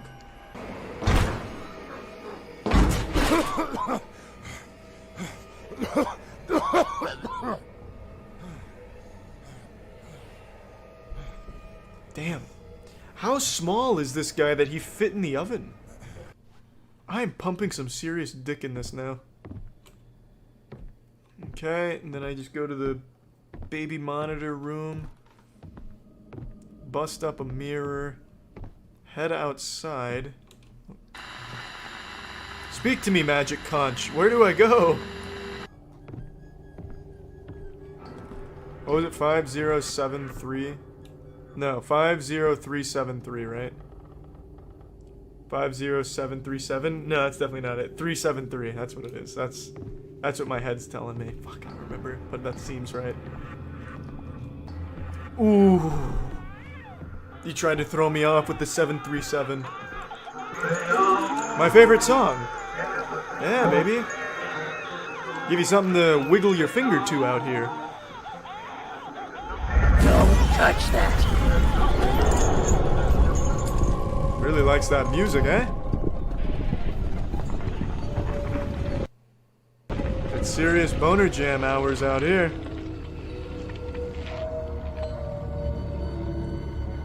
That was easy.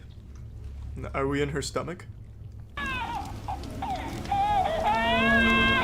I'm here to save the music! I brought you your favorite toy, the hand crank to the old phonograph.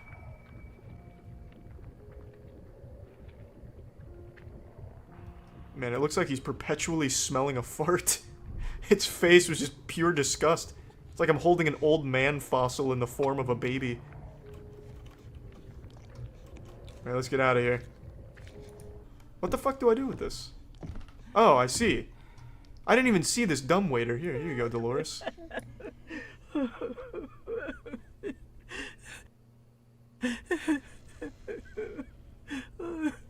Hey, stop crying, alright? It's alright. I brought him its favorite toy. I'm hearing some squabbling. Well, who the hell is that guy? It's just Jesus Christ. Beauty and the Beast going wild out here now. Bitch did yesterday.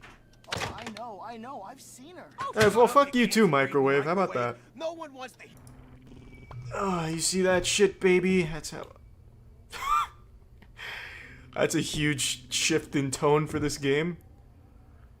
I've been using fucking rusty nails and cans of soup as my weapon. Now all of a sudden I get a fucking assault shotgun. I'll take it.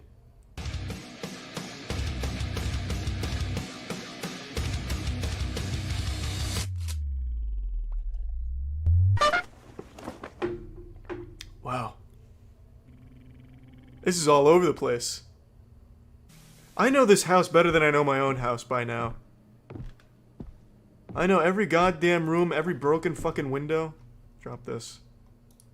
Nice, nice. And then, pop this bad boy in ya. Gotta complete the set, you know what I mean? Nothing personal, kid. Perfect. Fits like a glove. Is that a toy? This is like a can of mustard.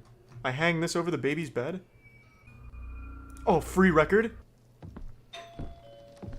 Nope, not falling for that ding-dong ditch again, Doris. I know it's you. Bang. Oh my god. Holy shit.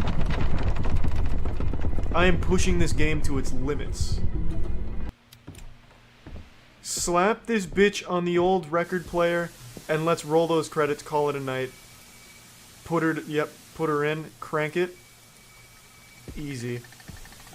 Oh! Looks like Hogwarts in here. I can't look through that. Oh. That's my original glory hole. Oh, baby. What's up, Dolores?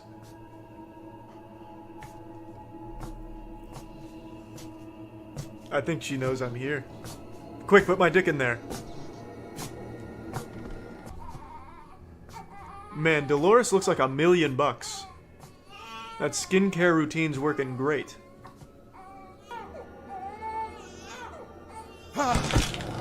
Oh shit. Dolores. Oh. Well, it happened a little sooner than I expected, but I think everyone knew this was on the horizon. AI is now making actors. And the first AI actress is about to be signed by a Hollywood talent agency, it seems. Meet Tilly Norwood. Like if a Sunday roast went to drama school and got BAFTA optimized. But can she cry on Graham Norton? Of course she can, and it'll be clipped, subtitled, and monetized on TikTok by lunchtime. If that isn't the most pathetic fucking thing I have ever heard. So this is an AI-generated video to announce their AI actress Tilly Norwood. Her 5-second bursts of acting in this comedy sketch were so impressive that she is now being eyed by talent agents, according to Eline Vandervelden. I don't know who that is, but that sounds like the name of a character from a Duke Nukem game. So, at the Zurich summit, apparently there were agents, fucking falling over themselves to sign Tilly Norwood, the first AI actress. We're all going to hell. Got recommissioned, didn't it? 3 seasons and a podcast. By an AI commissioner. That's right, baby. 3 seasons and a fucking podcast. This is a certified LeBron scream if you love Tilly Norwood. Moment. Tilly to the moon. I've said it for years. She is an underrated gem. Ever since her debut in Funky Fart Blasters Volume 8 Deluxe, I've said Tilly Norwood has what it takes to make it in Hollywood. Be damned to the flesh and blood machine future. Good future. We want Tilly to be the next Scarlett Johansson or Natalie Portman. That's the aim of what we're doing. What a noble goal. Yeah, fuck working hard for something or spending a long time grinding to get somewhere. Just go ahead and make the next Scarlett Johansson or Natalie Portman with AI. People are realizing that their creativity doesn't need to be boxed in by a budget. There are no constraints creatively, and that's why AI can really be a positive. It's just about changing people's viewpoint. Well, I got a viewpoint for you. How about this, huh? What do you think of this viewpoint? That's my butt cheeks right there. I almost fell off the chair. A little wobbly. Change that. Huh? I'm so tired of this goddamn spin. Like, AI is allowing people's creative juices to overflow. The cup runneth over on creativity thanks to the power of AI. This is literally the absence of creativity. It has nothing to do with budget. If you can't afford an A-lister, there are plenty of talented actors that don't charge that kind of money. Fucking find them. There are talented people that aren't Scarlett Johansson or Natalie Portman. So if you're feeling constrained by a budget, maybe look elsewhere outside of the A-list. And if I have to hear this despicable, silly, stupid, ugly-ass excuse of it allows everyone to get creative, I'm gonna have a conniption. I'm gonna have a fucking freak out. Creativity is like air. It's free. It's all around you. The only difference is you need to learn how to be creative. So, like, if you have some ideas in your noodle floating around and you want to, like, draw them, learn how to fucking draw. If you have a story you want to tell, learn how to write. If you have an idea for a character that you want portrayed, well, learn how to cast for someone that fits that. Now, don't worry, they're addressing the elephant in the asshole here about, not too long ago, AI was seen by many in the industry as a negative and something to push away at all cost. Remember the US writer strikes? Yet today it is being embraced by an increasingly large swath of industry, partly because it offers a way around the seriously tough economic conditions that producers in particular are operating in. I like how they start this by saying not too long ago, as if this viewpoint has passed. This is still the prevalent viewpoint. People don't like everything being replaced by fucking AI slop. But I will say I appreciate their honesty, the going full mask off there about the whole goal of it. To just save money on the bottom line and nothing else. To cut corners and save cash. They just right in your face say that.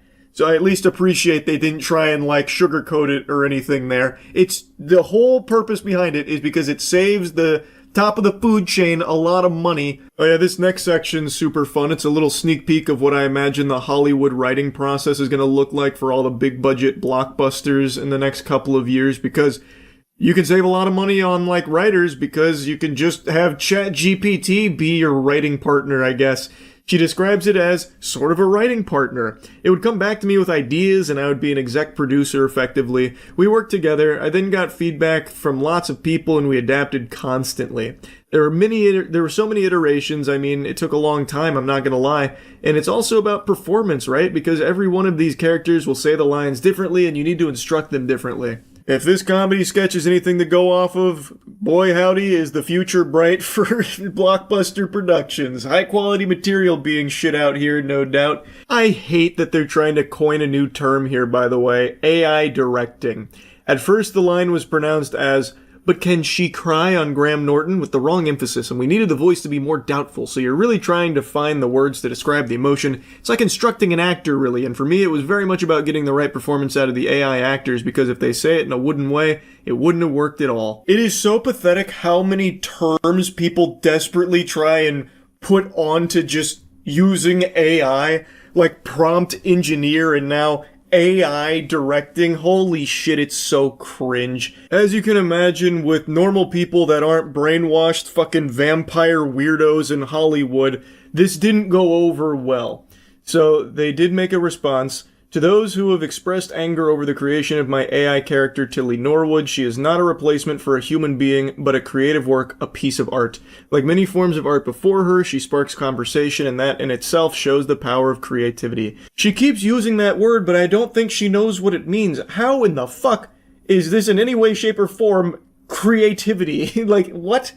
What are you talking about? People got mad at you because of this, and all of a sudden it's like, thank you for being creative. Like what? Like maybe creative insults? I don't even understand, really. Just because you made people mad doesn't mean that it was, the power of creativity that had done it. I see AI not as a replacement for people, but as a new tool, a new paintbrush. Just as animation, puppetry, or CGI open fresh possibilities without taking away from live acting, AI offers another way to imagine and build stories. I'm an actor myself, and nothing, certainly not an AI character, can take away the craft or joy of human performance. Creating Tilly has been for me an act of imagination and craftsmanship, not unlike drawing a character, writing a role, or shaping a performance. If I have to hear this absurd cope one more time, I'm gonna have a conniption. This is just fundamentally no wrinkles in the brain type comparison here. To say that AI is a tool like, CGI or animation, how it didn't take away from live actors, it's just an addition to. It is so far removed from that. I don't know how many times I have to teach you this lesson, old man. Like, Jesus Christ. You compare it to a paintbrush. Set a paintbrush down and then tell it what you want to be painted on that canvas. Tell me what happens. Nothing, right? Because tools cannot just do the shit on their own. You can't set a pencil down and tell it to draw James Corden fighting Goku. But I can go right now on any myriad of AI services and just type in James Corden fighting Goku and generate 1,000 images of it. I cannot do that in anything else that's not AI. It is not like animation. It is not like CGI. It just does shit for you based on whatever sentences you feed it. You are not special. You're not a fucking prompt engineer or an AI director because you change some sentences around to generate a new video. It is not a tool. Animation, puppetry, CGI, that is a totally separate art form and expression that takes immense talent.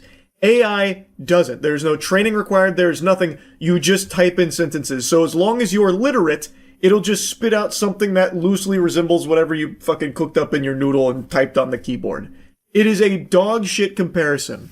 It is the absence of creativity, and it is not a tool. It is a replacement. As you said on your own little press release for this, its goal is to save producers money because it's cheaper. They will choose an AI actor for a role over a human being because they don't need to pay the AI actor a fucking salary. You said it yourself. It is to cut cost. Holy shit. Anyway, though, enough yapping about that. Tilly Norwood. Yeah, she's got a bright future ahead of her, no doubt. I'm very excited to see what Hollywood agency swoops in and signs her. They're gonna have a real breakout star. Shit sucks. That's really about it. See ya. What's up, everybody? It's Critical. I'm playing a Mario Kart game for the PC. Let's do this shit. All I need to do now is connect these dots using my magic wand, and I'll have a top-notch car logo. Looks like a fucking horse with a mohawk. And he's smiling. He's very content with his hairdo.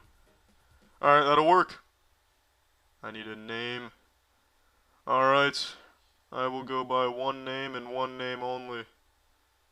It's perfect. Let's roll. What the fuck? Alright, trying to shit without your shithole intact. Try this on for size. Here we go.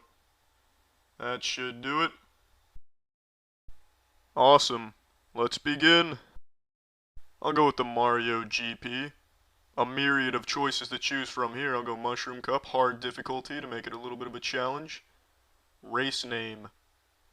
How about Battle of Speed? So that way the people know it truly is a competition of who's the fastest. Therefore a race. Shit it. I'm just gonna be Mario.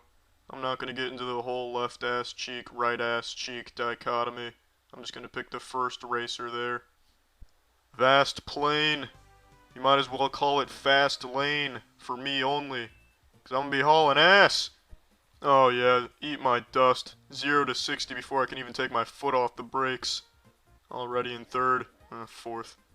Oh, they're giving me the inside. They're just giving me the nipples. I am coming for first. Oh, they're giving me the inside again. First place. Who is your daddy? This box is mine. This banana peel is yours. This box belongs to me. This banana peel belongs to you. Bitch, you are not taking first from me. Ooh, turtle shell. Fire, direct hit. Just giving me the inside all the time. Fuck. Fuck. The double slammy. You will not have first place for long. Shortcut. Just hiked over a mountain. Why am I still in sixth? Oh, there we go. Oh, what the fuck? Shit, this isn't the right way, is it? Outstanding. This forest is a master illusionist. It has two pathways, one for fucking, and the other for fucking going the right way. I hope you're not comfortable in sixth, because that turtle shell hasn't disappeared, it just disappeared.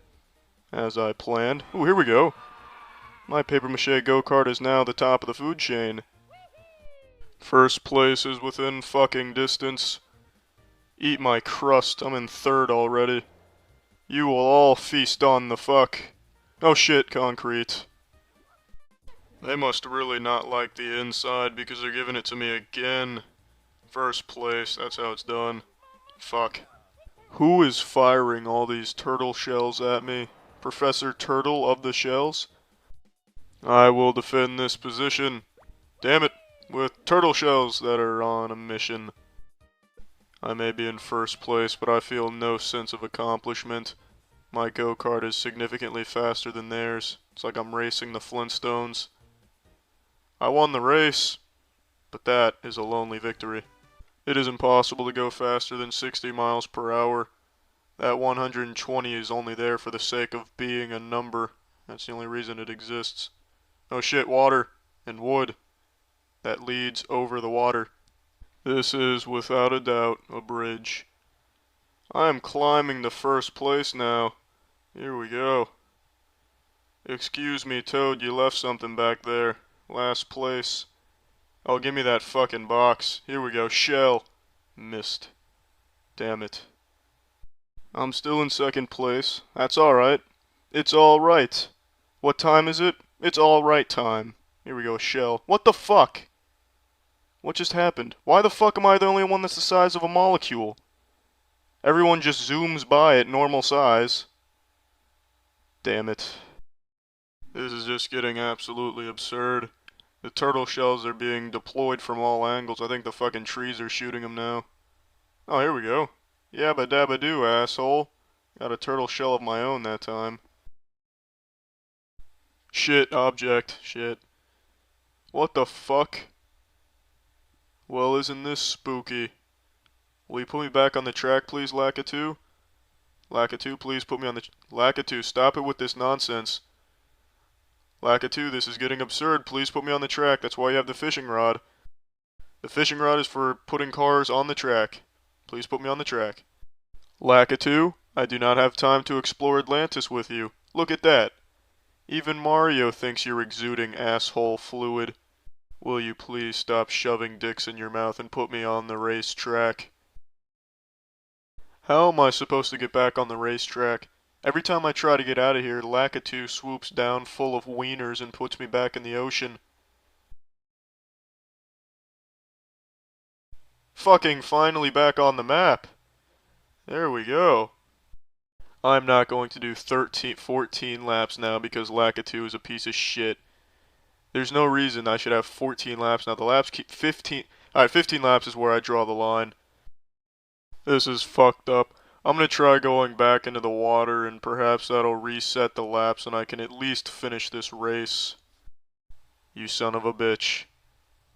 You have once again demonstrated your uselessness, Lakitu. This is ridiculous. Lakitu, fuck you. Alright, I'm done playing this. Well, that's the end of this video. Remember to rate the video, comment the video, and subscribe if you want to see videos similar to this one. See ya. Well, it finally happened. We're here, baby. This day was inevitable. You didn't need to be Nostradamus nor Baba Vanga to predict that eventually someone was going to get shot over Pokemon cards. With the way the hobby has devolved and been completely destroyed, infested with greedy, insatiable worms that are seeking to just squeeze every bit of joy out of the hobby in the sake of financial gain, like tiddlywinks of financial gain in most cases, these pathetic scalpers are unhinged, unloved, unwashed losers, and it was always going to happen that one of them would snap and start shooting, and that's exactly what happened at a Kroger. Meanwhile, a dispute over Pokemon cards may have led to a shooting outside of a Kroger on the Near East Side. One person was injured. Police say both people involved are adults. The victim is in surgery. It happened in the parking lot of the grocery store on Twin Air Drive just before 7 o'clock this evening. That's near the Community Justice Campus. Again, IMPD says their preliminary investigation revealed the suspect and victim had a disagreement over Pokemon cards, which then turned violent. According to an eyewitness, it started because one of the men accused the other of cutting him in line at the Pokemon vending machine, which, I've said this a lot, Pokemon vending machines are basically PvP-enabled zones. That's where people go to just fucking scrap. That is where all thoughts leave the human brain, and it just devolves into Neanderthal mode. I have made so many videos clowning on and talking about the degeneracy in the TCG community, not exclusive to just Pokemon, but Pokemon is by far the biggest and scummiest of all of it. And these degenerate fucking vermin love to go to Pokemon card vending machines and just fight each other and fuck each other. It is just out of control. Like, I imagine not too far into the future, Pokemon card vending machines will just be banned because it is constantly just a source of problems. People like glitching the machines and then starting fights with each other, causing a big ruckus and a commotion for all the normal people in the store and the staff. I bet stores will start electing not to put those in their establishment because it's dangerous. I mean, quite frankly, if it does turn out to be an argument over the Pokemon cards, yes, I think it's totally ridiculous. I'm not a collector of them. I understand that, there are some that are very expensive, but just like I said, we were told an argument. The suspect is in custody, and IMPD says that there is no ongoing risk to the public. No one else in that parking lot was injured. I don't know. I'd say sleep with one eye open just in case. You never really know when it comes to these scalpers. They are demons. They are the lowest of the low, and there is nothing they won't do to get their grubby, unwashed paws on some Pokemon product to try and flip it for a $5 profit. Don't be like these guys. Don't be unwashed. Don't be these irredeemable losers. You need to start washing. You need to take your hygiene seriously, so go to usechigi.com and get some of the best soap in the universe. I really do mean this though, by the way. The Pokemon scalpers are genuine maniacs. Literal lunatics. So this shooting, I don't think is going to be an isolated incident. The violence is only escalating over Pokemon cards, and actually, just today, just like this shooting, I learned that there is now a trend where these scalpers are going to trade shows and putting trackers on some of the vendors and some of the customers in order to follow their movements, presumably to try and like gank them later to steal their products, like rob them of their Pokemon cards. Because at these trade shows, it's very high dollar cards that are being exchanged, tens of thousands of dollars worth of cards. So now people are reporting that they found trackers on their cars. Guys, I'm just getting ready to leave the expo, and we always check under our trucks and trailer, and it's a good thing we did. Somebody put a tracking device on us tonight. So somebody's trying to track our stuff, follow us home. You know, you get the point. It's pretty crazy. Be safe out there. That goes for customers and vendor alone, any show you're at.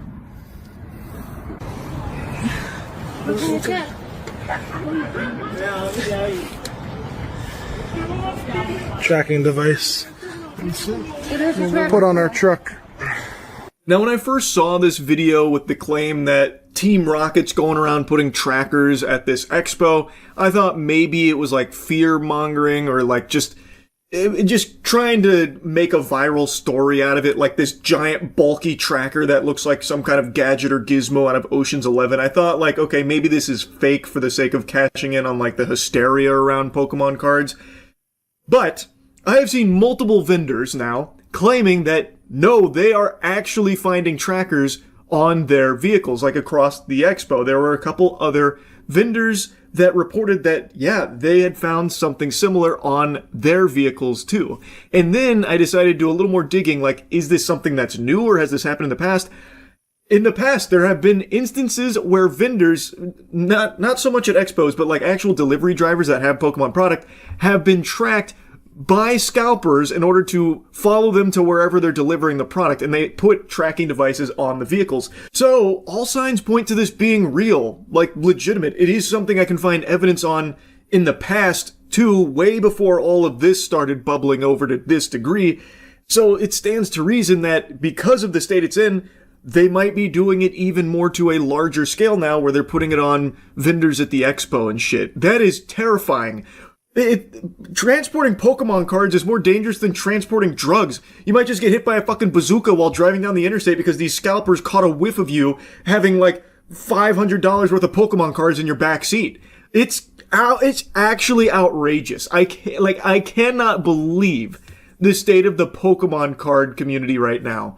And it's not showing any signs of getting better, only getting worse. Like also, just today, the Costco Prismatic Evolutions restock happened, and let's take a peek at that line with all the people that were lining up around 1 a.m. waiting tons and tons of hours for opening for the chance, not even the guaranteed, the chance of getting their hands on some Prismatic Evolutions Pokemon product. Look at this diabolical line. This shit is going over to the next county. The line for GTA 5 midnight release wasn't this long. This shit's longer than Disney World lines. Fucking Taylor Swift concerts probably don't even have lines this long. And this is Costco at like 1 a.m. or something with all of these goobers lining up waiting for it to open to maybe see Prismatic Evolutions. It blows my mind. It's so pathetic.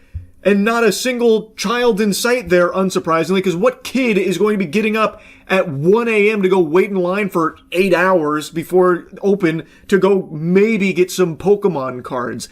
This is a hobby that has completely kicked out the main demographic it was made for. children. It is all these assholes, these losers, and I bet there's not a single collector there amongst them. It is all scalpers desperately trying to get their hands on Prismatic Evolutions, which was a very popular set, and they covet it, and they believe if they can get some here, they'll make a little bit of money by flipping it on the secondary market. That is the entire clientele of Pokemon now, and this is just the perfect demonstration of that. It's just gross, man. I don't know how you can have so little shame. I don't get it.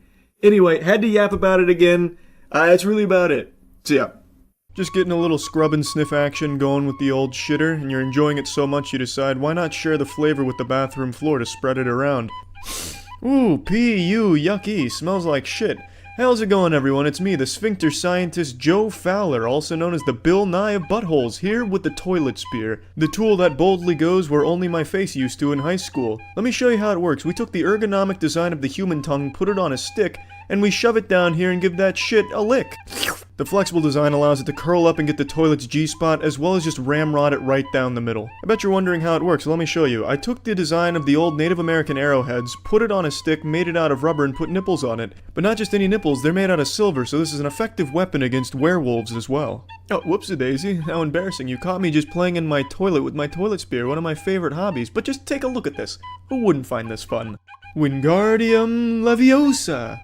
Avada Kedavra! Did you squat over your goldfish bowl and pop your hemorrhoids over it? Pretty fucked up situation, and ordinarily you'd be in deep shit with these toilet brushes. But luckily, a little ass explosion is no match for the fearsomeness of the toilet spear. I used to lick my toilet bowl clean, but now I don't have to. Take a look at these measurements. The toilet spear is over 30 feet long, allowing even the hand from SpongeBob to get a little action in the toilet spear cleaning. I just punished this toilet with the fattest shit stack of my life, and I cannot wait to clean it. Yes. This weaponized toilet brush is coming at you at a modest price of $10, but just sit right the fuck there. I'm not done. Check this shit out. What's more fun than a toilet spear? 2 toilet spears for only $10. Now you can fight 2 toilets at the same time as long as they're both within arm's reach. And no, it's not available in stores, pussy. You're gonna have to call me on the phone. I'm waiting.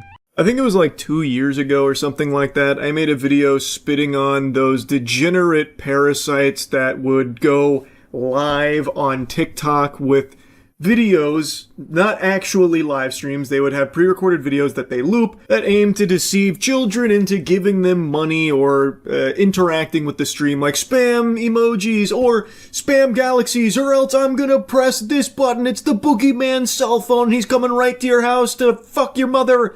Yeah, quick, it's about to be game over. Or even more egregious, they say things like, the first person to donate 5 schmoobles, send me 6 ice creams, is going to get 10 billion V-Bucks, that kind of thing, and it actually works. Not the getting V-Bucks thing, don't get it twisted.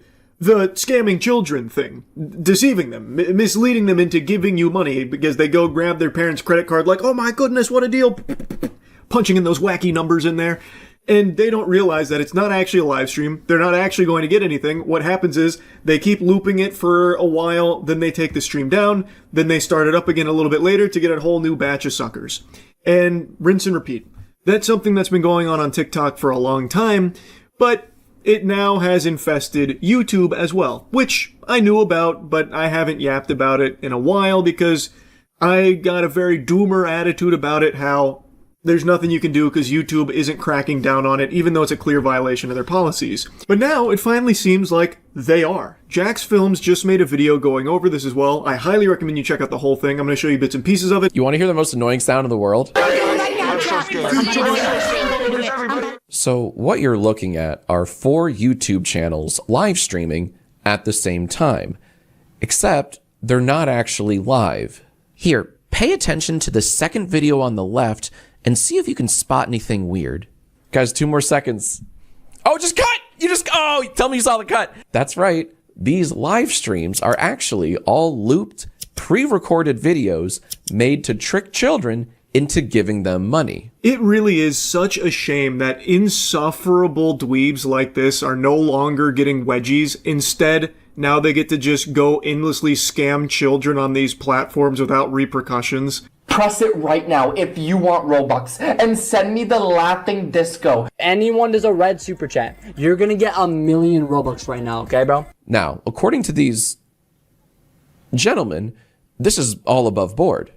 Yo, Jack, you need to stop trying to expose us, bro. Leave us alone. We're not doing anything wrong, bro. We're not doing anything wrong. It's fucking pathetic how you can actually hear the stupid in people's voices now. Like, there are people that are just observably stupid, and just in that one little brief clip there, I know for a fact that if you put the two of them together, they might not break double-digit IQ. They are just completely rotted. They grew up in this shit, they were molded by it, and they never broke out of it. They are just fucking perpetually stuck with baby brain. It is so sad. Like, I would feel bad for them if they weren't just scamming children. And make no mistake, they're not just harmlessly illiterate. They know what they're doing is wrong. They're just trying to cover their own ass. Now, a lot of them have deleted it and tried to scrub it from their pages, probably out of fear of some kind of consequences. Because, like I said in the beginning, it looks like they actually are starting to crack down on this. What they're doing is not only a violation of this platform's terms and policies, it is full-blown illegal. It's fraud. You are fraudulently running these fake giveaways. So like that guy who's saying, first one to send a red super chat gets 1 million V-Bucks. That is a crime. That is fraud. And contrary to what generic NPC broccoli hair goober straight off the galaxy gas tries to spit out there about how they're doing nothing wrong, they are doing something wrong. And they should be punished for it. Saying shit like, give me this, galaxy, which is real money, by the way, and you'll get all these Robux pouring out of every orifice of your body, that kind of thing, and faking these live streams, looping this shit endlessly. That is fraudulent. It's fake giveaways. They don't actually give any of this away. If you do give them money, you don't get anything in return. In fact, you just get flexed on by them. Guys, we are so sorry, guys. We all do the crocodile streams. They actually thought this went hard, by the way. This lame garbage. This only further confirms my theory that there is a government lab out there that's churning out these NPCs as an experiment. They all have the same hairdo. They're basically the exact same copy and paste person here. I'm telling you, there's something fishy. I'm not trying to get conspiratorial, but there's something afoot. They got the damn Manhattan Project going on, shitting out these twerps. Also, why is that Disney Channel extra on the far left of that video half naked? Why does he have his whole chest out rubbing it on the protagonist's chair? What the hell? What in tarnation? And I noticed he happened to be live at the time. So I checked it out, and this is what it was. And then I'm gonna click the green call button right now, live on stream, and I'm gonna call 911 right now, chat. By the way, they never call 911. This is a very common tactic you'll see across a bunch of live streams. And the goal of this is to drive that viewer count up and keep the viewer's attention. If you're following along with your thinking caps on, paying attention, you will also know that that is not live. It's again just a pre-recorded video. Jack's Films shows you the cut. It's blatantly obvious. They're not very good at even making it appear to be live. They don't care because they haven't faced any punishment for it. So it is very sloppy and haphazardly thrown together.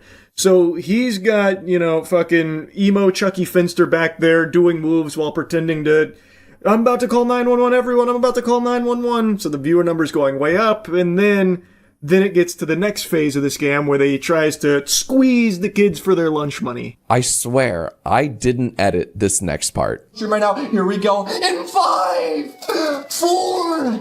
Okay, let's choose another person for some Robux, guys. Who in the chat wants Robux right now? Everyone right now. All of a sudden, we've taken a hard shift into the next phase of this scam, live stream. So first, he claims he'll give you Robux, the in-game currency for the popular video game Roblox. But then he says this. Whoever is the first person to click the little gift box at the bottom right-hand corner, right there, and send me the laughing disco. Whoever is the first person to do that, I'm gonna pick you, and you're gonna be next. You can send them little gifts that cost real-world money. And this laughing disco ball costs just south of $5. This isn't just some free emoji, like you can put a fist bump in there or anything like that. It does cost just shy of 5 clams. So, if you send him about 5 clams, you get free Robux. That's right, this Whippets addict is gonna send you Robux. How cool is that? So Joxy is saying that whoever sends him this disco ball thing will in return receive Robux. And look, it's working. These people in the live chat both sent him laughing discos. But then he says this. Okay, skinny Gordra. Gordra. Oh my god, he's such a bumbling, drooling idiot that it is painful. His illiteracy is making me sick. In his own scam, he couldn't even choose a name that he can pronounce, that he can read. He couldn't even fucking say the name in his own scam. And again, this isn't live either. This is looping. He doesn't ever send the Robux to anyone. So those two people that sent him the money, they get nothing. They fell victim to his scam. Then I kept watching. Guys, hurry up. Tell me your username in the chat right now. Okay, let's choose another person for some Robux. Uh-oh. Whoever is the first person to click the little gift box at the bottom right-hand corner, right there, and send me the laughing disco. Whoever is the first person to do that, I'm gonna pick you, and you're gonna be next. You're gonna be next. Okay, skinny Gordra. Gordra. Somehow it's always that dastardly skinny Gordra, as he calls them, that keeps winning the Robux. How is he so quick with that emoji? How does he keep getting away with it? Okay, you're getting Robux, skinny Gordra. That's right. This loops over and over again. This live stream isn't live at all, but an edited loop meant to trick viewers with this false sense of urgency. Like, hurry, hurry, hurry. And as you can see, it kind of works. $10 here, $20 there. And he does this over and over and over again, multiple times a day, every day. And wouldn't you know it, somehow, Skinny keeps winning. It's always that damn Skinny Gordra. How does he always win? Oh, look, this one's live right now.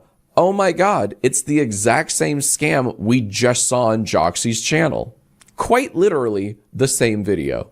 Whoever is the first person to click the little gift box at the bottom right-hand corner. And it's not just on this one douchebag's channel. They do this across many. It's an entire network. So that same Joxy video is played on an entirely separate channel. The exact same video, again, trying to farm, trying to mislead children into tuning into the stream and then try and get them to, like, panic send money to try and win the Robux.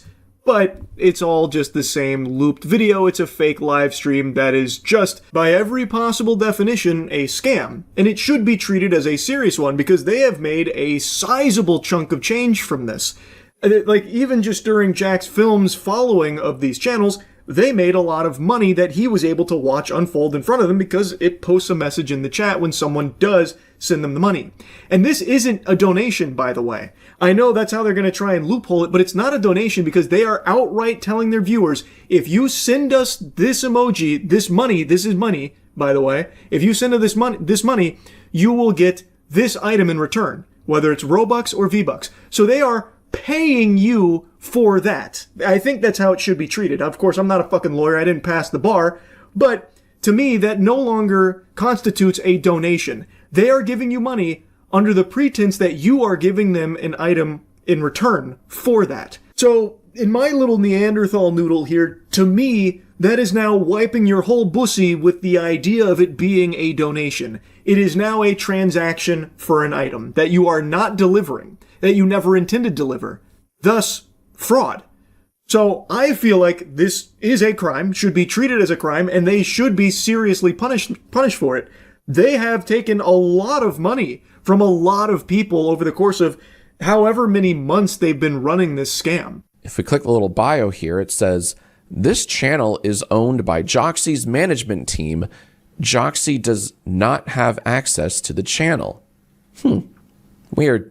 It kind of reads like a disclaimer meant to distance the personality from the channel. Man, you know what? I take it all back. These guys are slick. That was very smooth. Maybe they passed the bar. Wow, the way they were able to weasel themselves out of the accountability here. They don't own the channel. You can't hold Joxy responsible. He only makes all of the money from it. But he doesn't log in. This mystery person, the elusive man, logs in there. Fucking Slender Man is the one that actually controls the channel. They're the ones that are nefariously looping these pre-recorded videos that Joxy and all of his douchebag stupid associates make money on. Well, let's take a look at his most recent video titled We're So Sorry.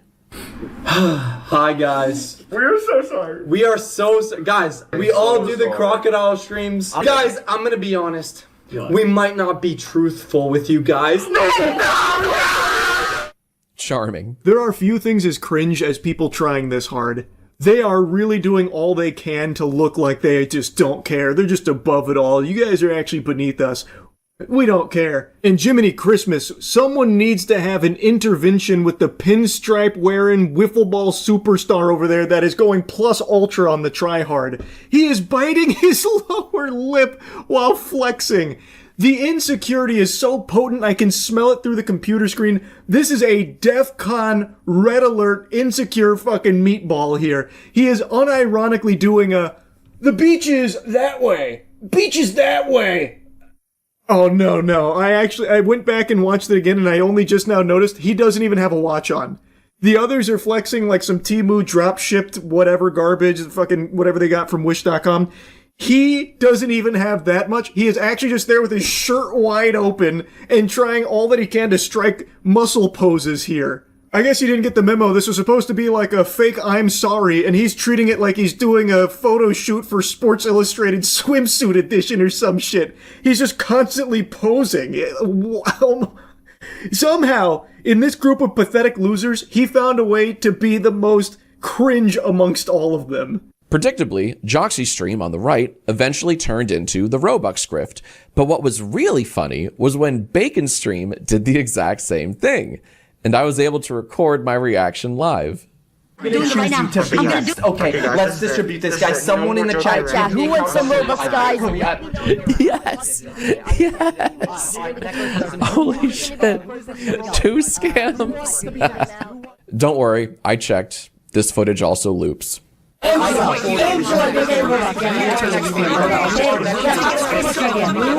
Unsurprisingly, this whole stalling thing to try and get a bunch of viewers in there while looping a stall video that never actually finishes whatever they say they're going to do, like with the crocodile tooth and the 911, usually transitions into them doing the Joxy thing, which is, okay, now we need money. So now give me money and you'll get Robux, V-Bucks, whatever. So in that one, Bacon, buttfuck, whatever it is, I already forgot the guy's name, but his does the exact same thing. So clearly the goal is deceive a bunch of children, get them hooked on like, oh, he's gonna press the crocodile tooth, wow, and then it goes into, okay, now quickly you gotta give me money so you can earn some V-Bucks and Robux, that kind of thing.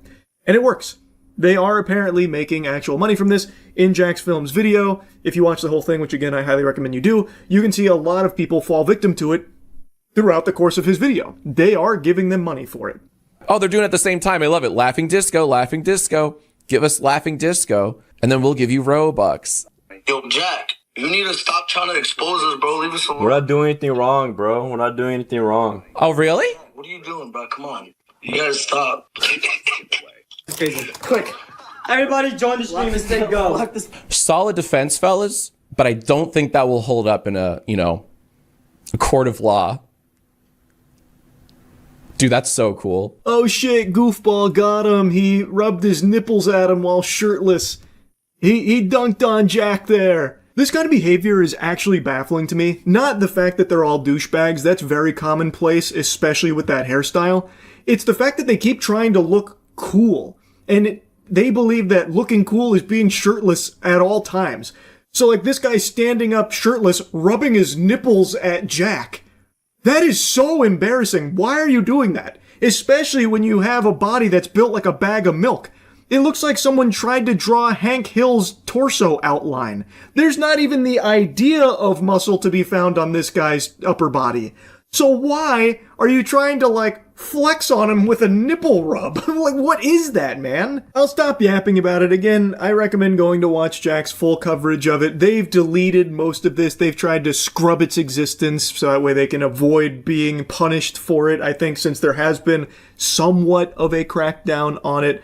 But there are still plenty of re-uploads and plenty of evidence to their wrongdoing here. Again, it is a scam. It should be treated as such. I believe there needs to be serious punishment. There needs to be a precedent set. Otherwise, just like all those degenerate pranks, it's going to continue to spiral out of control. More and more people are going to be doing this kind of thing, scamming through these fake live streams, and this shit just super sucks. Anyway, wanted to talk about this. That's about it. See ya. We need teleportation. That'd be cool too. That one I don't think's ever happening. Teleportation wouldn't even be you, it's a copy of you, so you'd still technically die. You don't know that. It could be jumper rules, where it opens into it, you know what I mean? I'm talking jumper rules. You clearly haven't seen the 30 clearest teleportations caught on camera. We already have the technology. Actually, I haven't. How clear were these teleporting incidents?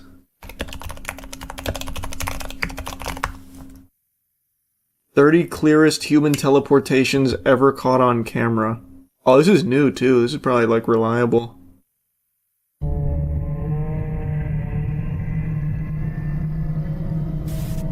He didn't even teleport. Well, he didn't go anywhere. How's that a teleportation?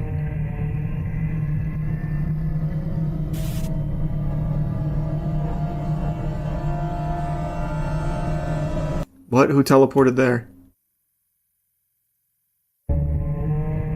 These are a lot less clear than the title led me to believe.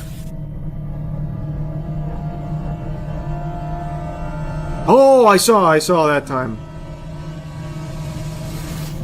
They vanished in a blink, one moment standing or walking, the next gone, and then inexplicably appearing somewhere else, as if space itself folded. But what happens when the evidence is crystal clear, and yet people still refuse to believe it? From security cameras to stunned smartphone recordings, here are 30 clearest human teleportations ever caught on camera. In Hong Kong, a camera caught a strange scene as a man appeared in frame, seemingly drawing crackling blue light from his hand.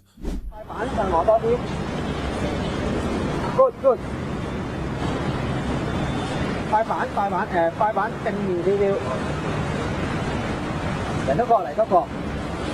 Oh, here comes Alex Mercer.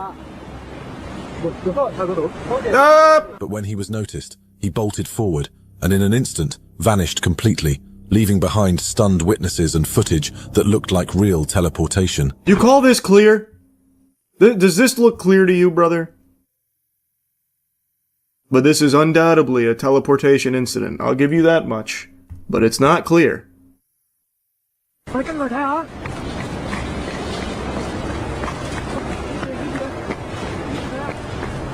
I almost saw something there. That was a close call.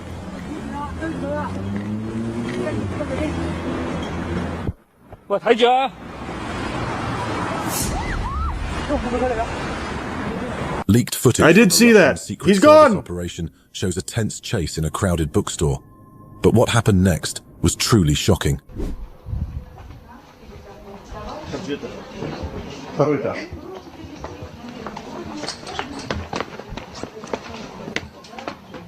This is an intense chase.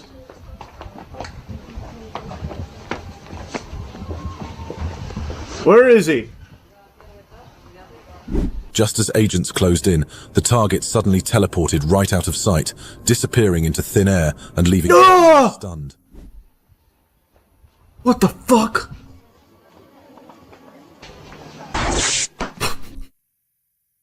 Damn! Wow, I don't think he got teleported. Based on that sound effect, I think he got zapped. There's probably a pile of ashes with smoke coming off it on the floor there. Holy, alright, now this is pretty clear. This one's only like negative 160p, so I can see things here.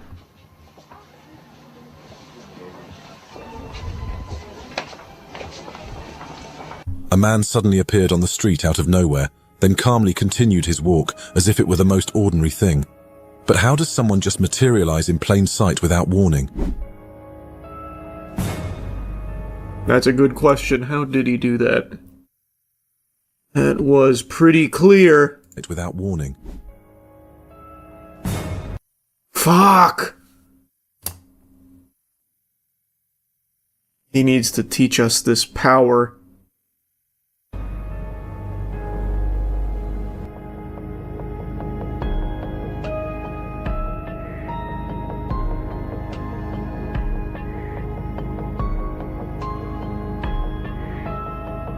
Without warning, too. Good point. Nobody on the sidewalk knew that this was happening. He didn't warn a During single a live soul. interview near an airport baggage carousel, everything seemed normal until something in the background caught viewers off guard. Men måske ikke at få trænet 2 gange, inden vi skal spille den næste kamp, det kan godt irritere mig lidt, at vi måske må nøjes med en enkelt. Nu ser vi på dem i løbet af aften, skal de ikke træne, og så ser vi, hvor meget de kan i morgen. A woman standing behind the interviewee suddenly disappears the moment someone walks past her. This one's not even really trying. A trick of light, or something much stranger. Og eventuelt så vil vi lægge en træning ind lørdag formiddag. She just didn't disappear. She's just walking with her. I don't mean to debunk clear evidence here, but that one she's just walking with her. You just can't see her anymore because of the angle. You can even see her start to walk. Nej, hvad sker der? Hvordan kan de lave det? Jeg ved det ikke. Lad os se det igen. Det er fuldstændig. Det skal vi se igen. Hun står der. Hun står der. Venter på kufferten. Sker nu der? Hvad? Dashcam footage captures a moment that feels completely surreal, leaving viewers unsure if their eyes are playing tricks on them.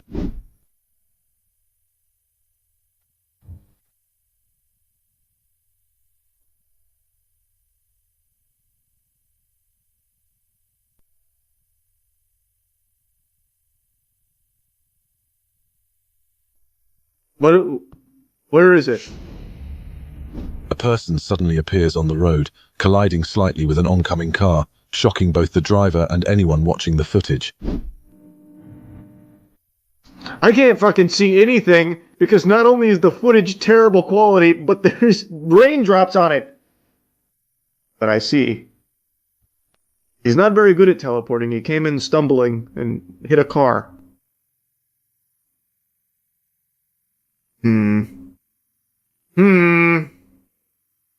Peculiar. Very peculiar. Yes. He can teleport. Just like the others. Wrong coordinates. Yeah, just a little off. The car teleported to intercept him. Oh, now that's an interesting theory. You might be onto something. Let's see. No, the car comes from over here. He's teleported. A person suddenly appears on the road, colliding slightly with an oncoming car, shocking both the driver and anyone watching the footage. Damn. As a man on a bike rides into the frame, he moves forward and then suddenly disappears from view, leaving those filming stunned and questioning what they just witnessed.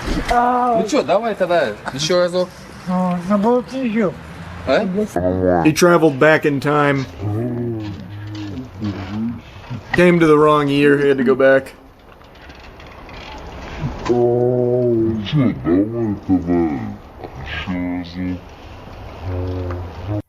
CCTV footage shows something that immediately makes you question reality, as if the laws What? have taken a brief vacation.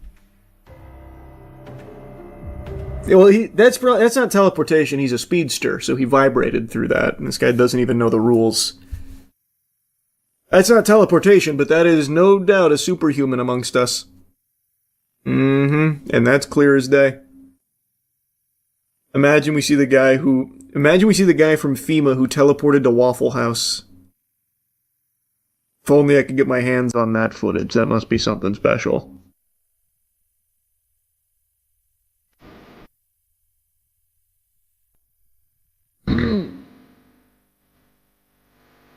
That's crazy. That's crazy. Oh, he comes back too! A person in a black hoodie casually walks straight through a closed door, leaving anyone watching utterly baffled by the impossible sight. You're not supposed to normally be able to do that! He's no clipping.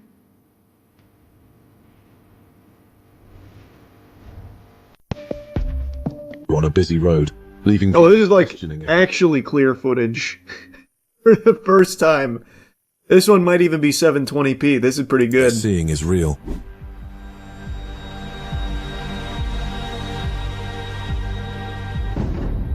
Man, people keep teleporting in front of cars. A man suddenly appears. Their coordinates in the are middle of the way road, off. narrowly avoiding a moving car, then calmly runs across as if he had stepped out of thin air, leaving no hint of where he came from.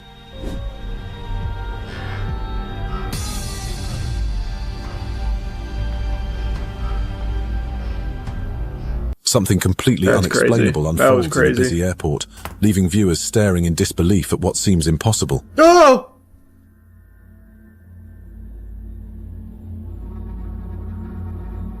Wow! Right now he's on the horn with his boss. Wait, even this guy teleported! Everyone's teleporting! Travelers move along as usual, but in an instant, some vanish into thin air, leaving empty spaces where they had just been, baffling anyone witnessing the scene. Oh my god!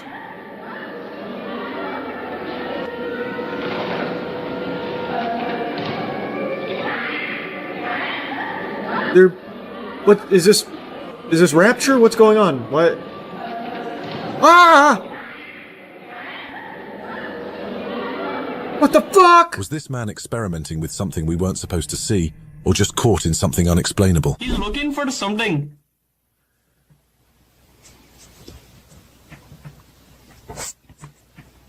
Okay. He can't find it.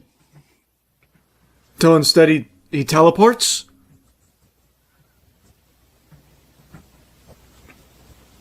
Oh, he's gonna jump into that hole. A man is seen pacing suspiciously around the side of a building before a sudden bright light appears. After a moment of moving within the glow, he abruptly vanishes without a trace, leaving only questions behind. Now look closely right here. Look. Look. Is this an SOS signal he's sending? Look closely right here. Watch what happened. Here it is. Watch. Look. The routine street. Can't argue with that one. That gives me a lot to think about. Man, that guy fucking pieced out like that meme where they have that guy go like this and then he fades out. Wow. To think that it's real. I mean, you can't argue with that. He was sent to the back rooms, maybe. This is scary stuff, man. This is scary stuff. And to think there's 30 of these. There's 30 of these. Oh, wow. This one's a whole out. Oh! Whoa! Ah! Oh, I've already seen that one. He's reusing it. That's crazy, man. Wait, that one was an angel sighting. I forgot about that. Oh, this channel is just all this, huh? What's the most popular? 30 disturbing gang encounters. So it went from gang and cartel encounters to teleportations. Okay. Quite a pivot. And UFOs seem to be a big one. 60 of the clearest UFO sightings ever. That is pretty clear. Oh, I remember these assholes. I remember when these fucking cosmic perverts came down. Tried to have sex with my grandma.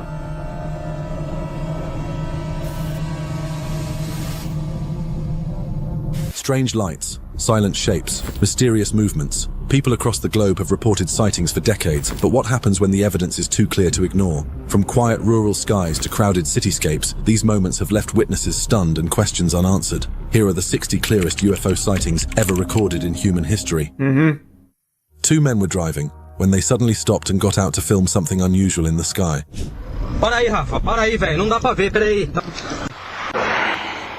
As they zoomed in, the object's strange shape became clearer, leaving them stunned. Or a drone. Just something they couldn't explain. Scram! Shoo! Get out of here! This ain't your world! They're hiding in our clouds. Fucking cloud people.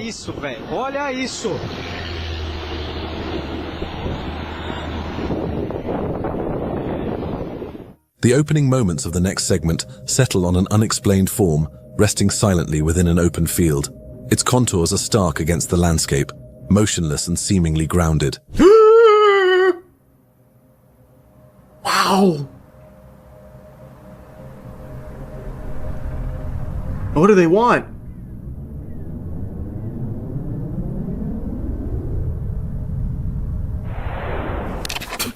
Oh, the sound effects.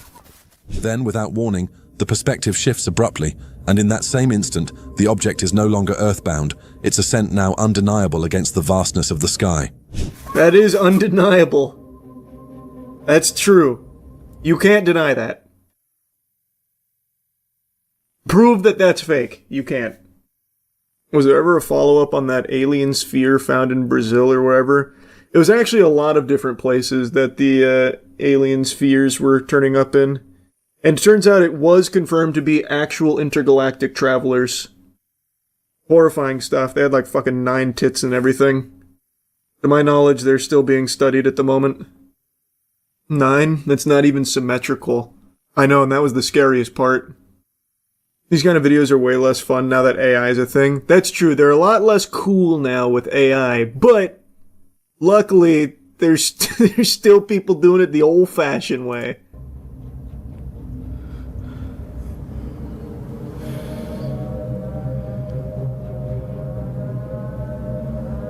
He pulls out his phone to record it. Revealed. In Oshawa, without hesitation, he pulled out his camera and began recording. Someone want to tell me what that is? Bro, that shit looks like a tin can with boosters on it. The object hovered silently, its shape and behavior unlike anything he'd seen before. What exactly did he capture that day? I don't know, some kid's science experiment, maybe. Artemis 3. An object that doesn't appear to be ordinary. Oh, yeah. Me contem o que vocês acham. Despite the grainy image, its shape and movement stand out, leaving viewers to wonder what exactly was spotted. I don't know, it's in the shape of like a fish or something. What does it mean? Like a Swedish fish. De Janeiro, this footage shows a strange, shiny object visible in broad daylight. Still in the sky. Give me something close. Give me a close encounter. That's pretty good. That is close right now. Epa. Da nenhum outro lado é que está. Só num lado. Mas Couple was minding their own business when something unusual caught their attention. Gliding smoothly across the horizon without a sound, leaving them in confusion. Não tem aeroporto aqui. no meio dos prédios, como é que tem aeroporto? Não tem aeroporto não. No meio dos prédios, amor. Yeah, the aliens in their lowrider again. This footage reveals something in the sky that appears to resemble... What else? Do they have any gnome footage on this channel? I haven't seen any good gnome videos in a while. They got some cryptids. 60 creepiest wildlife and cryptid encounters even skeptics can't deny.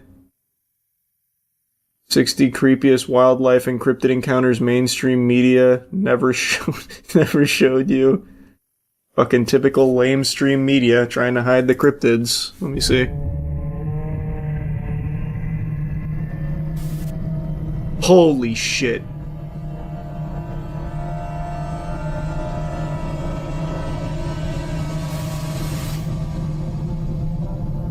Wildlife is supposed to be beautiful, predictable, and safe to observe from a distance. But what happens if nature has other plans? From mysterious shapes lurking in the shadows to creatures caught on camera that defy Oh my god, we have a Slender Man sighting. He was dormant for so long, but he's back. Oh no. No! I thought we were rid of this menace. The 5G radiation has summoned him once again from his slumber. No! Logic. Here are the 60 creepiest wildlife and cryptid encounters mainstream media never showed you. What would you do if, while walking home at night, your flashlight suddenly revealed something lurking in the shadows? I'd fucking poop, bro. That's what I would do. Its shape thin and almost stick-like. A strange, pale figure stood frozen in the darkness. Its shape thin and almost stick-like. What's he doing there?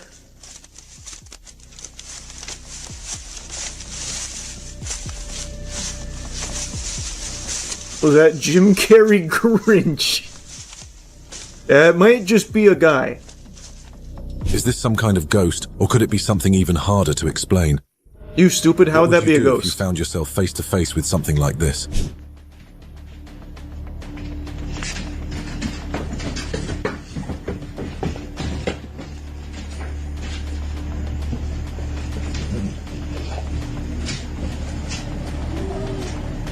In a dim, closed-off room near Moorhead, Kentucky, a camera captured a pale, stick-like figure moving in the shadows. Its shape was thin and unnatural, almost as if it didn't belong in this world.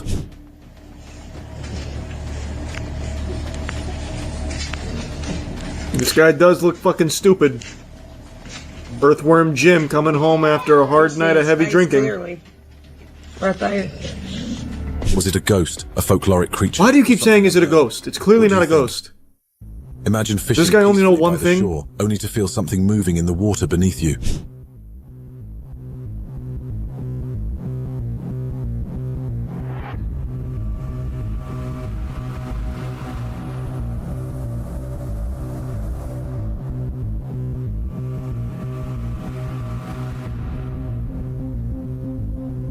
This quality's so bad I can't even really tell what's happening. I'm gonna go next.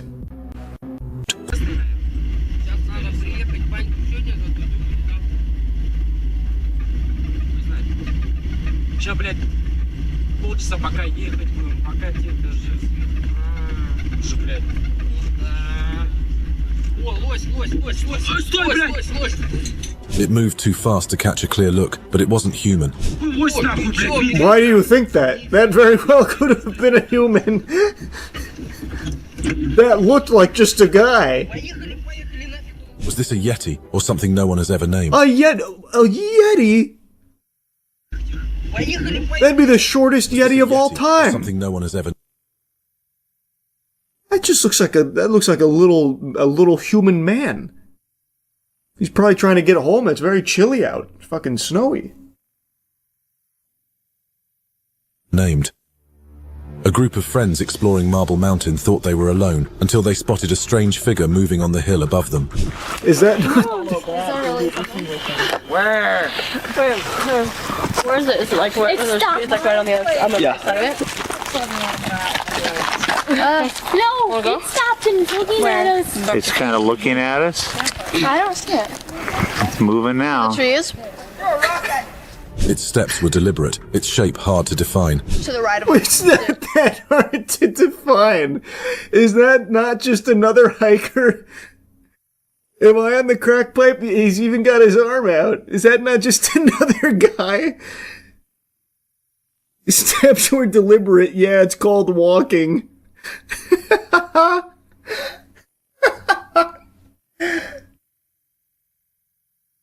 He's huge. Is he that huge? They're just really zoomed in. He doesn't seem that big. It's on like the side of the walk there.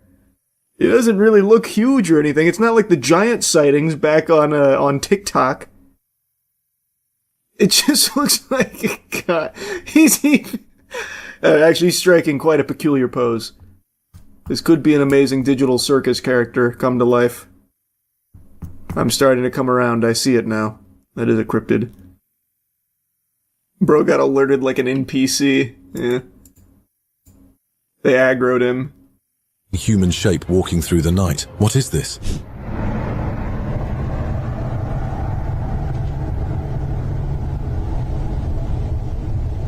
shit.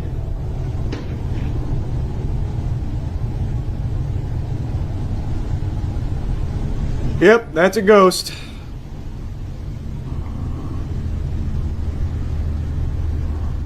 Its movements were unnatural, almost predatory. Could this be a skinwalker caught on camera, or something? That's probably exactly what it is, actually. My dad is into this stuff. He even bought an app that's supposed to... he even bought an app that's supposed to help him communicate with aliens. What do you mean he bought... What app did he buy? Tell me right now, I'm gonna buy it as well. How... What would you even spin... Like, what would the app do? He'd have... That would be so... Like, the stars would really have to align to get some bang for your buck with that app purchase. He'd have to encounter aliens, A, and then B, he'd have to hope that the app is able to translate to that language of the aliens, for which there's probably countless. Like, this could be set to only communicate with, like, I don't know, Viltrumites, or, well, Viltrumites speak English in the show. What's a fucking alien that doesn't speak English? Krogans, or something, maybe. So we'd have to encounter them. What's the app? Tell me right now what the app is. Ask your dad. CE5 Contact. Oh my god. For $10 from Dr. Stephen Greer. $10. This app provides instructions and tools to assist you in making peaceful contact with extraterrestrial civilizations, as well as locating others in your area who are interested in making contact. ET contact is undertaken using the CE5 protocol. It stands for Close Encounters of the Fifth Kind. Unlike more passive CE 1 through 4 experiences, a close encounter of the fifth kind is human initiated. Contact work can be done with just a chair and a quiet night. However, use of this app and the recommended and or optional items listed below have the potential to make your field experiences easier, such as detecting anomalous activity, initiating communications, or documenting celestial events. To further your understanding of consciousness and contact, ET and UFO matters, as well as the history and science that relate to these topics, the following reading materials are highly recommended. How does this help me do this? How does this help me contact and talk with them? I'm gonna match with a hot alien in the Andromeda. When I was in my alien phase, I used an alien app similar to that called Alien Talk. Was yours $10? I can't believe the price. Who is Dr. Stephen Greer? That name sounds so familiar. Oh, that's why, because I just looked up Stephen Greer the other day. Someone on chat was asking me my perspective on Dr. Stephen Greer. That's why, I was just looking at him. So now he has an alien contact app. I'm going to tell you that makes him even less credible in my eyes. Assuming this is his official app.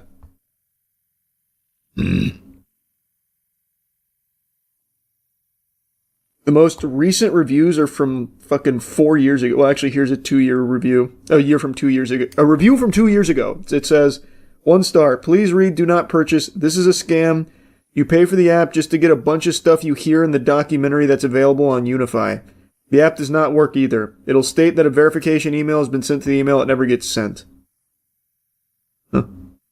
The email is necessary to log into the account and use to meet up on the portion of the app to try and form a group. Every purchase just buys the guy a beer. That's what it sounds like. Oh, they actually just updated it 2 weeks ago. Additional fixes to optimize map loading. Huh. Well, I'm not gonna piss away $10 on this. If it was like $2, I'd do it, but 10 is a crazy ask for this dog shit. I'll pass on that. What was the other one you said? Alien Talk?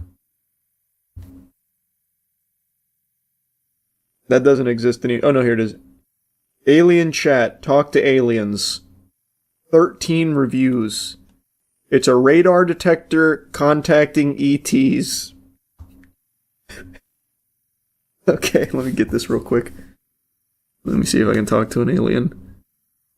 This one's free. So you know it works. Chat with alien beings, talk to aliens in real time, powered by groundbreaking AI technology. So they're not even real aliens. They're not even fucking matching me with aliens. Oh my god, it's a fucking scam. I can't even start without paying for a $13 a month trial, or a $13 a month subscription. This is so fucking silly. Oh my god. Oh my god. I'll never get to chat with aliens. Fuck. Here's a review. It's 1 star. The aliens just say a few words and then that's it. They're all pre-established words. It's not like an AI chat where it'll come up with new things and it doesn't always answer the questions. The only cool thing this app does is allow you to turn on the flashlight by asking the alien to do it. Oh my god, it's so pathetic.